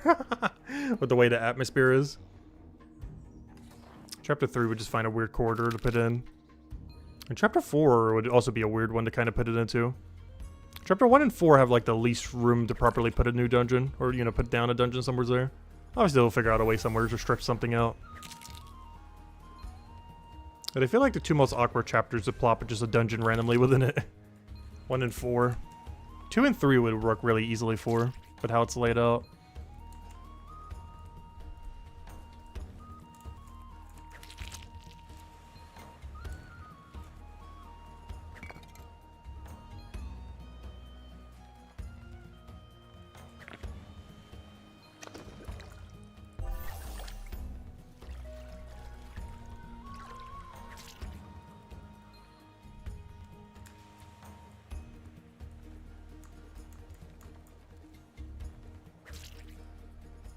Alright, next rotation we go and use our XP pot.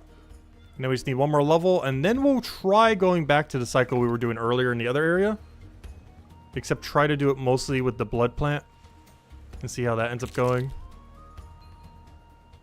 I just feel like it'd still be worse than what we're doing now. Also, did I miss something? How am I missing so many objects? I'm so confused. What did I do so much different that I'm, that many short? I'm like 3 whole objects short.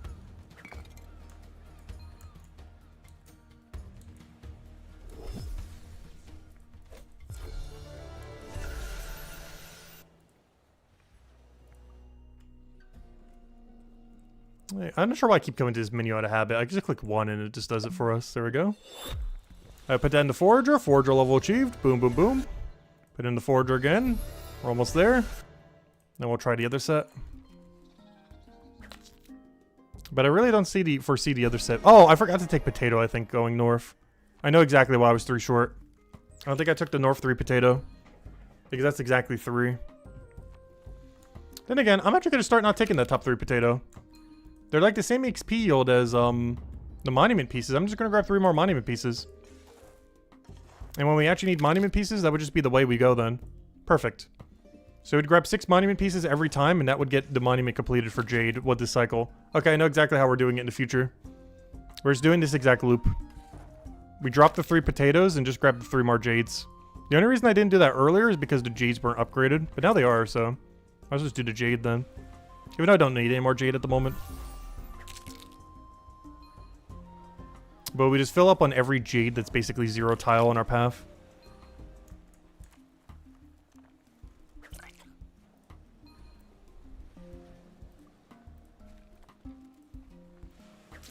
Maybe it'd be worth going for that one. I'll double check to see where our number is, but I don't think we need it. It's hard to tell. How many are we going to have by the time we take this? We're going to need to grab 8 items from the next room. No, 7 items from the next room. Yeah, so we're perfect right now. Because that's 3 limpets and all the pieces.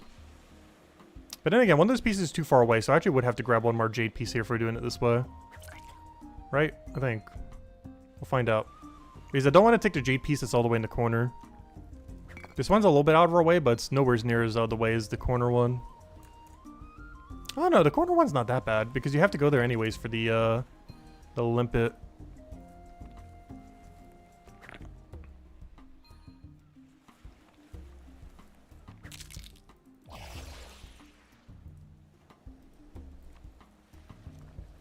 I think it's still better to go for it on the other room, though. I think we still skip this one. Even though it seems close, we gotta go into a really awkward spot to be able to go there. Because then we have to walk around the shell. Whereas here we can just walk straight up. But yeah, that's how we're gonna do the whole monument then. Basically just do that cycle. And that would get us 6 pieces every time. And that would get us to a level range where we can then go and do a better option after. Obviously the monument for this tier is already done, but for the future, for future reference, every future tier we'll do it that way probably. The only problem now is figuring out how we do stone. I think when we do stone, I'm just gonna have to use fear potion to just rush them down. We didn't do it last time, but it's either that or do it while doing hogberries was my other strategy I was thinking. Because we could get hogberry synergy on it and do it just all in with hogberry. It would mean we'd have to do the stones at quite a bit of a higher level. But that means we'd be able to go take 8 stones, 6 hogberry, and whatever we grab while going to the bank. Which seems like it should be fine. The problem is the bank is a little bit off cycle as far as where we need to walk for it. Unless we want to drop every hogberry, in which case, I'm not sure if we do that. Dropping them all would not be ideal. But I might have to. We'll figure it out once we get there, though. I'm not even sure if we'll reach that tomorrow, but it might. It'll probably be the day after tomorrow we'd reach it. Because tomorrow I want to go do the last of the cycles we've never done ever yet in a new format. Which is basically getting up to level 15 then. Because everything 12 and under we didn't do all these. So those like 6 cycles we haven't really done for any of these. So that'll be the main goal for tomorrow. And off stream I'm just going to AFK combat, try to get our combat to a level so we can do multi-synergy with Death Crow for tomorrow as well. Because the wall plant has has synergy with it that we're going to want to have.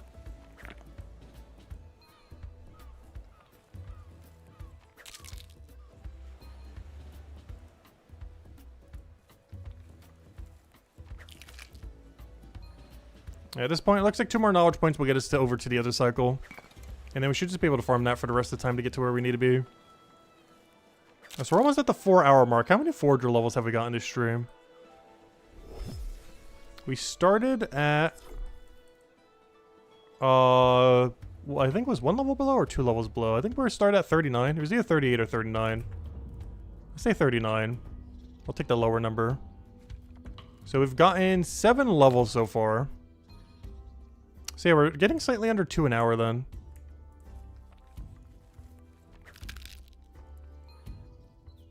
Interesting.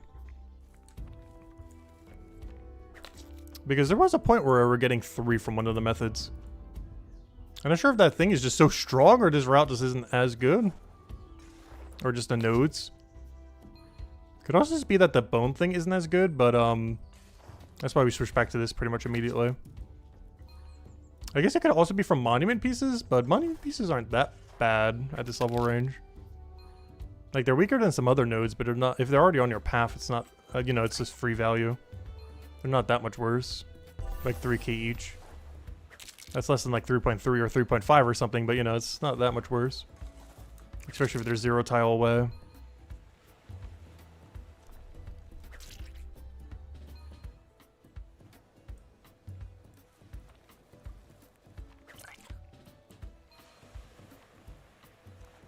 But yeah, across this entire grind, we seem to be averaging 2 levels an hour.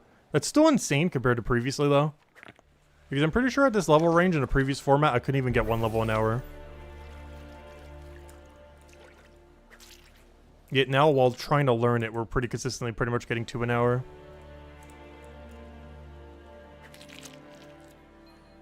And that's with no XP pots in anything either. I do want to start using them, but we're just on really limited supply until we get our forager up to another 50-something levels. We're almost there, actually. So maybe I should start chucking them soon. Because we're about 60-ish, 70-ish levels away from being able to make infinite XP pots. That are actually worthwhile to make for our alchemy level. For this chapter. As well as every chapter, but particularly this one is the only relevant one at the moment. For our needs. Because the supplies that you need for are from Forager. This shell right here is the half the XP pot, the other one is the periwinkle. And we'll be getting our first periwinkles tomorrow for tier 5. So maybe I'll make some of the tier 5 potions. We do have to fall back a little bit, but it's not that bad. Plus, we have to do the first time bonus anyways. Not sure what the XP rate is. It's definitely not the best, but it's far from the worst. We could be making this potion. It's the highest hope port potion we can currently make. Until level 613 in like 6 more levels. So it's worth making some of them. Just so we have a reserve. And they're 10% each. Which is the previous highest in the current, the previous state of the game.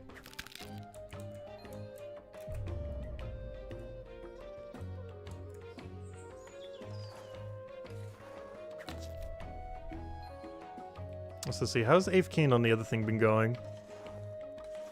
Wait, it hasn't been that long. Okay, I was gonna say, that was from earlier this morning, too. I was gonna say, there's no way we've been streaming that long. Because I've gotten almost 1 million woodcutting XP today. I was like, wait, that's not possible. The thing I'm doing on the other game is like almost 100k an hour. How on earth do we have 7 hours worth? It's like, oh yeah, earlier this morning and last night. Because I didn't bother resetting the thing. But yeah, I am starting to do old school RuneScape again in the background. It's, let's see, where is it? It's right over there. It's probably gonna be too big right here, but yeah, he's on the little new sailing island. Cutting the new redwood trees that are just ironwood trees. Like 4-minute AFK. Still woodcutting. We did finally get pet though. At 91 million woodcutting XP for the first pet drop. On average, you get it at like 20-something million. We got so dry. I still never got my second one yet though. I don't plan to max the skill, it's just really good for AFK clues. Which is my main goal right now, is clue scrolls and collection logs. It's just really good AFK for it, once you have the 99 keep.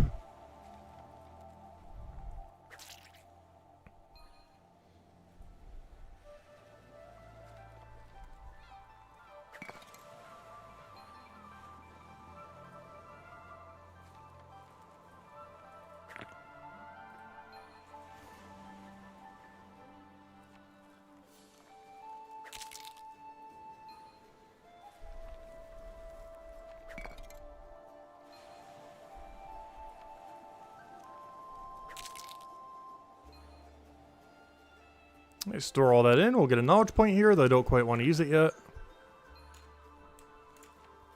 I don't know, should we? I honestly really should start dumping the XP pots more often. And am I going to go for it? I think I'm going to go for it finally. If we're going to start making the other potions and everything else, I think we go for it. It's going to hurt alchemy a little. But how much you do to new alchemy system, I almost want to make more potions, honestly. Because you're not really ever burning money. Because there's a lot... Now that the potion system is so much better... I think we're doing it. I'm going to go grab the 8%. So I'm going to deposit this. Withdraw items. EXP. We're bringing it out. Bringing out the big EXP guns. I'm doing it. Give me every last one. Just so I know exactly how many we have. Alright, I'm doing it. Every single rotation, I'm going to drink a potion now. We'll still be using the bigger one for knowledge points, though, of course. But for every other trip, we'll be doing... Every 2 minutes, we'll be doing the 8%. We're bringing them out. Go for the extra speed. Forger. Go. Alright, now we just have an EXP boost for everything we do. Whenever we use a knowledge point, it'll be 11%. Whenever we otherwise, it'll be 8%. We're just getting really close to start to be able to make 10%. And after 10%, we'll have these 11% restored. And then after 11%, they only get stronger than that.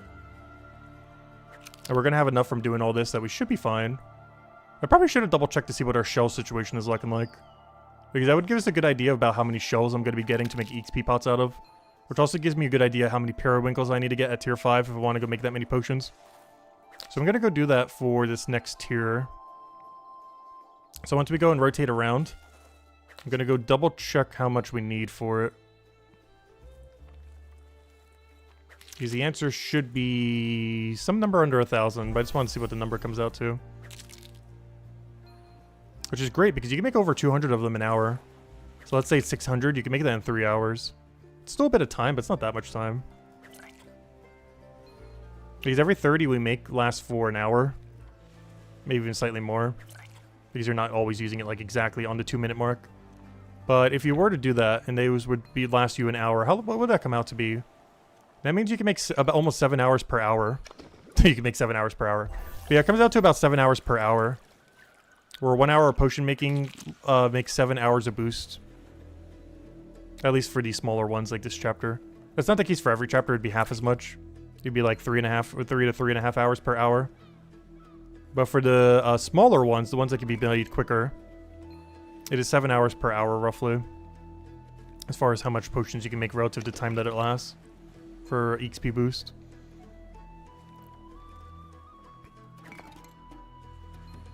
That means if we were to make about 20-ish hours, is that enough?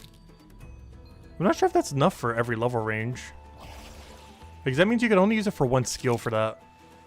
And it comes down to, do I want to be using that on Alchemy or do I want to be using that on Forger? Because the answer is probably still Alchemy, honestly. That's the only problem with consuming these. Because the answer is probably still Alchemy. Oh yeah, let me double check. So I want to see here is about how many shells I have. Obviously this isn't the total that we're going to have by the end. And with the new routes that we'll be running next time, maybe we'll have slightly more. But I need reagents. Where are they? Potion reagents. How many shells do I have?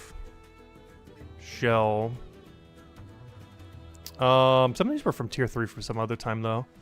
Tier 4 shell. Yeah, we'd have about 600. So my guesstimation was actually almost exactly correct. It's kind of crazy. But yeah, we'd have about 600 shells by the end, roughly. Give or take a little bit.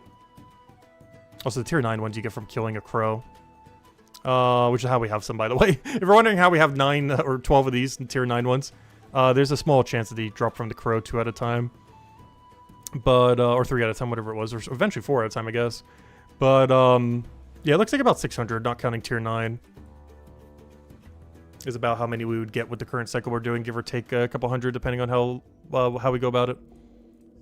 So now, every single time, we're just going to drink a tier 3. And this will give us an 8% bonus every time. And we'll drink like 25 of them an hour, roughly. Which means how many we have will last us for 30 hours. Oh, I just got 6 hour logged. No, come back. Good thing Brighter Shores doesn't have a 6 hour log. Otherwise, we'd hit it every day we go and power grind. Not every day we ever play, but definitely when we're like mega grinding.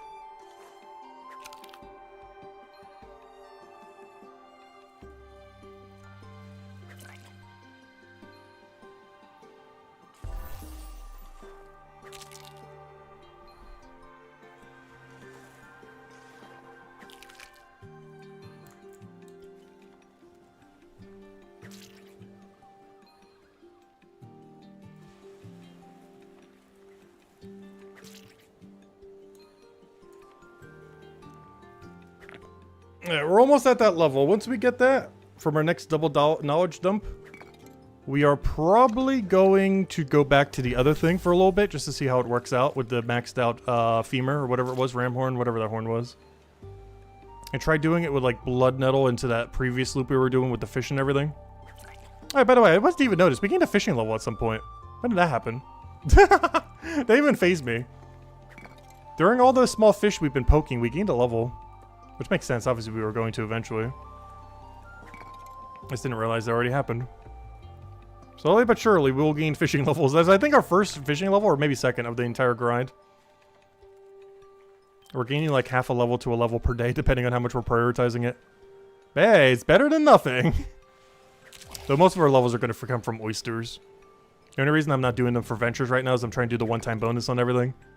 But after we get all the one-time bonuses in like a week or two from now, I'm putting them all in on fishing every day, until it's max. Plus, we're going to have a third venture slot to start using too, which is basically going to be double oyster into one merchant-related one. Though that will change once merchant adds brick and tile. Because then we're going to run only one oyster and then brick and tile. Potentially even triple merchant. We currently don't know how good brick and tile is for chapter 5.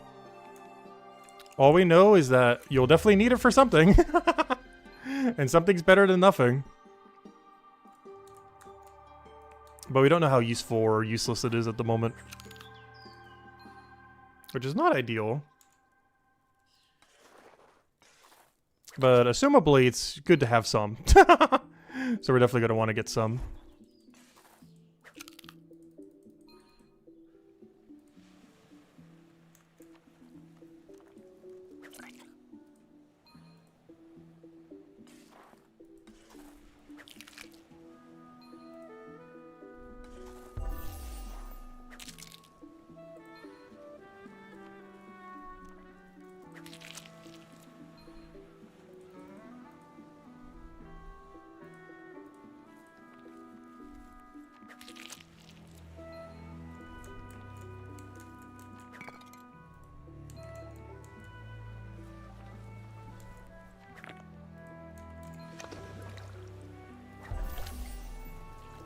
But as soon as we get another, I think, probably single knowledge point into that, I should be able to go to the final method of the stream then. And then tomorrow we'll be able to set up for the, all the last new stuff that we haven't ever tried. Which is perfect, because we'll need to get about 15 levels for it until we get them all. Technically only 12. But while actually doing the final method, we should be able to get almost 15.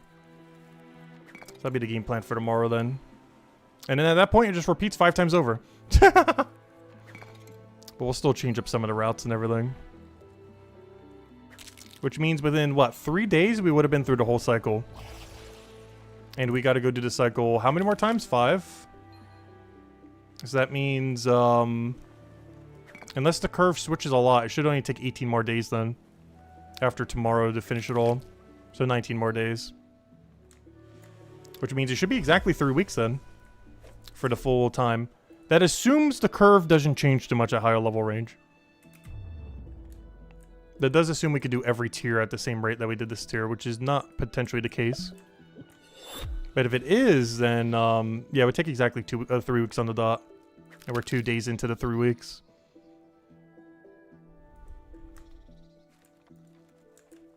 So this would be the longest consecutive single grind we've done in the game.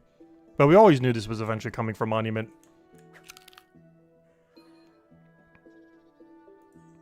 I'm trying to think of the other longest. I think it was the 1 week alchemy week that we did a while back. When we went for 200 alchemy grind. I think that was the longest grind we did prior to Monument. Was the full 200 alchemy grind in a single week.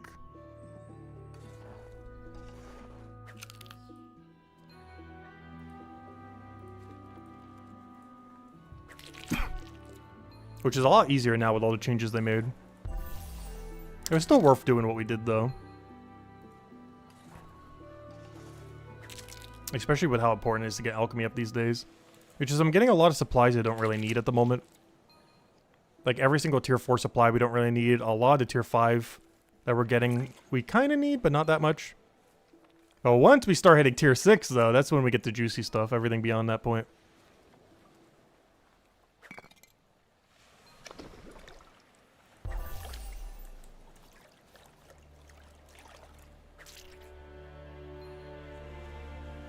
And slowly but surely, we'll get that next fishing level. Poor thing. We'll eventually get the 3 fishing levels for that bass, so we can do the big rotation for it. I might even grind a few levels off stream before we do the stream 2 days from now, which is, what, Friday? Because then we can start doing maxed bass for wide circle. And then by the time we get to level 20, we'd also be able to do mana ray with whatever cycle we want to do with that. So that would open up some new cycles that we haven't been able to do before. Just because it wasn't worth it without it. Also, I missed a node somewheres. I'm not sure where, but I have a spear that I can grab right now, so we'll just grab it here.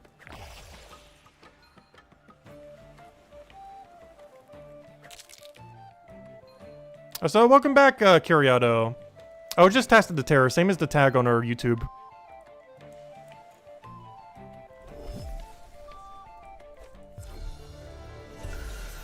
Alright, we got a point here, so let me go use it. I'll bring out the big 11%. Which I might be over-consuming these 11%, but if I have to fall back to 10%, it's not that big a deal. Like, 1%'s decent, but it's not that much.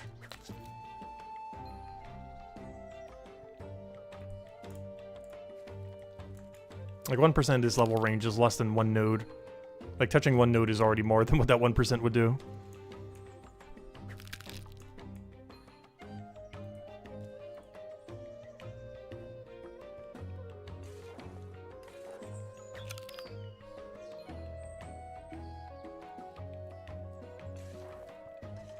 Don't worry, Monument. We'll build you up soon. Give us a couple weeks. 1 tier at a time, we'll get you up. We've got 10 tiers to go. We're halfway there.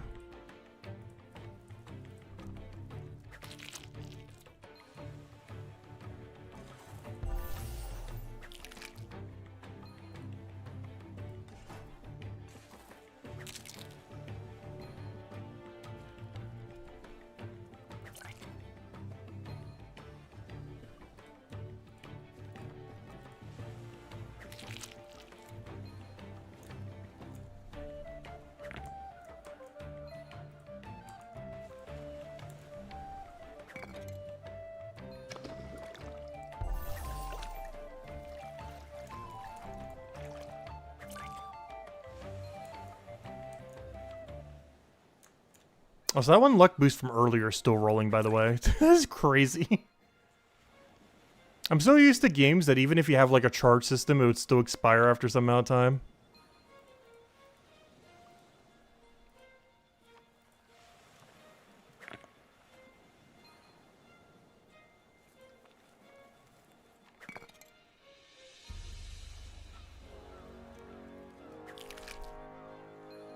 But that one just keeps trucking along.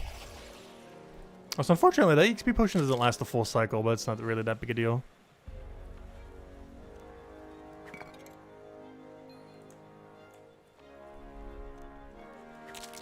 Oh yeah, I didn't really make a big deal about it yesterday, but Forager's finally not our lowest level, by the way. It's not even our lowest level in Chapter 1 anymore, either. Because before it was lower than Botanist, and then before it was lower than Chef. But between the last day or so, we passed both of them. It's no longer our lowest level in this chapter, nor is it our lowest level overall.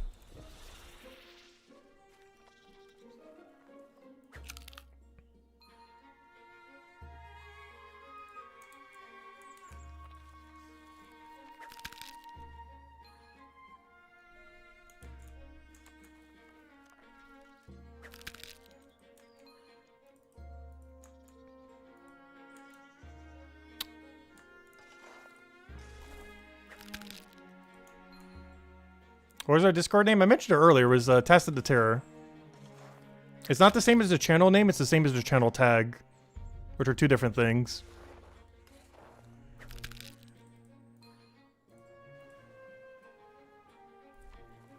That used to be what the channel name was, but it ended up getting changed. Just to be more neutral.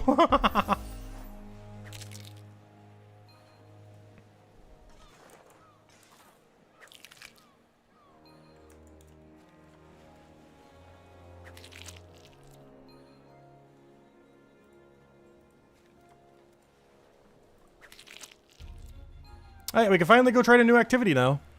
We should get it by the end of the cycle. Is it better than what we're doing now? I'm not sure. But we're definitely going to try it some. If nothing else, the fish that we get during the other thing is better. Not like it matters, it's only one catch each cycle. Though it would technically be better. At least in that regard. Alright, we'll go teleport over there and see how it is.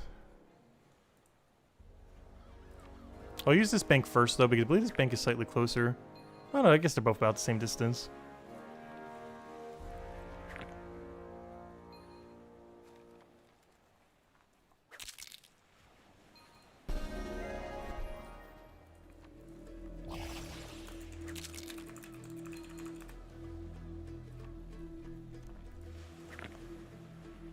Hey, there it is. It even shows it right there. I literally used the name. There it is. I forgot about that. He always does it based on the tag. Alright, there we go. Let's go teleport north. Actually, we're kind of already right there, but sure, why not? There's literally 2 rooms to the north. We're doing this and moving like 10 tiles. I think it's still quicker, though.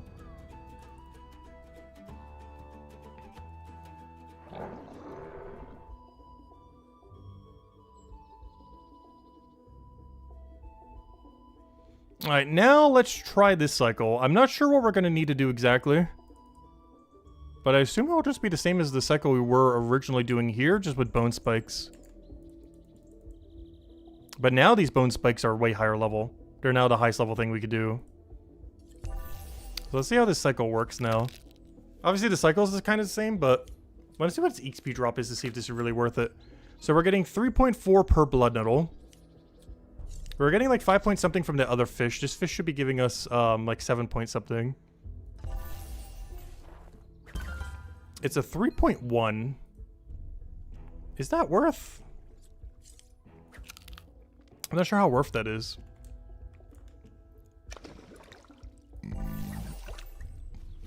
But it's 3.1. Oh no, fish is about the same XP drop. I don't know, is this better? We get to do stuff on spawn a little bit more, if nothing else.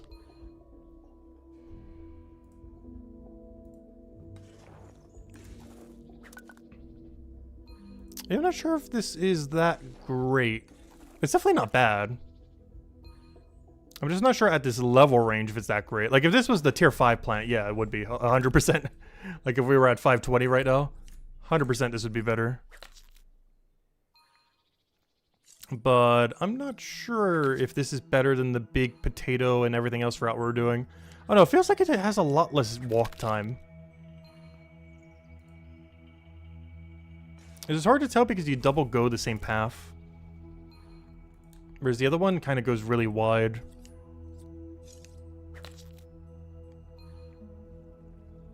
Whereas this cycle is the same path twice. And then we grab all these bones, then we grab double bone spike, and then we're out of here to the bank, and then we rinse repeat. And we would grab all 3 bones. Before I wasn't because the bone spikes were better, but now we only grab double bone spike instead. And then by then our shear should be ready for doubling that. When we come back around, we'll go to the bank because why not? And we get double bone spike when we go to the bank. I don't have to grab the 3rd because we grabbed the extra bone because it's more XP now.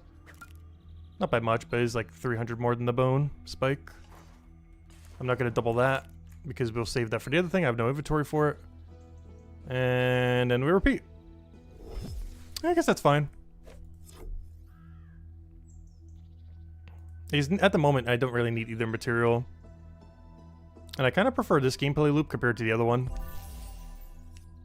So even if this is slightly worse at this level range, I don't know, this one just feels so much more chill, this area.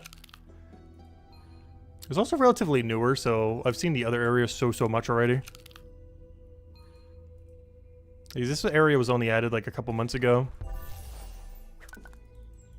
And since then I haven't really been around this area much. Until we started this grind, you know, the other day.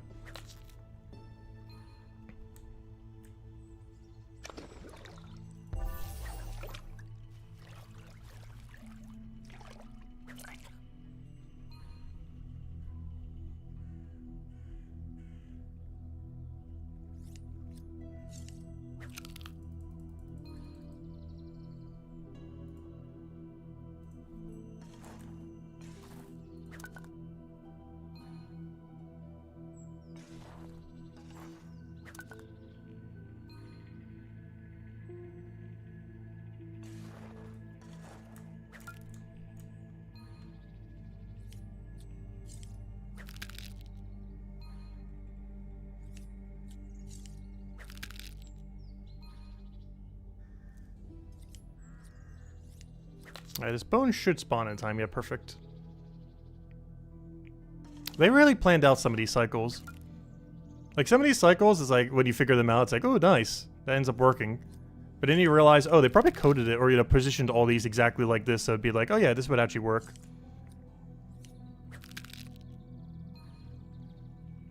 It's hard to tell what's figuring out a good route or figuring out what they intended to be the route. Because both of them are pretty similarly overlapping. As far as like what their intention is for how you would farm it, but also the kind of loops that you can end up farming.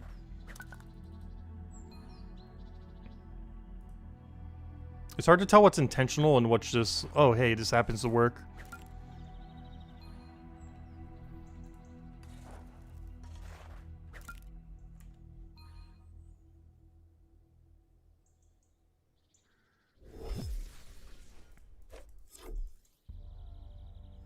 I haven't been drinking the potions. Should probably be doing that. I kind of brought them out for this whole purpose and then proceeded to not sip almost any of them. Hey, gotta save that time. Drinking at 8% means we have to grind about 6% less when accounting for drinking time. I probably should have done a bigger potion though so I could have used the point. I just want to use it on the lower amount. Well, wait for the double. Also, I have tried this fish before. The way that you path to this one makes it so I'm pretty sure it's slower. Oops, I forgot to take this blood nettle first, so now we're going to be off cycle. But I'm pretty sure taking this fish is slightly slower than taking that one. It doesn't feel like it should be, but I have tried it. And it seems like this one is slower. Even though it's physically closer, the way that you move towards it makes it slower. Because you have to walk through more tiles through the slow water. Which adds up a lot with time.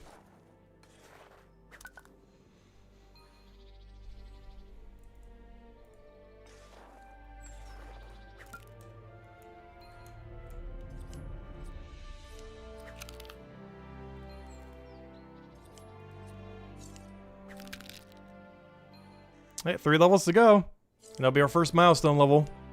And it's probably around where we're going to be ending it today. It's pretty much right at that level. Then off stream, I'm going to go for the combat grind probably.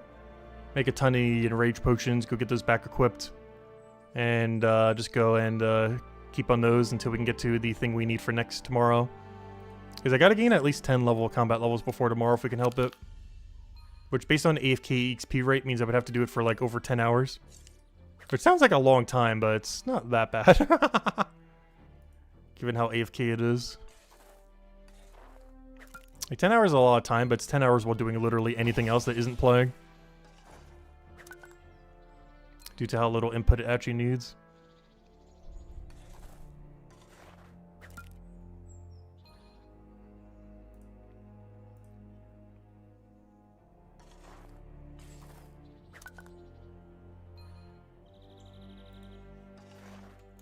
Plus, it might actually be less than that because I'm basing that off the current thing I can kill.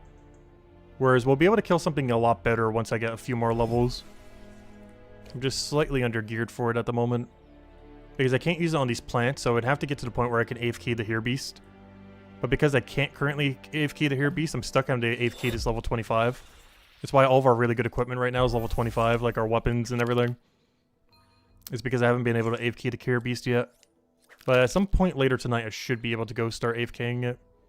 I'm just slightly too weak at the moment to do it with no drinking of potions. Mostly because it does yellow damage, which is what we're weakest to. It's one of the only really unfortunate things with this chapter. It's a really dead area that doesn't work that well for Cryonite. Because you can't do it on the plant, unfortunately. Otherwise, we'd be doing the plants really easily right now. I could actively kill them, obviously, really easily, but we can't use the Enrage Potion on it. Because actively, I can kill as high as the goal if I wanted to. But AFK, I'm stuck at this level 25 instead of the 43. As soon as we can get AFK in the 37, we're pretty much golden. These our XP rate's going to skyrocket. Because we're getting, how much more XP is it? We're getting like 70k more XP per kill. Compared to what we're currently killing. That is almost a double XP rate. Of course, we'll kill them a little bit slower. But with all factors combined, if we can get to the point where we can kill Hero Beast without ever dying, it is roughly 60% quicker than what we're doing now, like 50-60%, which is really solid.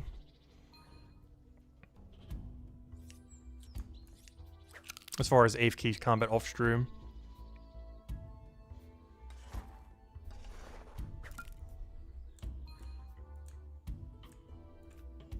Not to mention, it also gives us Pondweed as an alternative drop.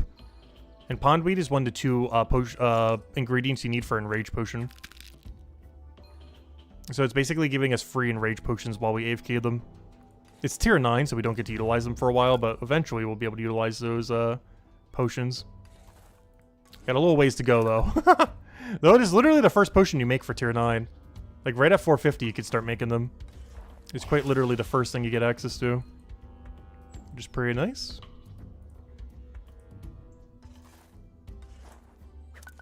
Oh, so hello, Maxon! Welcome, welcome. Hope all's been well. Welcome, welcome, welcome.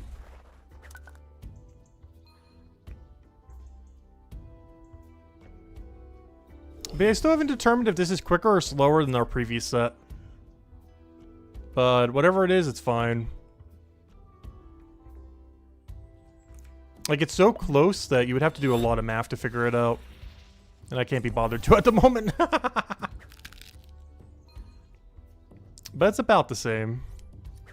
So since we're already here, we'll just stick with these. I prefer the smaller loop rather than the mega loop anyways. And until we get a high enough level where we can actually use the material itself doesn't matter that much. Until we get like 100 more Forager levels.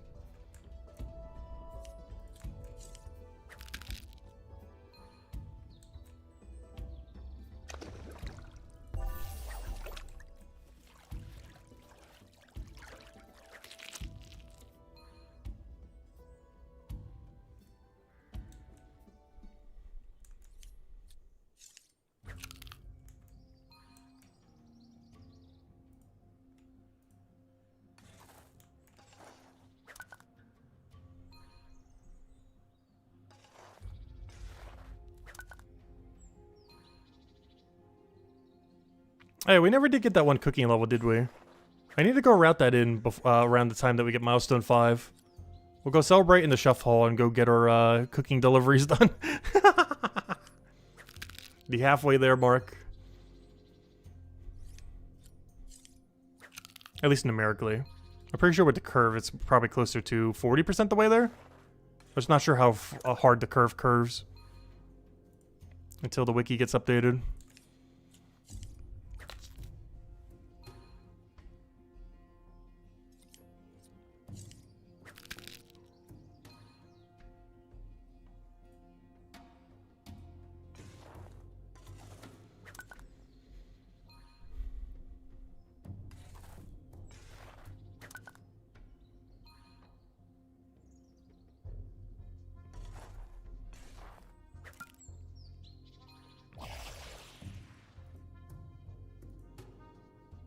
So I've noticed every single cycle, like the last 2 resources, we can't get there in time.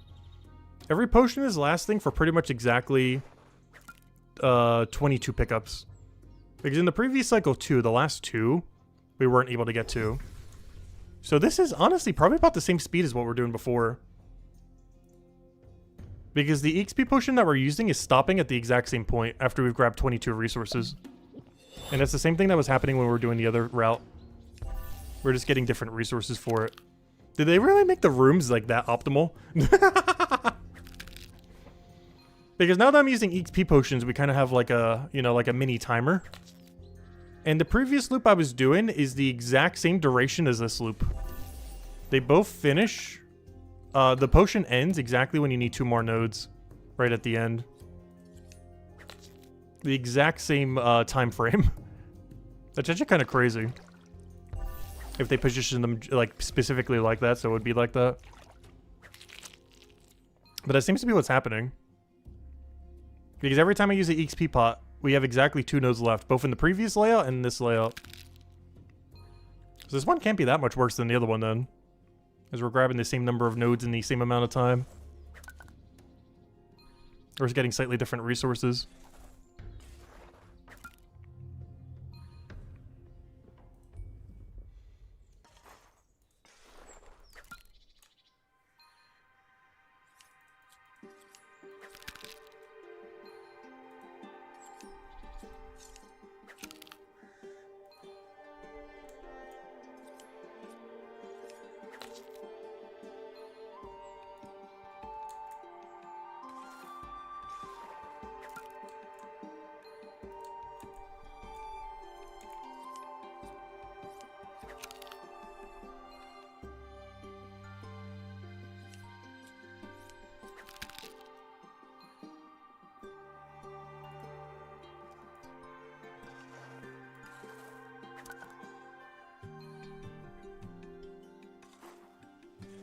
And on this next set, we will use the bigger boost, as I'm pretty sure we get enough knowledge points. I would sure hope so. That'd be weird if we wouldn't. But it should be enough.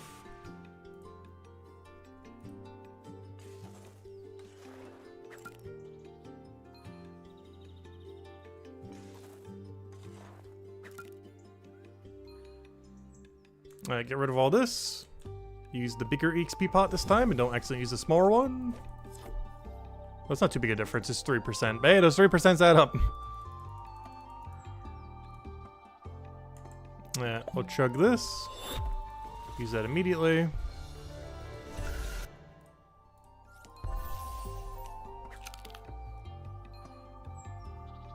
And then we have 2.5 more levels to go. And then we'll get our first milestone upgrade. What if it does a flashy screen or everything? But regardless, it would still be on the same loop.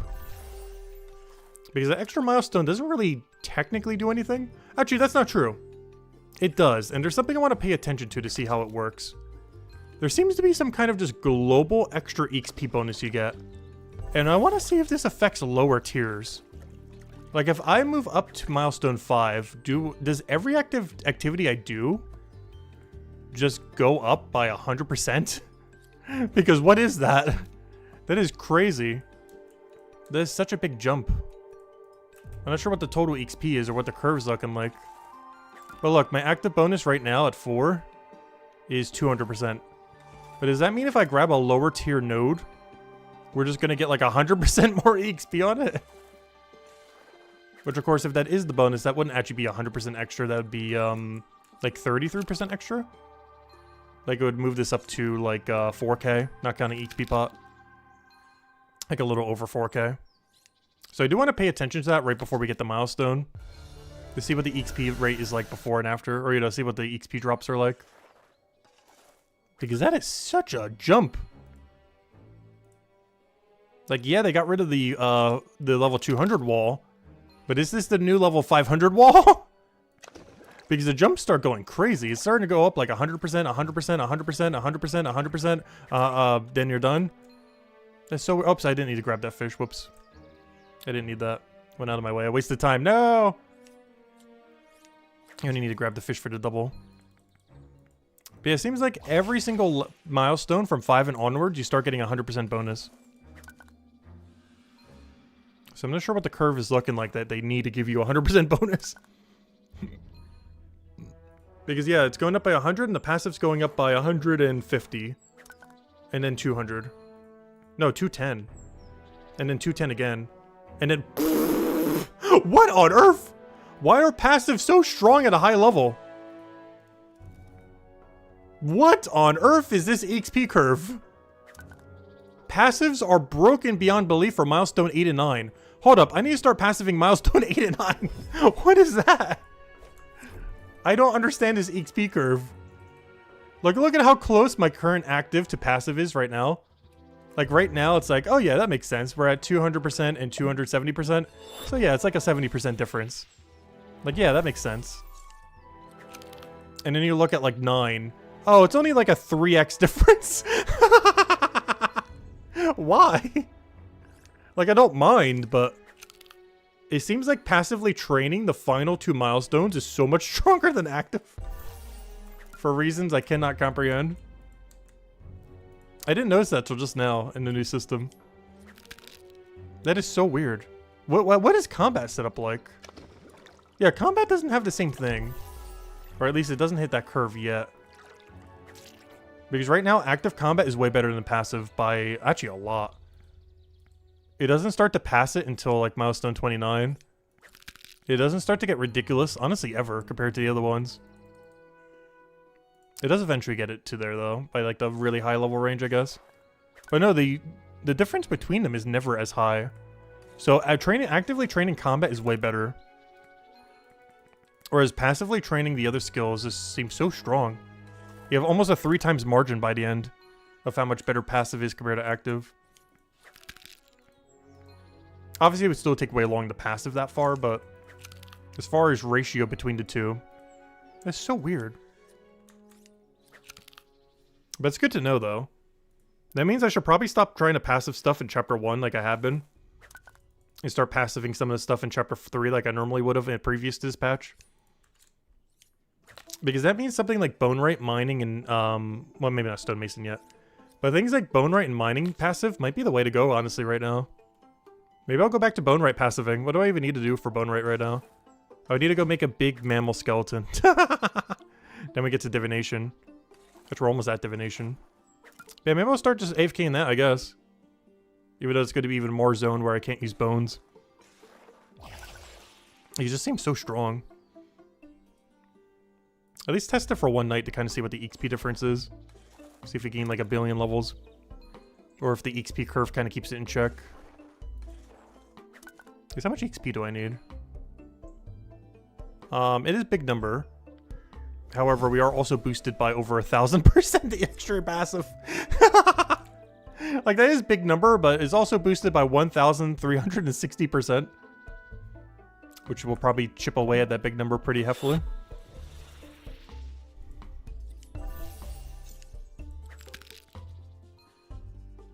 Whereas if I was to do Forager passive right now, it's only boosted by 270%. Which obviously relative to how much XP I need is probably, you know, in line. But, that's still a way bigger number.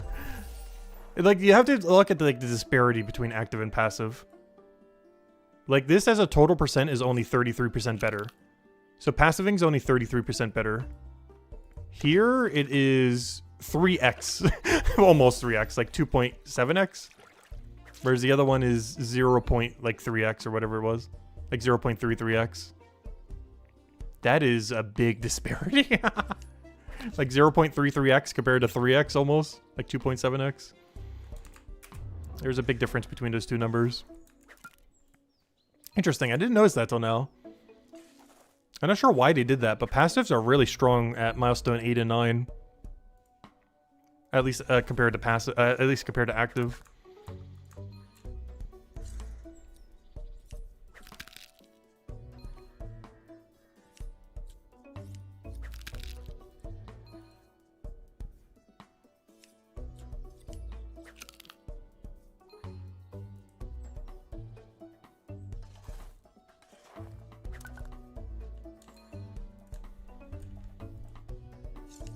Oh, you know what that means.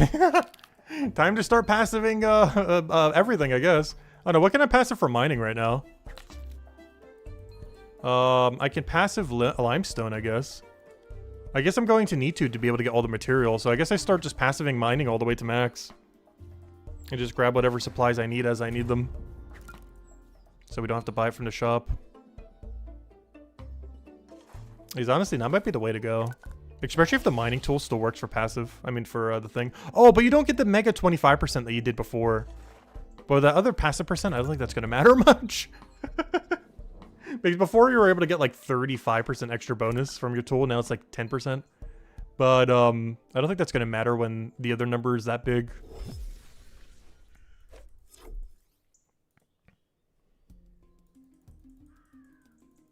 Yeah, maybe that'll be the passive I run tonight. Because I'm going to need that material for mining and smithing anyway, so I could also passive those. They're not quite at that level range yet, but you know, they're going to get there eventually. Though, that does mean I need to start knowledging smithing and stonemason then. That's probably what I'm going to do with combat. Whenever we go to Mines of Matubin, I might need to do a 3 milestone Mines of Matubin melee grind. And dump all knowledge into smithing and stonemason. I gotta go get those to milestone 8 now. They're both pretty close though. I'm 45 levels away on stonemason and I'm 52 levels away on smithing. And then all the mining supplies I get, I should be able to dump into them. Also, that doesn't mean we can't do passives before then. It's just the ratio of how much better active the passive is starts to turn near the end. Where the lower your level is, the better it is to do active rather than passive. Whereas the higher your level, the better it is to do passive than active. Why they did that? I don't know, but that is the way it's set up. Or you get way more value on lower leveled skills from doing it actively, but you get way more value on higher level skills from passiving them. You can still do both, obviously, for both.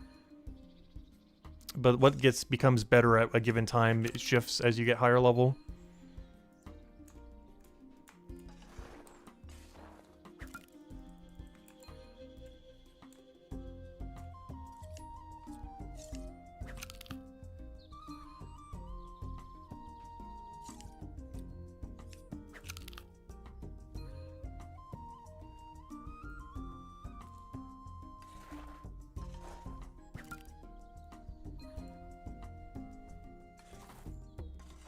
So speaking of higher levels, we almost got our next level.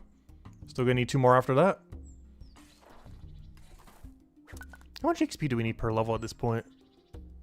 1.1 mil. It's honestly not moving up that much. Like earlier this morning where we needed like 1 mil per level.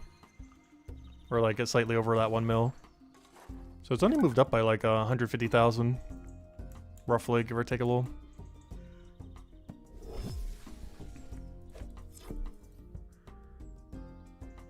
Which is an extra bit of time, but it's not that much. But how much XP we're getting our current level range is like 2 laps.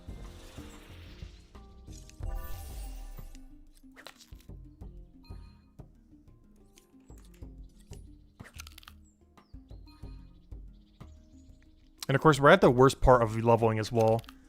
The hardest part to level in any skill is near the end of the skill. Because that's before you end up getting the XP bonus. Because right now we're going to be getting a massive XP bonus the second we get a few more levels. All actives going up by 100%. And all passives are going up by, whatever that number is. By 150%. So the hardest level at any point to get levels at is the final few milestones. So we're at like the deadest point of every skill is like the last like 5-ish levels, last 10-ish levels. Will always be the slowest for every skill. Because it's before you get the next XP boost. So with that being considered, this honestly isn't that bad then. Given that this is basically the slowest XP we're ever going to get at any given time. It's like those final 5-10 levels.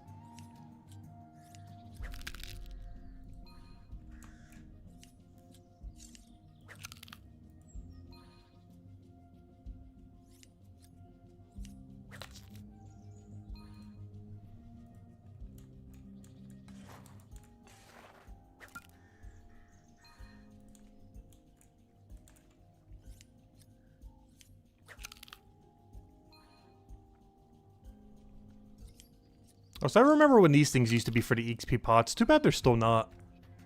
I'm not sure why they end up making them into fire potion.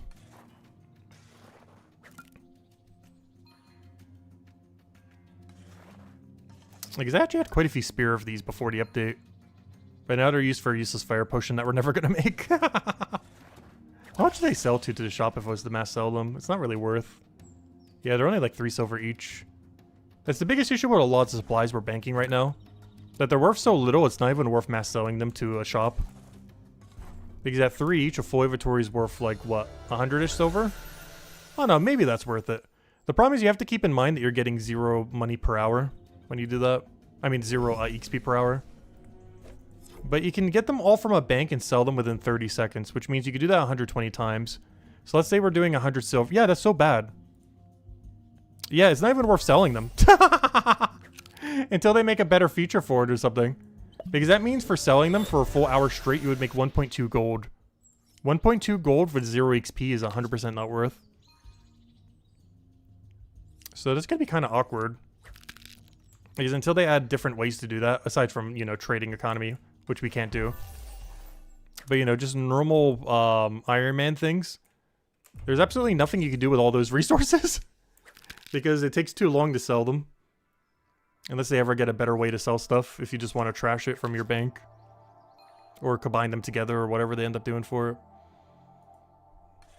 So combining them together could be kind of sketchy as far as the balance of the game. But they gotta at least add a way that you can like sell it from your bank or something. Even if you have to sell it for a downwards amount. Like if I could sell my whole stack for a tier lower than this. Like for 1 silver each instead of 2, you know, instead of like almost 3. It would be worth it. Oops, I forgot to grab the fish. I was like, wait, why were we so off cycle? It's because I didn't grab the fish.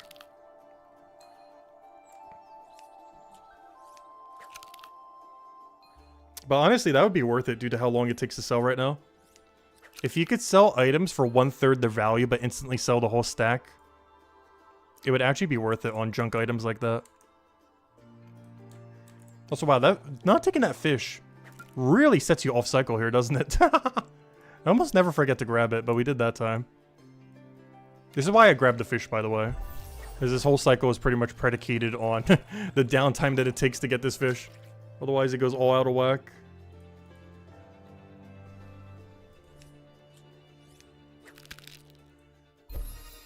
Oh, there we go. 2 more to go. Until we get the better XP rate. Oh, that's a lot of things. Oh, it even shows you the... Oh, I forgot about that too. We get better tools. Wow, that is so many things. But it even shows you the XP boost that you're going to get. But I completely forgot about the tools. That is the second to last tier of tools. I think we get the final set of tools at tier 7. The only thing I have that for is mining. But yeah, tier 7 you get the final set of tools to... yeah, I believe it just lowers the doubling speed. So as you get the tools higher, your double speed goes shorter and shorter. Which means we might eventually be able to start using it 2 per set instead of just 1 per set. Which would definitely change up some of the routing once you have that final tool potentially. Because the cooldown on that would be really quick. Not sure exactly what it would be, but it's definitely way quicker than it is now, that's for sure. Pretty sure the wiki has the full list of timings. I just haven't been checking too much with the wiki because I'm not sure how much of it's out of date at the moment. Assumably a lot of it. Because even if you had like 5 people working full-time on it, there's no way they updated that in 2 days. Not even old school RuneScape, but how many people they have can update that quick. Normally it takes them a couple weeks before they get it all in. Whenever there's like a mega update. Like a lot of stuff with sailing was even in like a month after the fact. There's no way that a few people just doing it like part-time for free are gonna get it done in 3 days.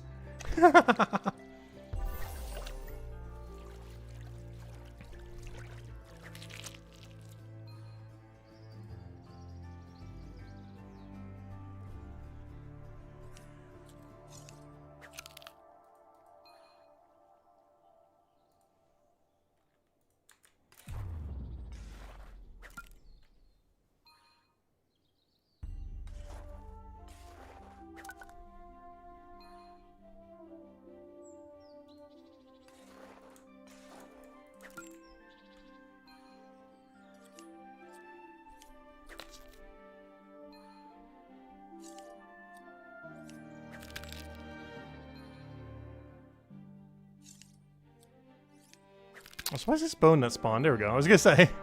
Why does it feel like it's delayed compared to normal? There it is. As long as it spawns before we get there.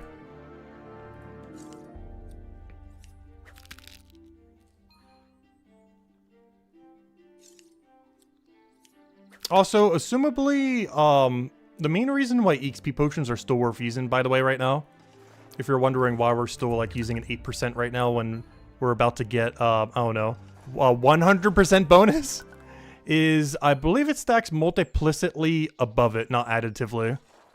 And what I mean by that is this 8% potion isn't going to make this like 308%. It's not going to make this 208%. What it's doing is it will apply all this and then it will multiply our 8% on top of that. Which is the reason why using these smaller XP potions and stuff like that are worth it. As well as like the 10% bonus that we have on our tool and stuff like that. It's because they're multiplicitly adding, or they're multiplicitly multiplying after the fact. They're not adding their percent to the total percent, but rather multiplying the total percent at the end. Which is why these potions are still worth it. As well as upgrading a tool. Because they're being multiplied to the end number, not added to the other big number. Otherwise, they'd be really useless. Compared to the 100% bonus we're going to get in 2 levels. But no, they're multiplying it, so... Technically, an 8% is... you know, getting multiplied by all of that. So it's coming out to almost like 40% bonus? If you account for all the other bonus. Even though it's technically only an 8% bonus. But if you put into consideration all of it, of what it's multiplying, it's almost like a 40% by using an 8%.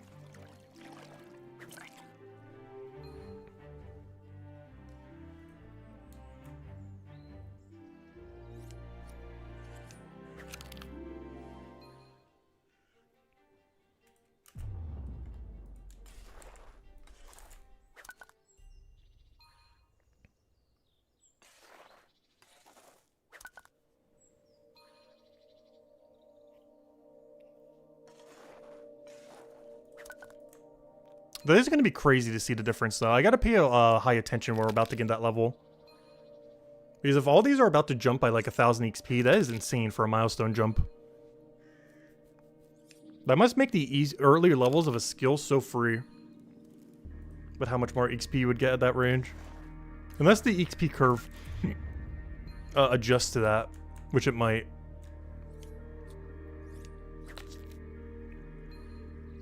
I wonder if that's been posted publicly anywhere yet.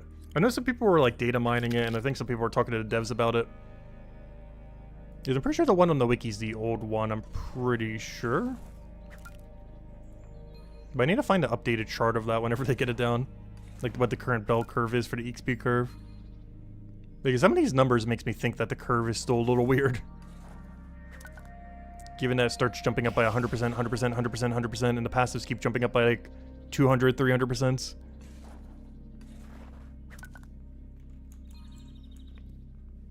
Because those numbers mean nothing if the curve is still kind of weird. Because it doesn't matter if you're getting 100 billion times more XP. If you need to get infinite trillion more total XP. Like the exact percent doesn't matter. It more so matters the difference between the percent gained compared to the total needed. Otherwise they could put any percent there and it doesn't mean anything. If the total needed is moving by even more than that.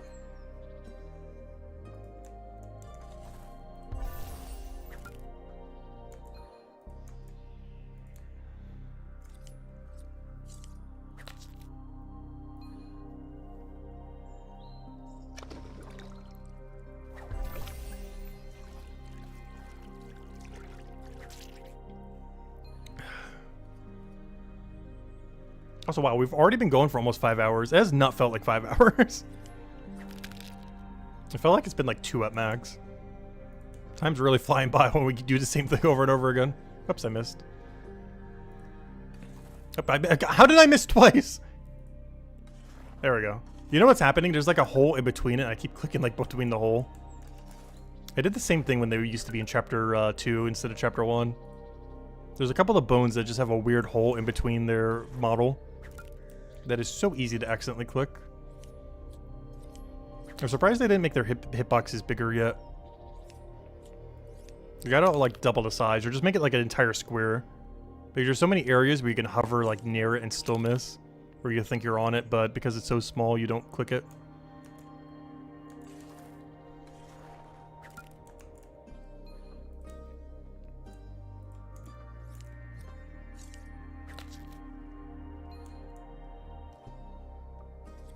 Yeah, we'll bring out the hefty potion. Also, I forgot to drink one. I even noticed that at the time, but I was doing the double command, so I was like, I'm not going to bother drinking it. We got to remember to drink the bigger one this cycle, so that we can double boost. Which means we only need half a level. Or sorry, a level and a half, I mean. We're almost past the longest grind that you have to do in any milestone. The final 5 to 10 levels. But then we should be clear for the really good XP rate. Oh yeah, that's something else I need to go check. There's a couple things I need to check before we get a level.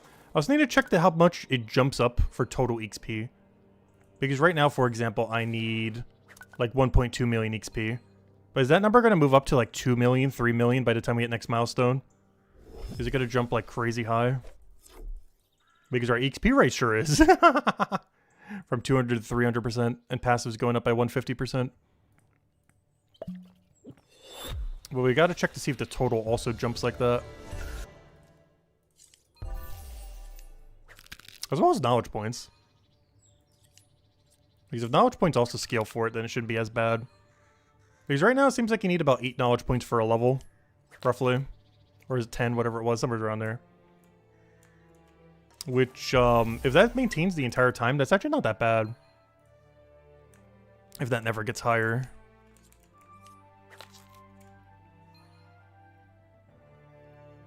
Because before you needed 16, not counting potion effects.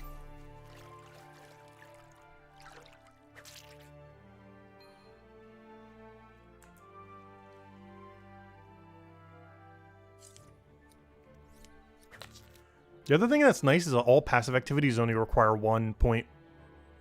Even when you're all the way at the end, you still only need 1 point.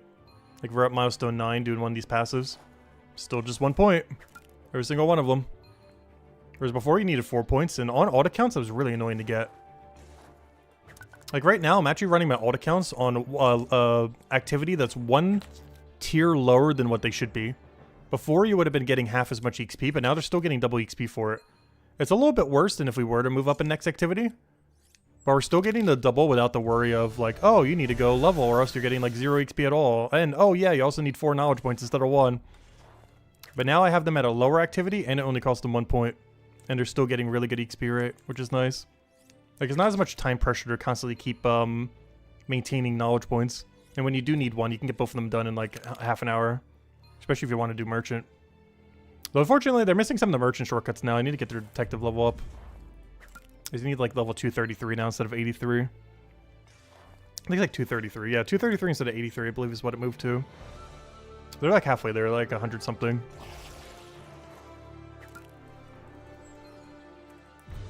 Oh, no wonder why cooking feels so slow. I was wondering why cooking feels so slow at this high level range. But it's because we haven't gotten the better XP rate like I was explaining for Forager right now. No wonder why Chef feels so bad at this level. It's because we haven't gotten the 100% extra bonus we get in like, you know, a few levels from now. That's why it feels so sluggish right now. Because I was wondering why that felt so much sluggish compared to like Forager at that lower level range. But it's because of that mega XP boost to get every milestone. That makes like the beginning of every milestone just kind of breeze through with all the boosts.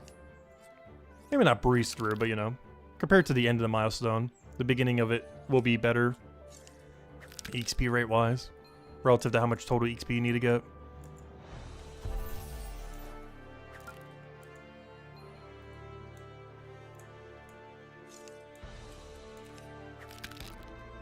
It's also why fishing feels like it's going kind of quick, despite the fact that we're barely doing anything. It's because it got the relatively recent milestone boost, which I assume applies to all the lower milestones. I don't see any reason why it wouldn't. I don't know, we'll find out when we get our level soon. Level and a half, we're almost there. There's a couple things I want to check. I want to see if our total XP needed skyrockets, which it likely will. And I also want to see if it works on lower nodes, which it should. And maybe a third thing. Maybe a knowledge point to see how much more knowledge points we get from it. But knowledge point should be pretty straightforward. I'm pretty sure it's still the same ratio. It just takes the extra bonus and applies it to it. Like the extra 100% we'll have. I'm pretty sure the ratio of what we'll need will still be pretty similar though. Oh no, we'll find out in a moment. The main thing that the XP boost does, even if the XP curve kind of scales to it, is ultimately what that would do is it punishes you less for activities that aren't good anymore. Like if you're doing a lower level activities, those boosts actually make it so those aren't as bad. Oops, I wasn't supposed to take a fish here. Too late now. Only supposed to take it once for the double. If I take it twice, the other one's just wasting time. Whoops. Well, one less bone spike. Not like we need them.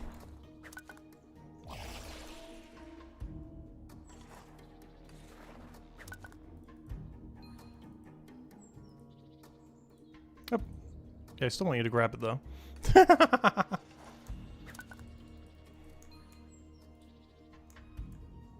At least we can skip those few tiles, I guess. Not really that big a deal though.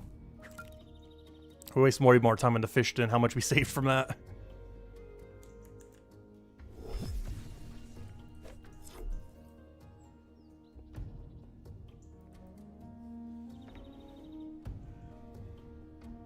But yeah, that's something we're going to try doing tonight to kind of test it. Oh, before I do, let me use 8% here. We're going to go test mining AFK, I think, tonight. And see if the tier 8 milestone with all this extra XP makes it feel like a lot better. See if we gain like 3 levels instead of 2, or are we still getting about 2 levels for an entire night? Because before, it would have been about a level every 10-ish hours. So I want to see if we gain levels at a quicker rate than that. Like if I keep mining tonight for, I don't know, 10 hours. Do I get like a level and a half? Like do I become level 4 instead of 2? Or would I still be only like 1 level up like I would have been 4? Because that would also give us an idea about how steeply it curves. So let me check. What is our actual total XP we need for this level 2? 9 million. Let me break that down. 9 million. Well, it's hard to tell too because the base value of the actual material that you're getting. It's hard to calculate everything. Because I'm not sure how much the actual material is moving up. Or if it's just a static number that's now moving up from that. But it would have to go up. Because otherwise tier 1 would literally be the same as taking a tier 5 resource. Which it very much is not. See,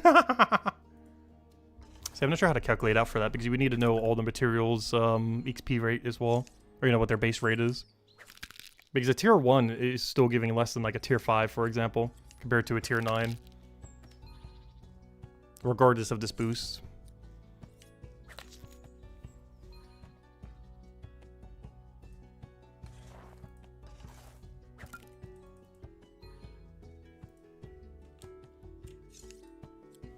I just realized, it tells you how many cards you've collected. I never noticed that in a new format all the way at the bottom there, and all that text. It actually shows you total cards. So for Forager, I can see I missed 5. Which we can see are 5 passives. Maybe I should go for those just for completion's sake before we clear out this out. No, not the cape though. Ignore the cape. But everything other than the cape. And we'll go clear these out real quick. The only problem is they're all over the place. Is there any of them near me now? I feel like 2 of them are. Anemolite is on the beach. Spray is to the east, or to the, yeah, east. Maggots are probably to the west. I'm trying to find them on map. No, they're down there. Beetle is, or maggots already did. Beetle. Yeah, Beetle's also over there. Interesting. I don't know, should I go touch them all real quick? Let me go touch them all. Why not? We'll get the first time bonus for these 3. I can't do the Anemolite because it's too far away. But let me just grab all these real quick. Just for the fun of it. Also, we'll even take the first time bonus for them. Why not? We'll give them an extra 8%. I'm just going to touch all these real quick. For completion's sake. Anemolite, I'll get some other time. We don't need to worry about that right now, though. But just while we're in the area. Because I think the first time bonus is going to give us like almost 50,000 XP or something. Might as well grab them now while it's still worthwhile. To try to push through this level. Only 10,000, it's not great, but I'll still grab them real quick. And there should be 1 to our east, 1 to our west. Hello, Bell Plants, we're coming for you soon. Oh, and then there's 1 to the west in that other room over there.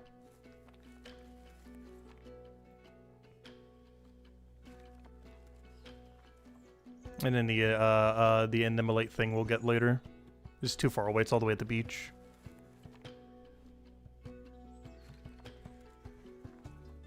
And to keep I'll ignore forever until they add skill perks on them. The only cape we need are Minds of a Tubin cape. Which, honestly, maybe that'll be one of the grinds we go for. 500 all Minds of Matubin. I just hate getting that many 500s. The only reason we're doing it for Forager is we have to do it for Forager to get Monument completed. Because we don't have to go do 500 all for that chapter. Especially in the current state of the game. Level 8 Milestone is basically max. Because until chapter 5, you can't even make equipment that you can even wield. Like, Milestone 8 already makes max level equipment for the current state of the game. So if anything, I should be focusing on smithing and stonemason to 8. Because mining and bone rate does nothing. So maybe I'll go do that then. Maybe I will passive the other 2 even though they're not giving as big of a bonus. The problem is I can't do it for smithing, so maybe stonemason. Because the one for smithing right now, I need a really high forager level forge to go grab some of that scrap metal. Alright, anyways. That was a waste of an XP potion, but... we got them all! We did indeed get them all. Was that worth it? Probably not, but completion's sake, completed.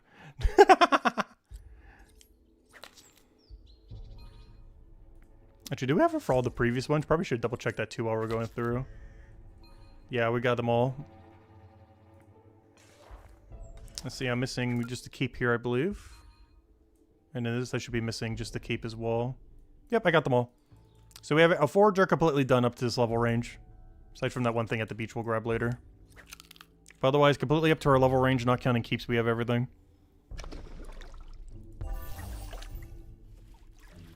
Let's go get a level and a half.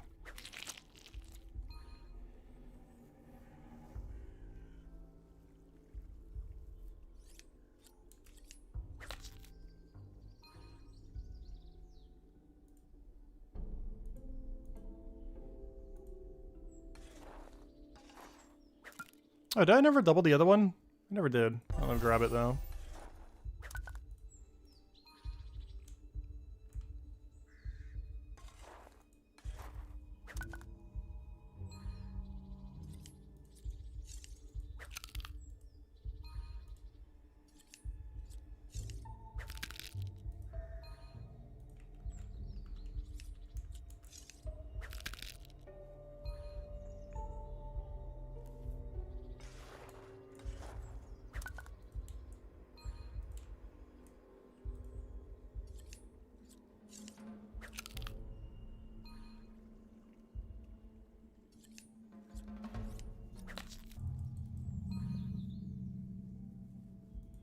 At this point, our next double knowledge point should be that second to last level. We just got to push the final then. But you can definitely feel how much slower the end of it is compared to the beginning. Whatever that curve is doing, it's giving you like that big dopamine there at the beginning.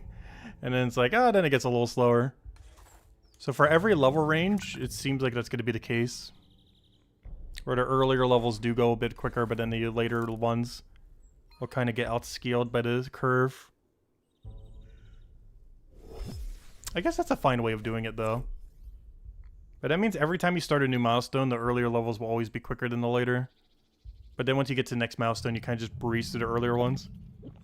Like, me getting these last 2 levels is probably slower than me getting the next 2 levels.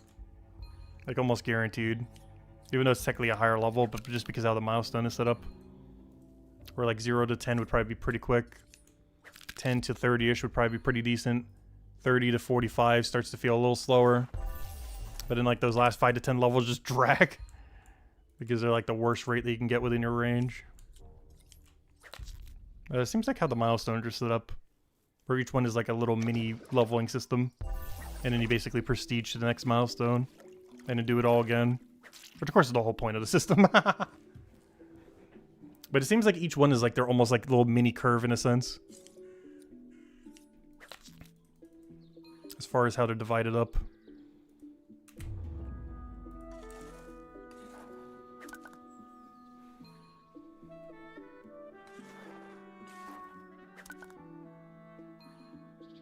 Like, each one's their own mini curve on a curve that probably still keeps going up. So an actual XP graph for the game would probably look like a bunch of bubbles. It would probably look like 10 bubbles. Or 9. Well, yeah, 10 because 10 milestones. Because each one would then curve, but then get a big boost, but then curve, but then get a big boost.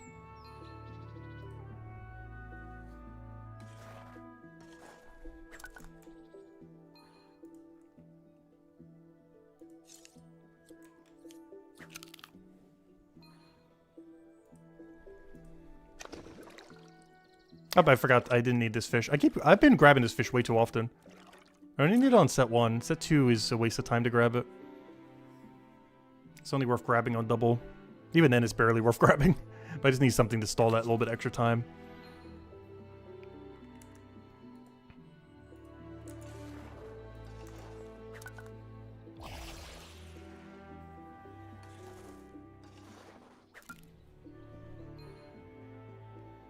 But I'm going to hold this for the next double.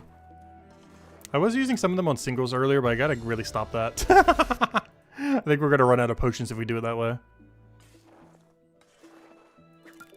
So I'll just keep drinking to 8% and only use that for the double boost. Because otherwise we'll run out in the next week.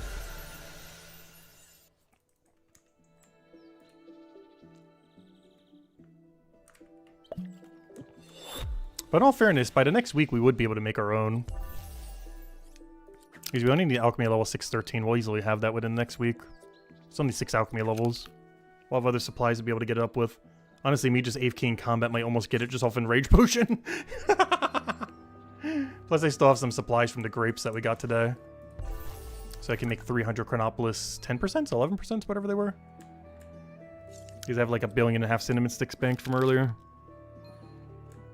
A lot of which I should probably go sell out later. Like I sold all the grapes earlier that I had excess of. Because I have way too many right now. Like an absurd amount. I think I have like 30,000 cinnamon sticks for my current tier. And to put it in perspective, you can make about 100 of them an hour, a little bit higher than that. It would take upwards of 250 hours for me to consume every or to make every potion. I haven't counted consuming, actually drinking that many for that chapter. Which is definitely not worth it. So I'm going to have to sell a lot of that out. I was mostly just doing it for the XP. And because it's 24 hours and I can't be bothered to check an 11-hour venture twice a day. Which is the main reason. Especially when I was playing it more AFK. Right now, the way we've been playing it, obviously it'd be fine to take an 11-hour one. But generally speaking, I'm sticking with only the 23-hour ones. Which means we'd be able to upgrade Merchant and Fishing for free to 500. Which is kind of sad because Merchant's a really free skill to just train manually. Oh, so that reminds me. I wonder what the XP boost, if it counts as active or passive for claiming venture. Oh, I did it again. How am I doing this every time? I was not supposed to grab the fish here. But I wonder if the active or the passive boost affects ventures. Unfortunately, there's no way to check that for Forager, as there is no Forager venture. But I'm curious which one it would do. I assume it's active, even though it's not active. If it is passive, that's kind of crazy. Because the main reason I say that is active potions do work on it rather than passive. Like if you drank this 11% and then did, you know, like a fishing venture in this chapter, it would count as, it would count the active XP bonus towards it. But regardless, that number going up would actually be kind of nice for some of them. Yeah, oyster all the way to 500 fishing because time. Catch almost no fish other than some basic amount we need for cooking, and then like never again for any. Fishing literally max without doing any fishing. Or almost no fishing. And merchant gets up very similarly as well. The only difference being merchant is actually really good to manually grind to max.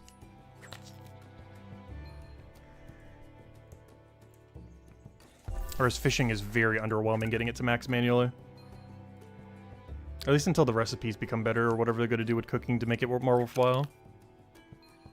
Because then, maybe then some of the other fish would be more worthwhile to actually go out of your way for.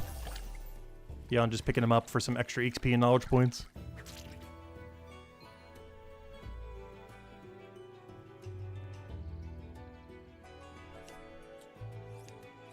Alright, 3 more laps and we should be able to go get our double-double. And then we just need to get the one last really long dragging on level. And then we'll have it all. And how many levels would that be then? We've gone for 5 hours and we gained... We started at... So let me remember not to grab the fish here. But we started at 39. We got to 49 in 5 hours. So we're pretty much perfectly on 2 hours, 2 levels an hour. We're pretty much perfectly on 2 levels an hour. And that's not counting any free fishing XP we got during that time. Though I didn't really do any combat synergy this time. Which is why our average the other day was like 1 point something. These, of course, we got a lot more combat. Like a level and a half or whatever it was, compared to none today.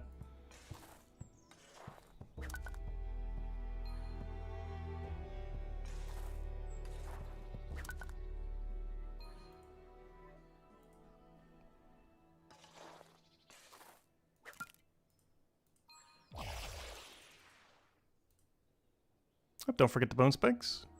Grab you, grab blue, head over there. 2 more sets, and then the third we should be able to go use our big boost, get our level, and then we just gotta do that one more time. And then we gotta see a lot of things that happen at the Milestone 5 just to kind of compare. The main 2 I want to look at is our XP drops that we get per thing.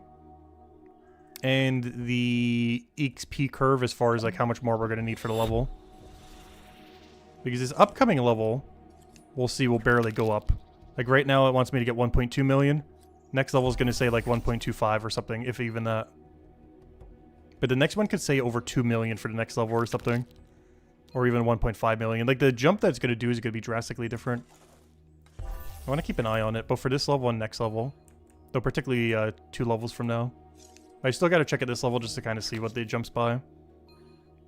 But I'm willing to make a bet it's going to jump by over 6x that. Like, if it's about to jump by, like, 30,000, the next one's going to jump by, like, 300,000. Maybe not that big of a difference, but it's going to jump by definitely a bigger number. Oh, I forgot to grab the fish. Now I'm doing the inverse issue. The problem with the fish is you don't do it the same every cycle. It changes every other cycle, and I keep forgetting. Because I'm only, like, half paying attention. We're just gonna wait it out. I'm just gonna go 0 fish this time, I guess. Fishy gets to live today.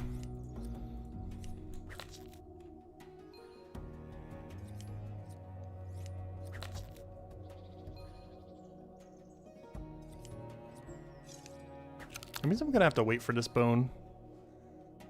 Normally you wouldn't need to, but we didn't grab the fish. I might potentially also have to wait for this because we didn't grab the fish. Oh, no, we didn't. That's the whole reason why we grabbed the fish, is so there's no waiting in any cycle. And so we could use the double tool, obviously. Which makes almost every node worth taking.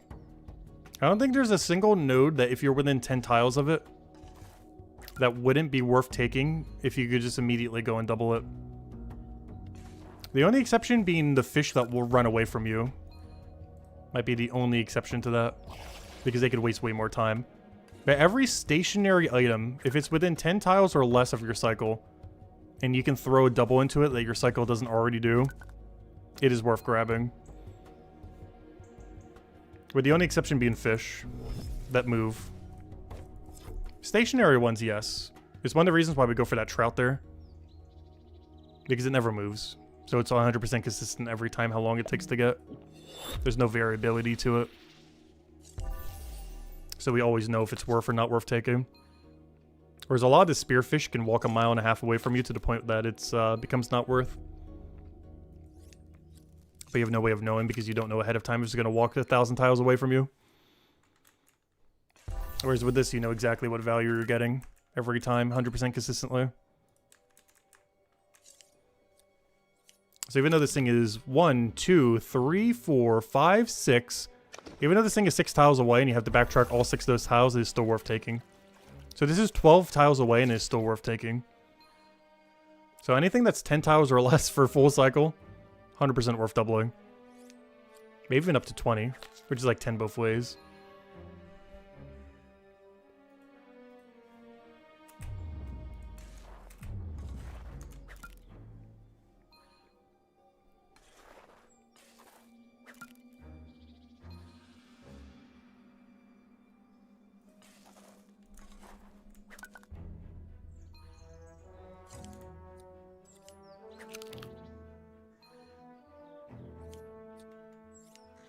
Alright, level's about to come in. Let's go pay attention to this. We're at 1.2 million. Let's see how much it jumps.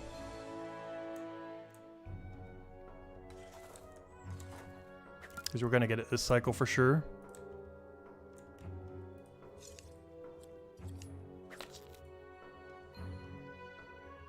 I say as we might not get it this cycle. We should. Yeah, we're going to. Barely, though. Alright, so we're going from 1.2 with the 8 there to... Yeah, notice it moved up by 7,000. Do you know how little 7,000 is? There's like 3 nodes tops. Interesting. Now, notice it moved up by 7,000 now. Do you know how much is going to move up by the next tier? Spoilers, it is probably bigger than 7,000. By a number that might have multiple zeros below it.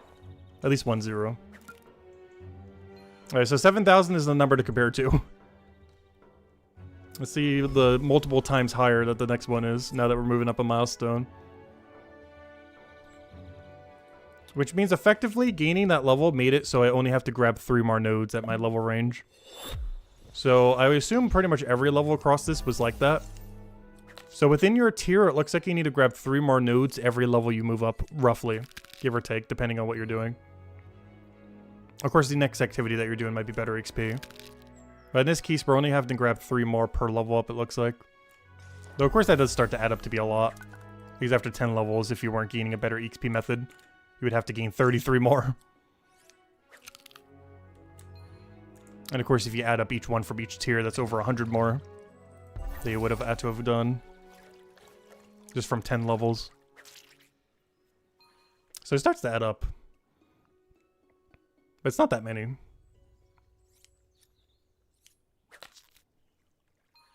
And then it looks like it might get reset by the time you move up the next tier. Alright, Forager, of course. And I'll put the next one to Forager as well. Alright, let's double check what our Forager drop is. For knowledge points. Not the extra that we get from our XP bonus. I want to see what our actual, just base number is. Which is whatever number is about to show up here. Our base number is 116. And we moved up by 7,000 XP requirement And 116 was the knowledge point.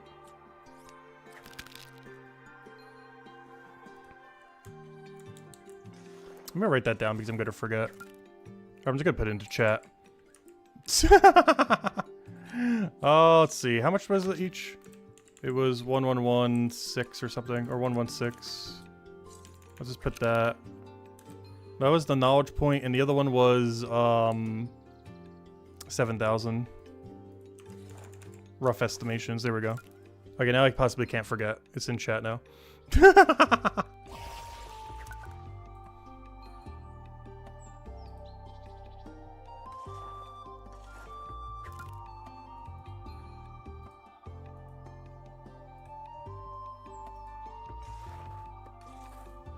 I was gonna say, why does this level feel like it's going so quick? It's because I just dumped 2 knowledge points into it. I'm like, wait, how are we already almost there? We like just got a level, but it's because 2 knowledge points goes a long way. I'm not sure if they get weaker at any point, but if they stay this strong the whole time, that's kind of crazy.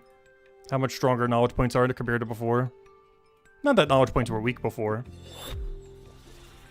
But their value at this high a level range is way stronger than they were in the previous state of the game.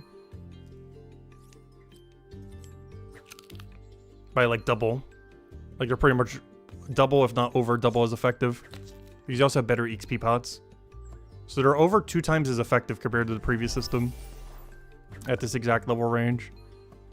Which is a lot of benefit.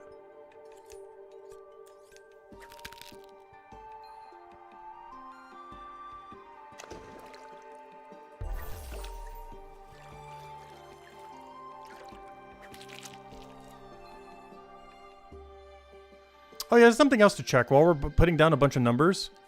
The next time I double something, I should double check, though it has to be one of these tools. I should double check what its cooldown is. So we can see how much of an improvement we get when we do the tool upgrade.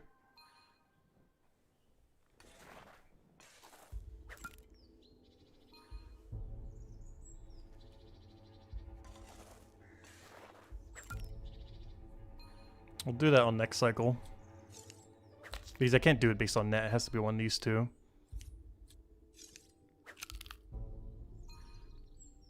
It's not the max upgrade, but it's the second to last upgrade you ever get for them. They seem to have 5 upgrades now. And each one reduces the cooldown. Well, actually, I guess technically 4 of them do.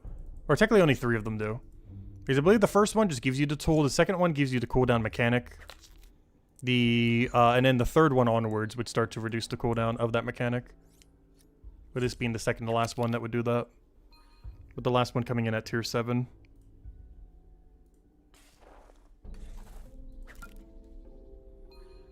One thing I am kind of surprised by, though, with how many people I see doing Forager, I'm surprised how few people we see doing our exact routes. Are our routes that bad? Because I feel like whenever I go to that other area, I see like so many people doing Forager. Then I come over here, and I feel like I see almost no one doing Forager. Which almost makes me think these are bad, but I don't know. At least this, whatever this thing is. The nettle is really good. Some of the other stuff near the nettle, not so much. But the nettle itself is extremely good XP around this level range. Alright, cooldown time. It is a cooldown of 108.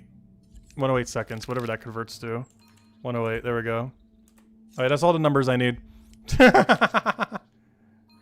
We got all of our numbers in chat now for when we go gain this milestone level. Yeah, definitely 108. Unless it's 109, but 108 seems more realistic. Just out of curiosity, I want to see what my cooldown on my net is. Given what tier it is, it should be like a 116-ish or somewhere around there. If the other one's at a 108. No, it was even lower? Oh wait, I'm actually at tier 4 net, duh, I forgot. Oh wait, that means we can kind of see the difference already, assuming each tool is the same. Because that was around 96 seconds down from 108. Which means it's cutting down a 12-second cooldown. If that is the case. I'm not sure if the final one's going to do the same amount.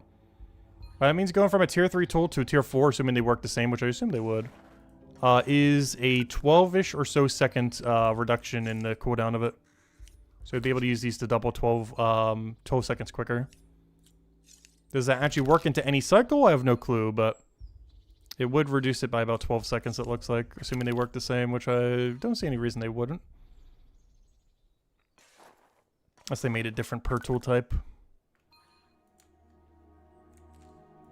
This is tier 4 and these are still tier 3. I keep forgetting my fishing's actually higher than my forging.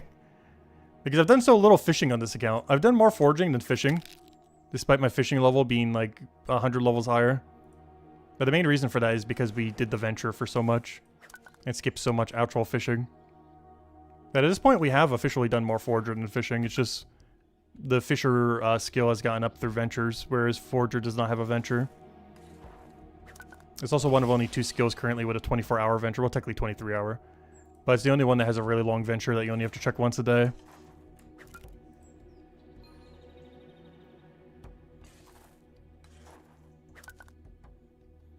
Alright, half a level to go. At this point, I would assume it to be about 2 getting to the double milestone. We should be good. Might need like 1 more knowledge point beyond that. But at this point, by the time we get that double, we should pretty much be there.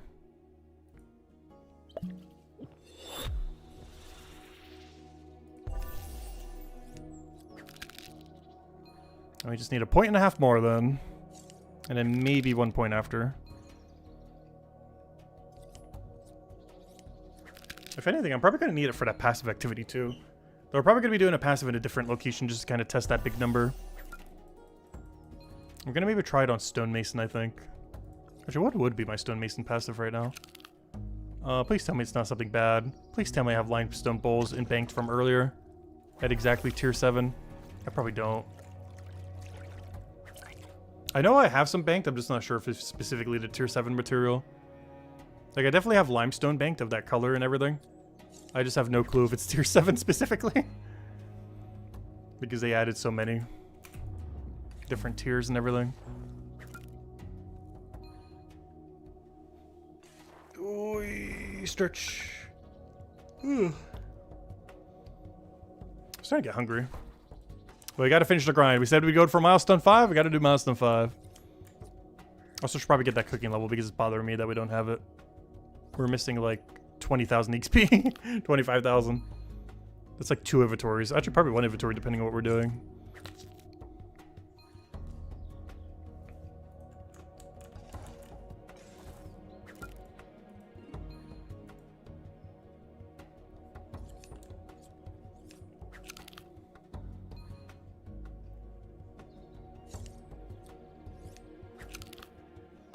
I'm not sure how well we'll work towards our side goals during this.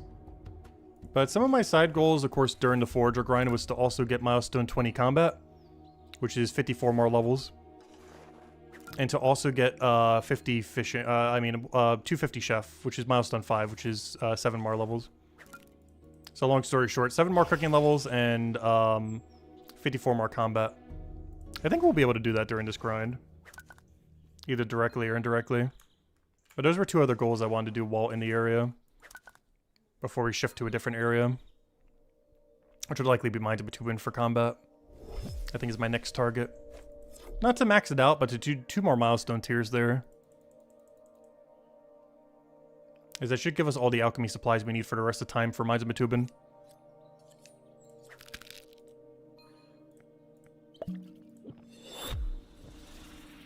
And by that I mean like getting 500 all there.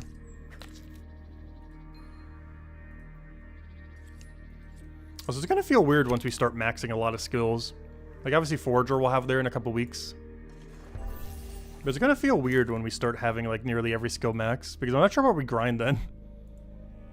There's just not like unique items to go for. And the best moneymaker in the game has been nerfed. To not be any money at all. Like the best we could do is I guess prep for chapter 5. Like make all the boar in the lower tiers that we never did. Make all the hides in the lower tiers that we never did because they just got added. Some other stuff that would help with builder. Get like the teak logs and other stuff from woodcutting. Which honestly would be the main thing. If we want to prep for chapter 5, which who knows when that's coming up, but hopefully we'll have an official date at some point within the next several months. But the best things to do is woodcutting carpenter and merchant leatherworker. That's still the case, that hasn't changed. Well, before it was only merchant leatherworker, but now it's also woodcutting carpenter. They had a bunch of logs that you need for it that just came out 2 days ago. That we have 0 of all of them.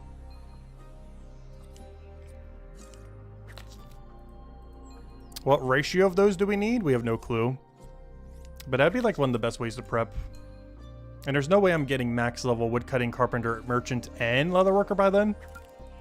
So whatever I choose should be good progress. Because we're never going to hit a wall where it's like, oh yeah, we have nothing left to go do to prep. The only way that could possibly happen is if we play for like 8 hours every day until the update, or, you know, until it comes out. Which I might be doing for the next few days, but we're definitely not doing that every day leading up to it, that's for sure. Next few weeks we will be, though. At least in the Forager. I'm not going to keep doing that again for multiple months.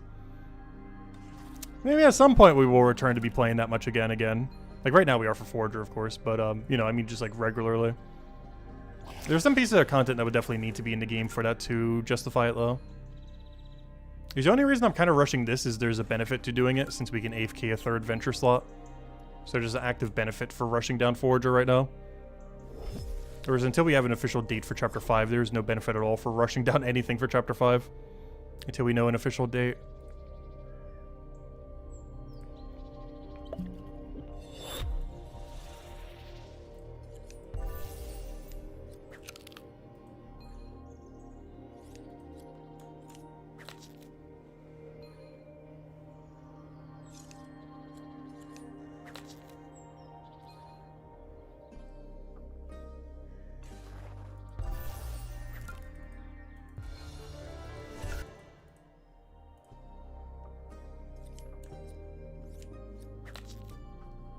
Also, I do like the ambience of this area a lot more than the, than by, like, the shoreline. Like, the little extra forest area that this place has. Honestly, I even like this forest area more than Hope Forest itself. Something about Hope Forest just feels kind of claustrophobic with how it's set up. I feel like you're just always surrounded by trees. Like, you're surrounded by trees here, but in, like, a different way. Like, the tree variety is a lot higher here. Which seems weird compared to the tree that has, like, a billion trees that you can chop down. I don't know, maybe I just haven't been in Hope Forest enough since the update. Something about it just always felt, like, slightly off. I haven't really spent a substantial time since all the changes in it.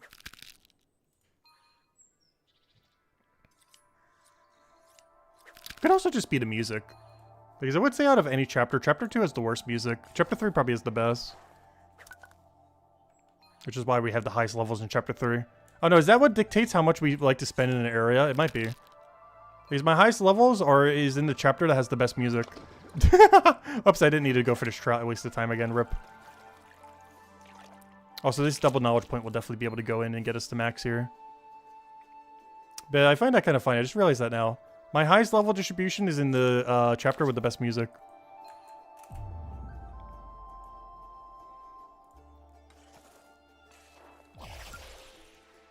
But the main reason why those are so high is because it's used for weapon making skills. Also because this is the only tool I got even higher. I got to level 35. Instead of only 25 like everything else. Which makes the skill go by a little quicker. Not by much. I think it's like a few percent extra XP. I think it's like 2%. So it's basically the difference between these two potions. Well, technically that's 3%, but it's almost the same. It's the difference between drinking these two. Alright, looks like we got 4 more sets, and I think we get to our milestone. And then we get to see for the first time exactly everything that that does. Because even in the beta, I didn't bother doing that. Because I didn't have any levels close enough to really test it with. This will be the first time we're ever getting a milestone tier in the new system. And in this case, we get a set of new tools. We end up, although we do have to go buy them with gold. We get a new XP curve, a new XP bonus, and whatever other billion things it does.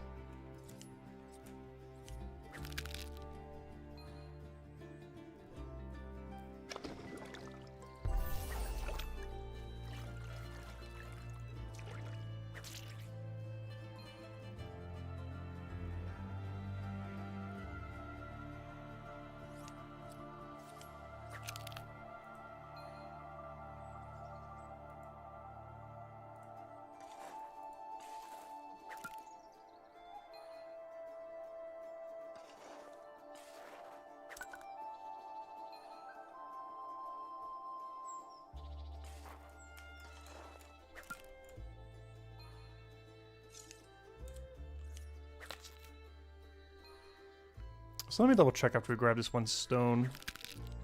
Are we at double knowledge range? Because now that I'm looking at our number, or XP bar, I don't think a double is going to get us there. It'll get us very, very, very close though. Let me see. I guess double is like 230,000 XP. I would need to get 200,000 more roughly. It might be. It seems like I'll have to do like 2 more laps after we get it though.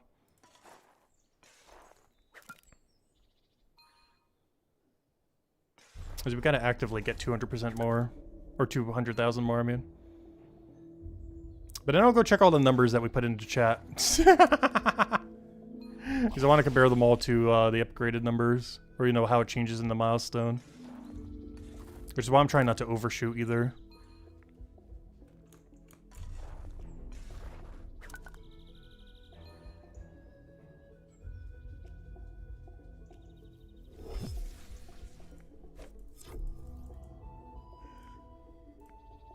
Yeah, that's such a big bonus, though. From 200% active to 300% active. Passives won't really matter much because we're not really touching them. But it is a 150% increase. I just find it really weird at the higher end, where you get that much of a passive boost compared to active. The disparity just goes crazy between them.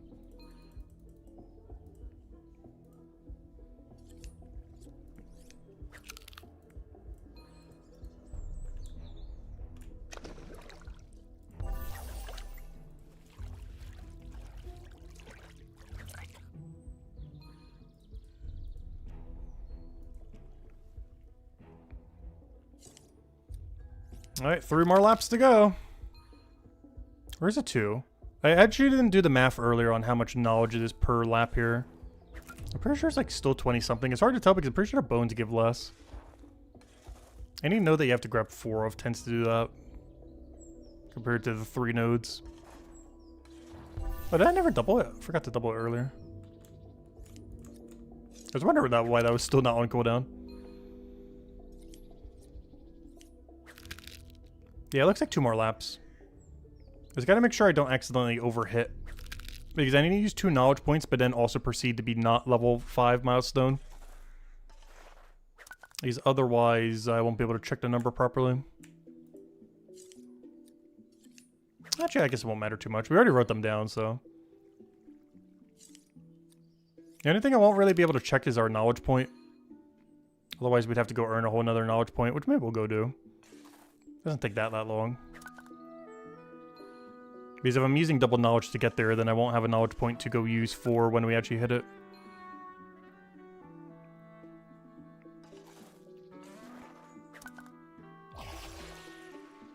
So maybe I will save it and just do the rest manually then. But if we can already get to the bigger boost, there's no point in doing that. Because we get more value from using the knowledge point to get to the better XP rate than to saving it for after the better XP rate.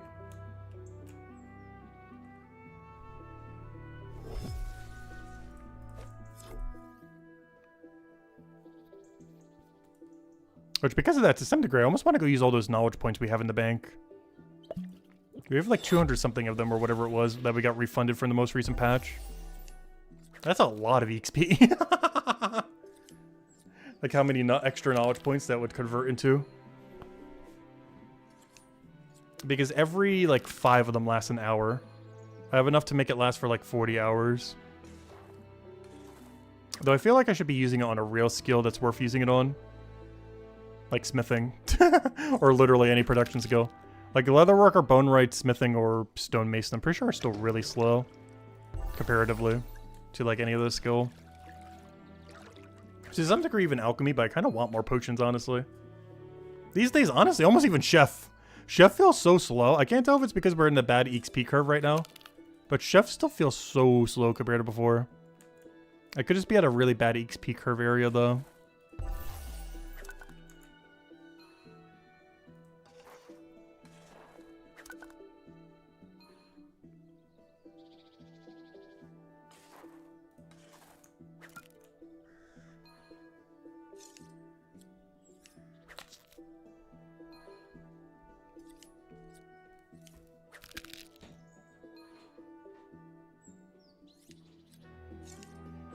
Alright, 4 for level to go. Let me double check the total XP needed.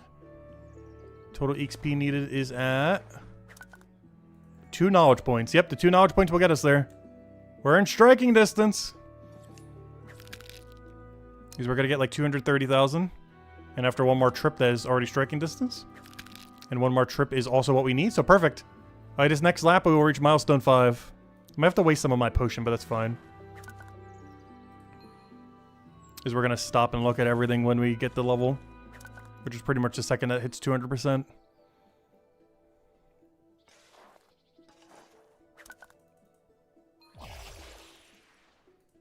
And this will be our first level since the milestone system. In the main game and the beta, because I didn't bother doing it in the beta, it would have taken too long.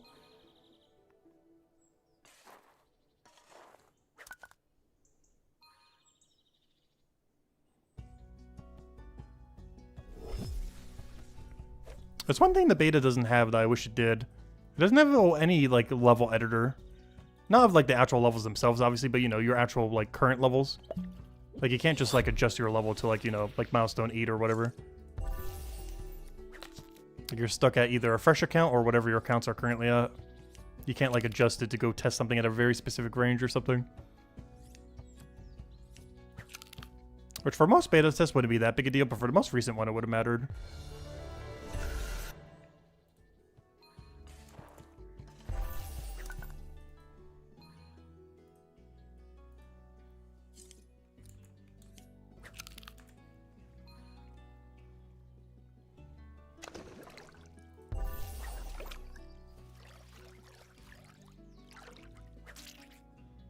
Alright, 2 more nodes and we should be there.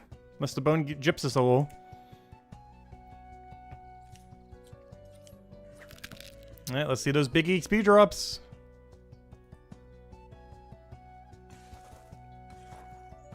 Yep, 1 more bone. Milestone 5. That's just after we use the knowledge point. Milestone 5. There it is. There's so many things I can't even read them. There's so much stuff unlocked. But we got the pondweed. We got the new XP curve, or the XP bonus. We got a new AFK activity that gives bait for fishing. We got an upgrade to all 3 of our tools. And I cannot zoom in to make any of these bigger or click on them to make them any bigger. But there we go. And yeah, I can't do this at this milestone. Go back. Now let's see what this XP drop looks like. It's going to be hard to tell with the potion. Wait, 3.4? That's not higher? Wait, what? 3.7, that's also not higher? How does that work then? I'm so confused. Does it only apply to new nodes? I'm confused now. Because this is giving the same XP. This was giving 3.4 something. Yeah, 3. Oh, interesting. Okay. So this doesn't apply to lower nodes. It only applies to the new nodes that you get access to from the tier. With that being said, let me check pondweed then. So it's only applying to the new node that you get access to. Okay. If that's the case, then let me go bank all of this. And let me go try the only new node we have. Okay. So it only applies to the newer ones. But it doesn't mean pondweed should be like crazy as far as what it does then. Let me go check. That means pondweed should be over 4k per take. So let me just go walk down to pondweed. That means every pondweed I touch here should be over 4k XP. As the highest thing I was taking prior was like 3.5k. And now it has a 100% bonus on it. But the 100% bonus is on whatever the base value is. So it should be over 4k, or roughly 4k per pondweed then. If that is the case.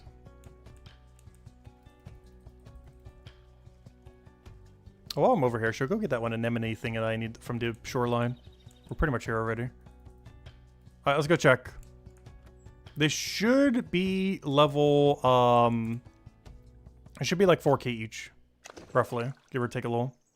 I forgot to get a better tool. I forgot. Whoops. Okay, well, scratch that plan. I should have teleported there first. I should have seen that. We got a new set of tools. But yes, we have to use the high tier tool. It's actually required now instead of optional. Before it was optional just to get better XP. But now it's actually required to be able to do higher tier nodes as well. Oh, let's go get the tool real quick. While I'm here, let me go get a cooking level 2 while we're in the area. This would be a good excuse to finally go get that cooking level. Maybe some eggs, I guess. See if we have a bounty for an egg. See if we can get a high rarity one to go with all of our junk here. I don't think I'm going to run these right now, but I will go and get a level. Just want to see if we have any synergy here. I don't see a single omelet here. None of these say omelet. I guess we'll just take this. That's better than nothing, I guess. I think this is slightly short of a level, which is kind of unfortunate. This is ever so slightly short a level. Or it'll be exactly a level. I'm not sure, but it's been bothering me that we haven't had this cooking level yet. We're so close. Oh yeah, this will be enough for a level. We're fine. This is way more than enough. So we'll get a cooking level here. I'll go store all these away. Worry about everything else later. And then the last thing I want to go check is see how much XP rate we get for pondweed with the better tools and everything. It should be over 4k per pondweed now that we're getting a whole nother XP set. But yeah, it seems like every single one of these extra XP things seems to only be applying to the new tier of Milestone. It does not apply to previous tiers. Which I guess makes sense now looking at the screen. Because this screen is applying that it applies to everything in this menu. And this screen is applying that it applies to everything in this menu. But yeah, let's go test it on pondweed then.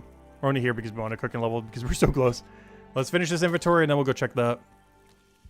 So we'll get our tools and then go check over there. Also, this seems really weird when all you have is the milestone level because it shows no mini number underneath. Like it doesn't show the 07, the 44, the 12. It just has nothing there. And with the new system that adds a 0, I'm surprised they didn't add 00 there. Instead of 00, it just shows the number and nothing else. It's really throwing me off. That's going to look really clean when all you have are 10s. And just one big number over there. Alright, let me go store this away. We got our 444 cooking level. Get rid of all this junk. And now let's go get our tools so we can actually go grab the pondweed, then go test the pondweed. Oh, so what's our passive at this level? I don't have the knowledge point for it though, but what is it? It is Sea Slug, which is in the same room of what I'm going to. I would need a knowledge point to be able to do it though.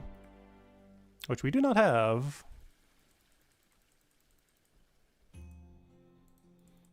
Alright, we'll go head over here. Those plants are the whole reason why I need to go get the crow up and my combat up for next stream. So we can kill this thing at the next tier of combat. Oops, I almost went to go get a cape. No, we're not here for cape. We are here for the next tier of tools. Yep, 2 silver, I'll take it. 2 silver, I'll take it. 2 silver, I assume, I'll take it. Alright, we're out of here. I do have to walk though, there's no teleport close. Actually, is it? It's probably closer to still teleport.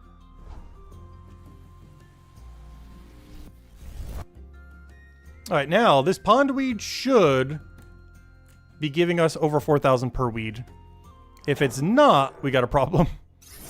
But if it is, then yeah, that's fine.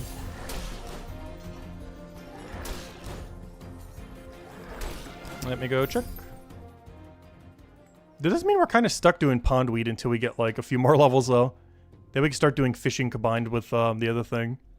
These two are needed for the fear potion, by the way. I mean, not the fear, the inverse fear, the enrage potion. Let's go test this out. Are you going to give us over 4k per node? Round 2, now that we actually have the tool.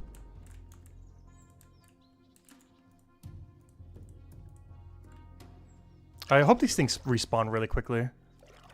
They give exactly what we thought they would. Perfect. Okay. So all this extra bonus is only applying to the new nodes. Not the previous nodes. Oh, also this is a bountiful one. This doesn't have any bounties though to be able to do a bountiful thing for. Where the bounty tests automatically get refreshed. I just realized, does that apply to detective too? That means next detective... No, it doesn't. Why? Why doesn't detective get bountiful bounties? You're trying to tell me a skill that doesn't even have bounties yet has it? Yet this one doesn't? Also, this respawn timer is so nice. I'm pretty sure this is still worse, but it's kind of AFK. Just kind of chill for a bit and then bank them all. And of course we have the, what should be like a 6-second shorter cooldown on this, or 16, whatever it was. Oh yeah, that reminds me, what's our total XP needed? It did not jump that much. It did not jump that much. That's interesting. Wow. Yeah, so the earlier parts of his skill really just do go quicker. That's rather interesting. Wow, the EXP curve's kind of weird. I really want to know what the EXP curve looks like now. Because that did not jump nearly as much as I thought it would. Only 1.25? Like, that didn't really jump at all. Or at least not to the degree I thought it would. That's interesting. The only problem with double harvest is if you're going for only one node, it makes it really awkward. Because now you get a really weird number of total resources.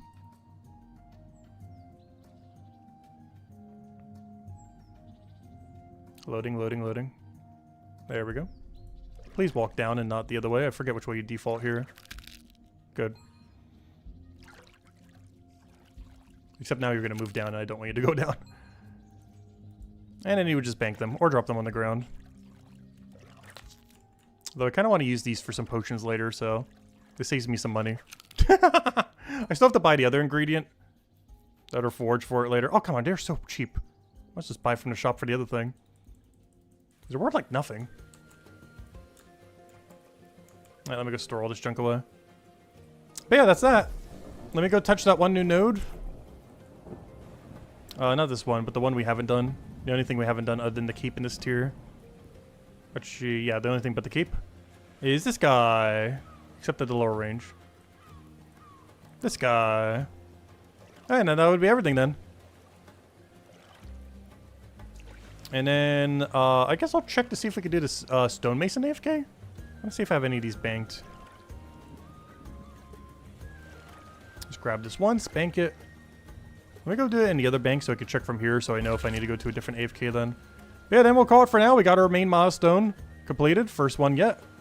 Main goal for tomorrow is to get to at least the 15 shell. So 15 levels there. It's probably to get to around that range. At least 12 so we can get to Periwinkle. So bare minimum 12 is our goal for tomorrow. Ideally 15 though. But what I want to go check right now is, can I do that one stonemason AFK? What level are you? I can, I think. Yeah. No. Yeah, I can. This is the exact resource. We got so lucky. We got so lucky. Okay, let me go do this then. Should I go use the AFK potions? How much are they these days? Did they price hike them? I'm pretty sure my bank has like 0. Actually, let me double check. How many do I have? Because this is a skill where you'd probably want to use the XP potions on. Because these in the past burnt so much money. I'm not sure how much they burn now.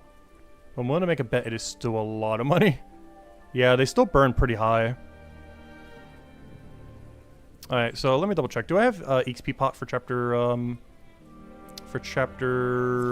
3? Also, we got 284 knowledge pots, by the way. What am I looking for? I am looking for this. I do have 18. Well, I guess I'm running, I don't know, how much am I AFKing, though? The problem is I'm not doing it all night. I'm coming back. I don't know. I'll bring one with me. Oh no, I just not gonna be running it that long. Just grabbing dinner real quick. Let's see, southwest, north. Where am I going? This way. I'll drink the really small one. The really small one is at 10% now. But yeah, we got really lucky here. Very, very lucky. Some of the supplies I still had works perfectly for the stonemason level. And honestly, this is probably better than trying to even make this stuff at the moment. Actually, do I even have this tier flint? Let me double check. That's another thing to go check real quick. Is my flint that's in here tier 7 flint? Is this tier 7? It is.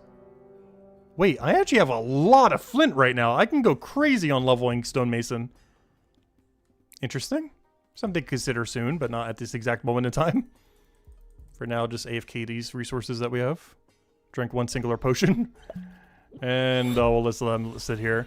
But anyways, guys, we will be back tomorrow around the same time as per usual, 12 p.m. Eastern Standard Time at noon at tomorrow, which is about, what is that? That's like 18 hours from now. But yeah, we'll go back to go for several hours. Main goal for tomorrow is to go try out the beginning of this Forager tier. Obviously, we got to see the beginning of the new milestone a little bit here and finally get to our first new milestone.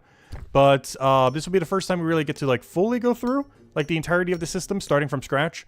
So we'll be able to start all the way from the beginning and work our way through, going pretty much all the way up to the point that we didn't do in the first milestone. At which point, by the time we finish tomorrow, we would have completed one full loop of the prestige milestone, whatever kind of system you want to call it. So we would have finished one full loop by the time we finish tomorrow, by the time we get to this periwinkle. As Shell is where we started, basically, when we started this whole grind. So we would have done one full circle around the entire system by the time we get finished tomorrow. So that'll be the goal for tomorrow. Get to periwinkle. If we want to stretch goal, go for Shell. But that would be one full rotation of the milestone system then, which we'll get tomorrow. Tomorrow will also be the first day since we've been doing this where we will not get a monument piece. There's just no way we're going to be able to grind that far. I'm definitely not going for 25 levels tomorrow. There is zero chance we're getting 25 levels tomorrow in it. So, yeah, it'll be the first and only day so far that we don't get one. But originally my plan was like every other day we'd probably get a piece, so... the fact this is only the first day that we won't get one is actually pretty good pacing then. Because I was expecting to take every other day, but we've already done 2 for 2 so far.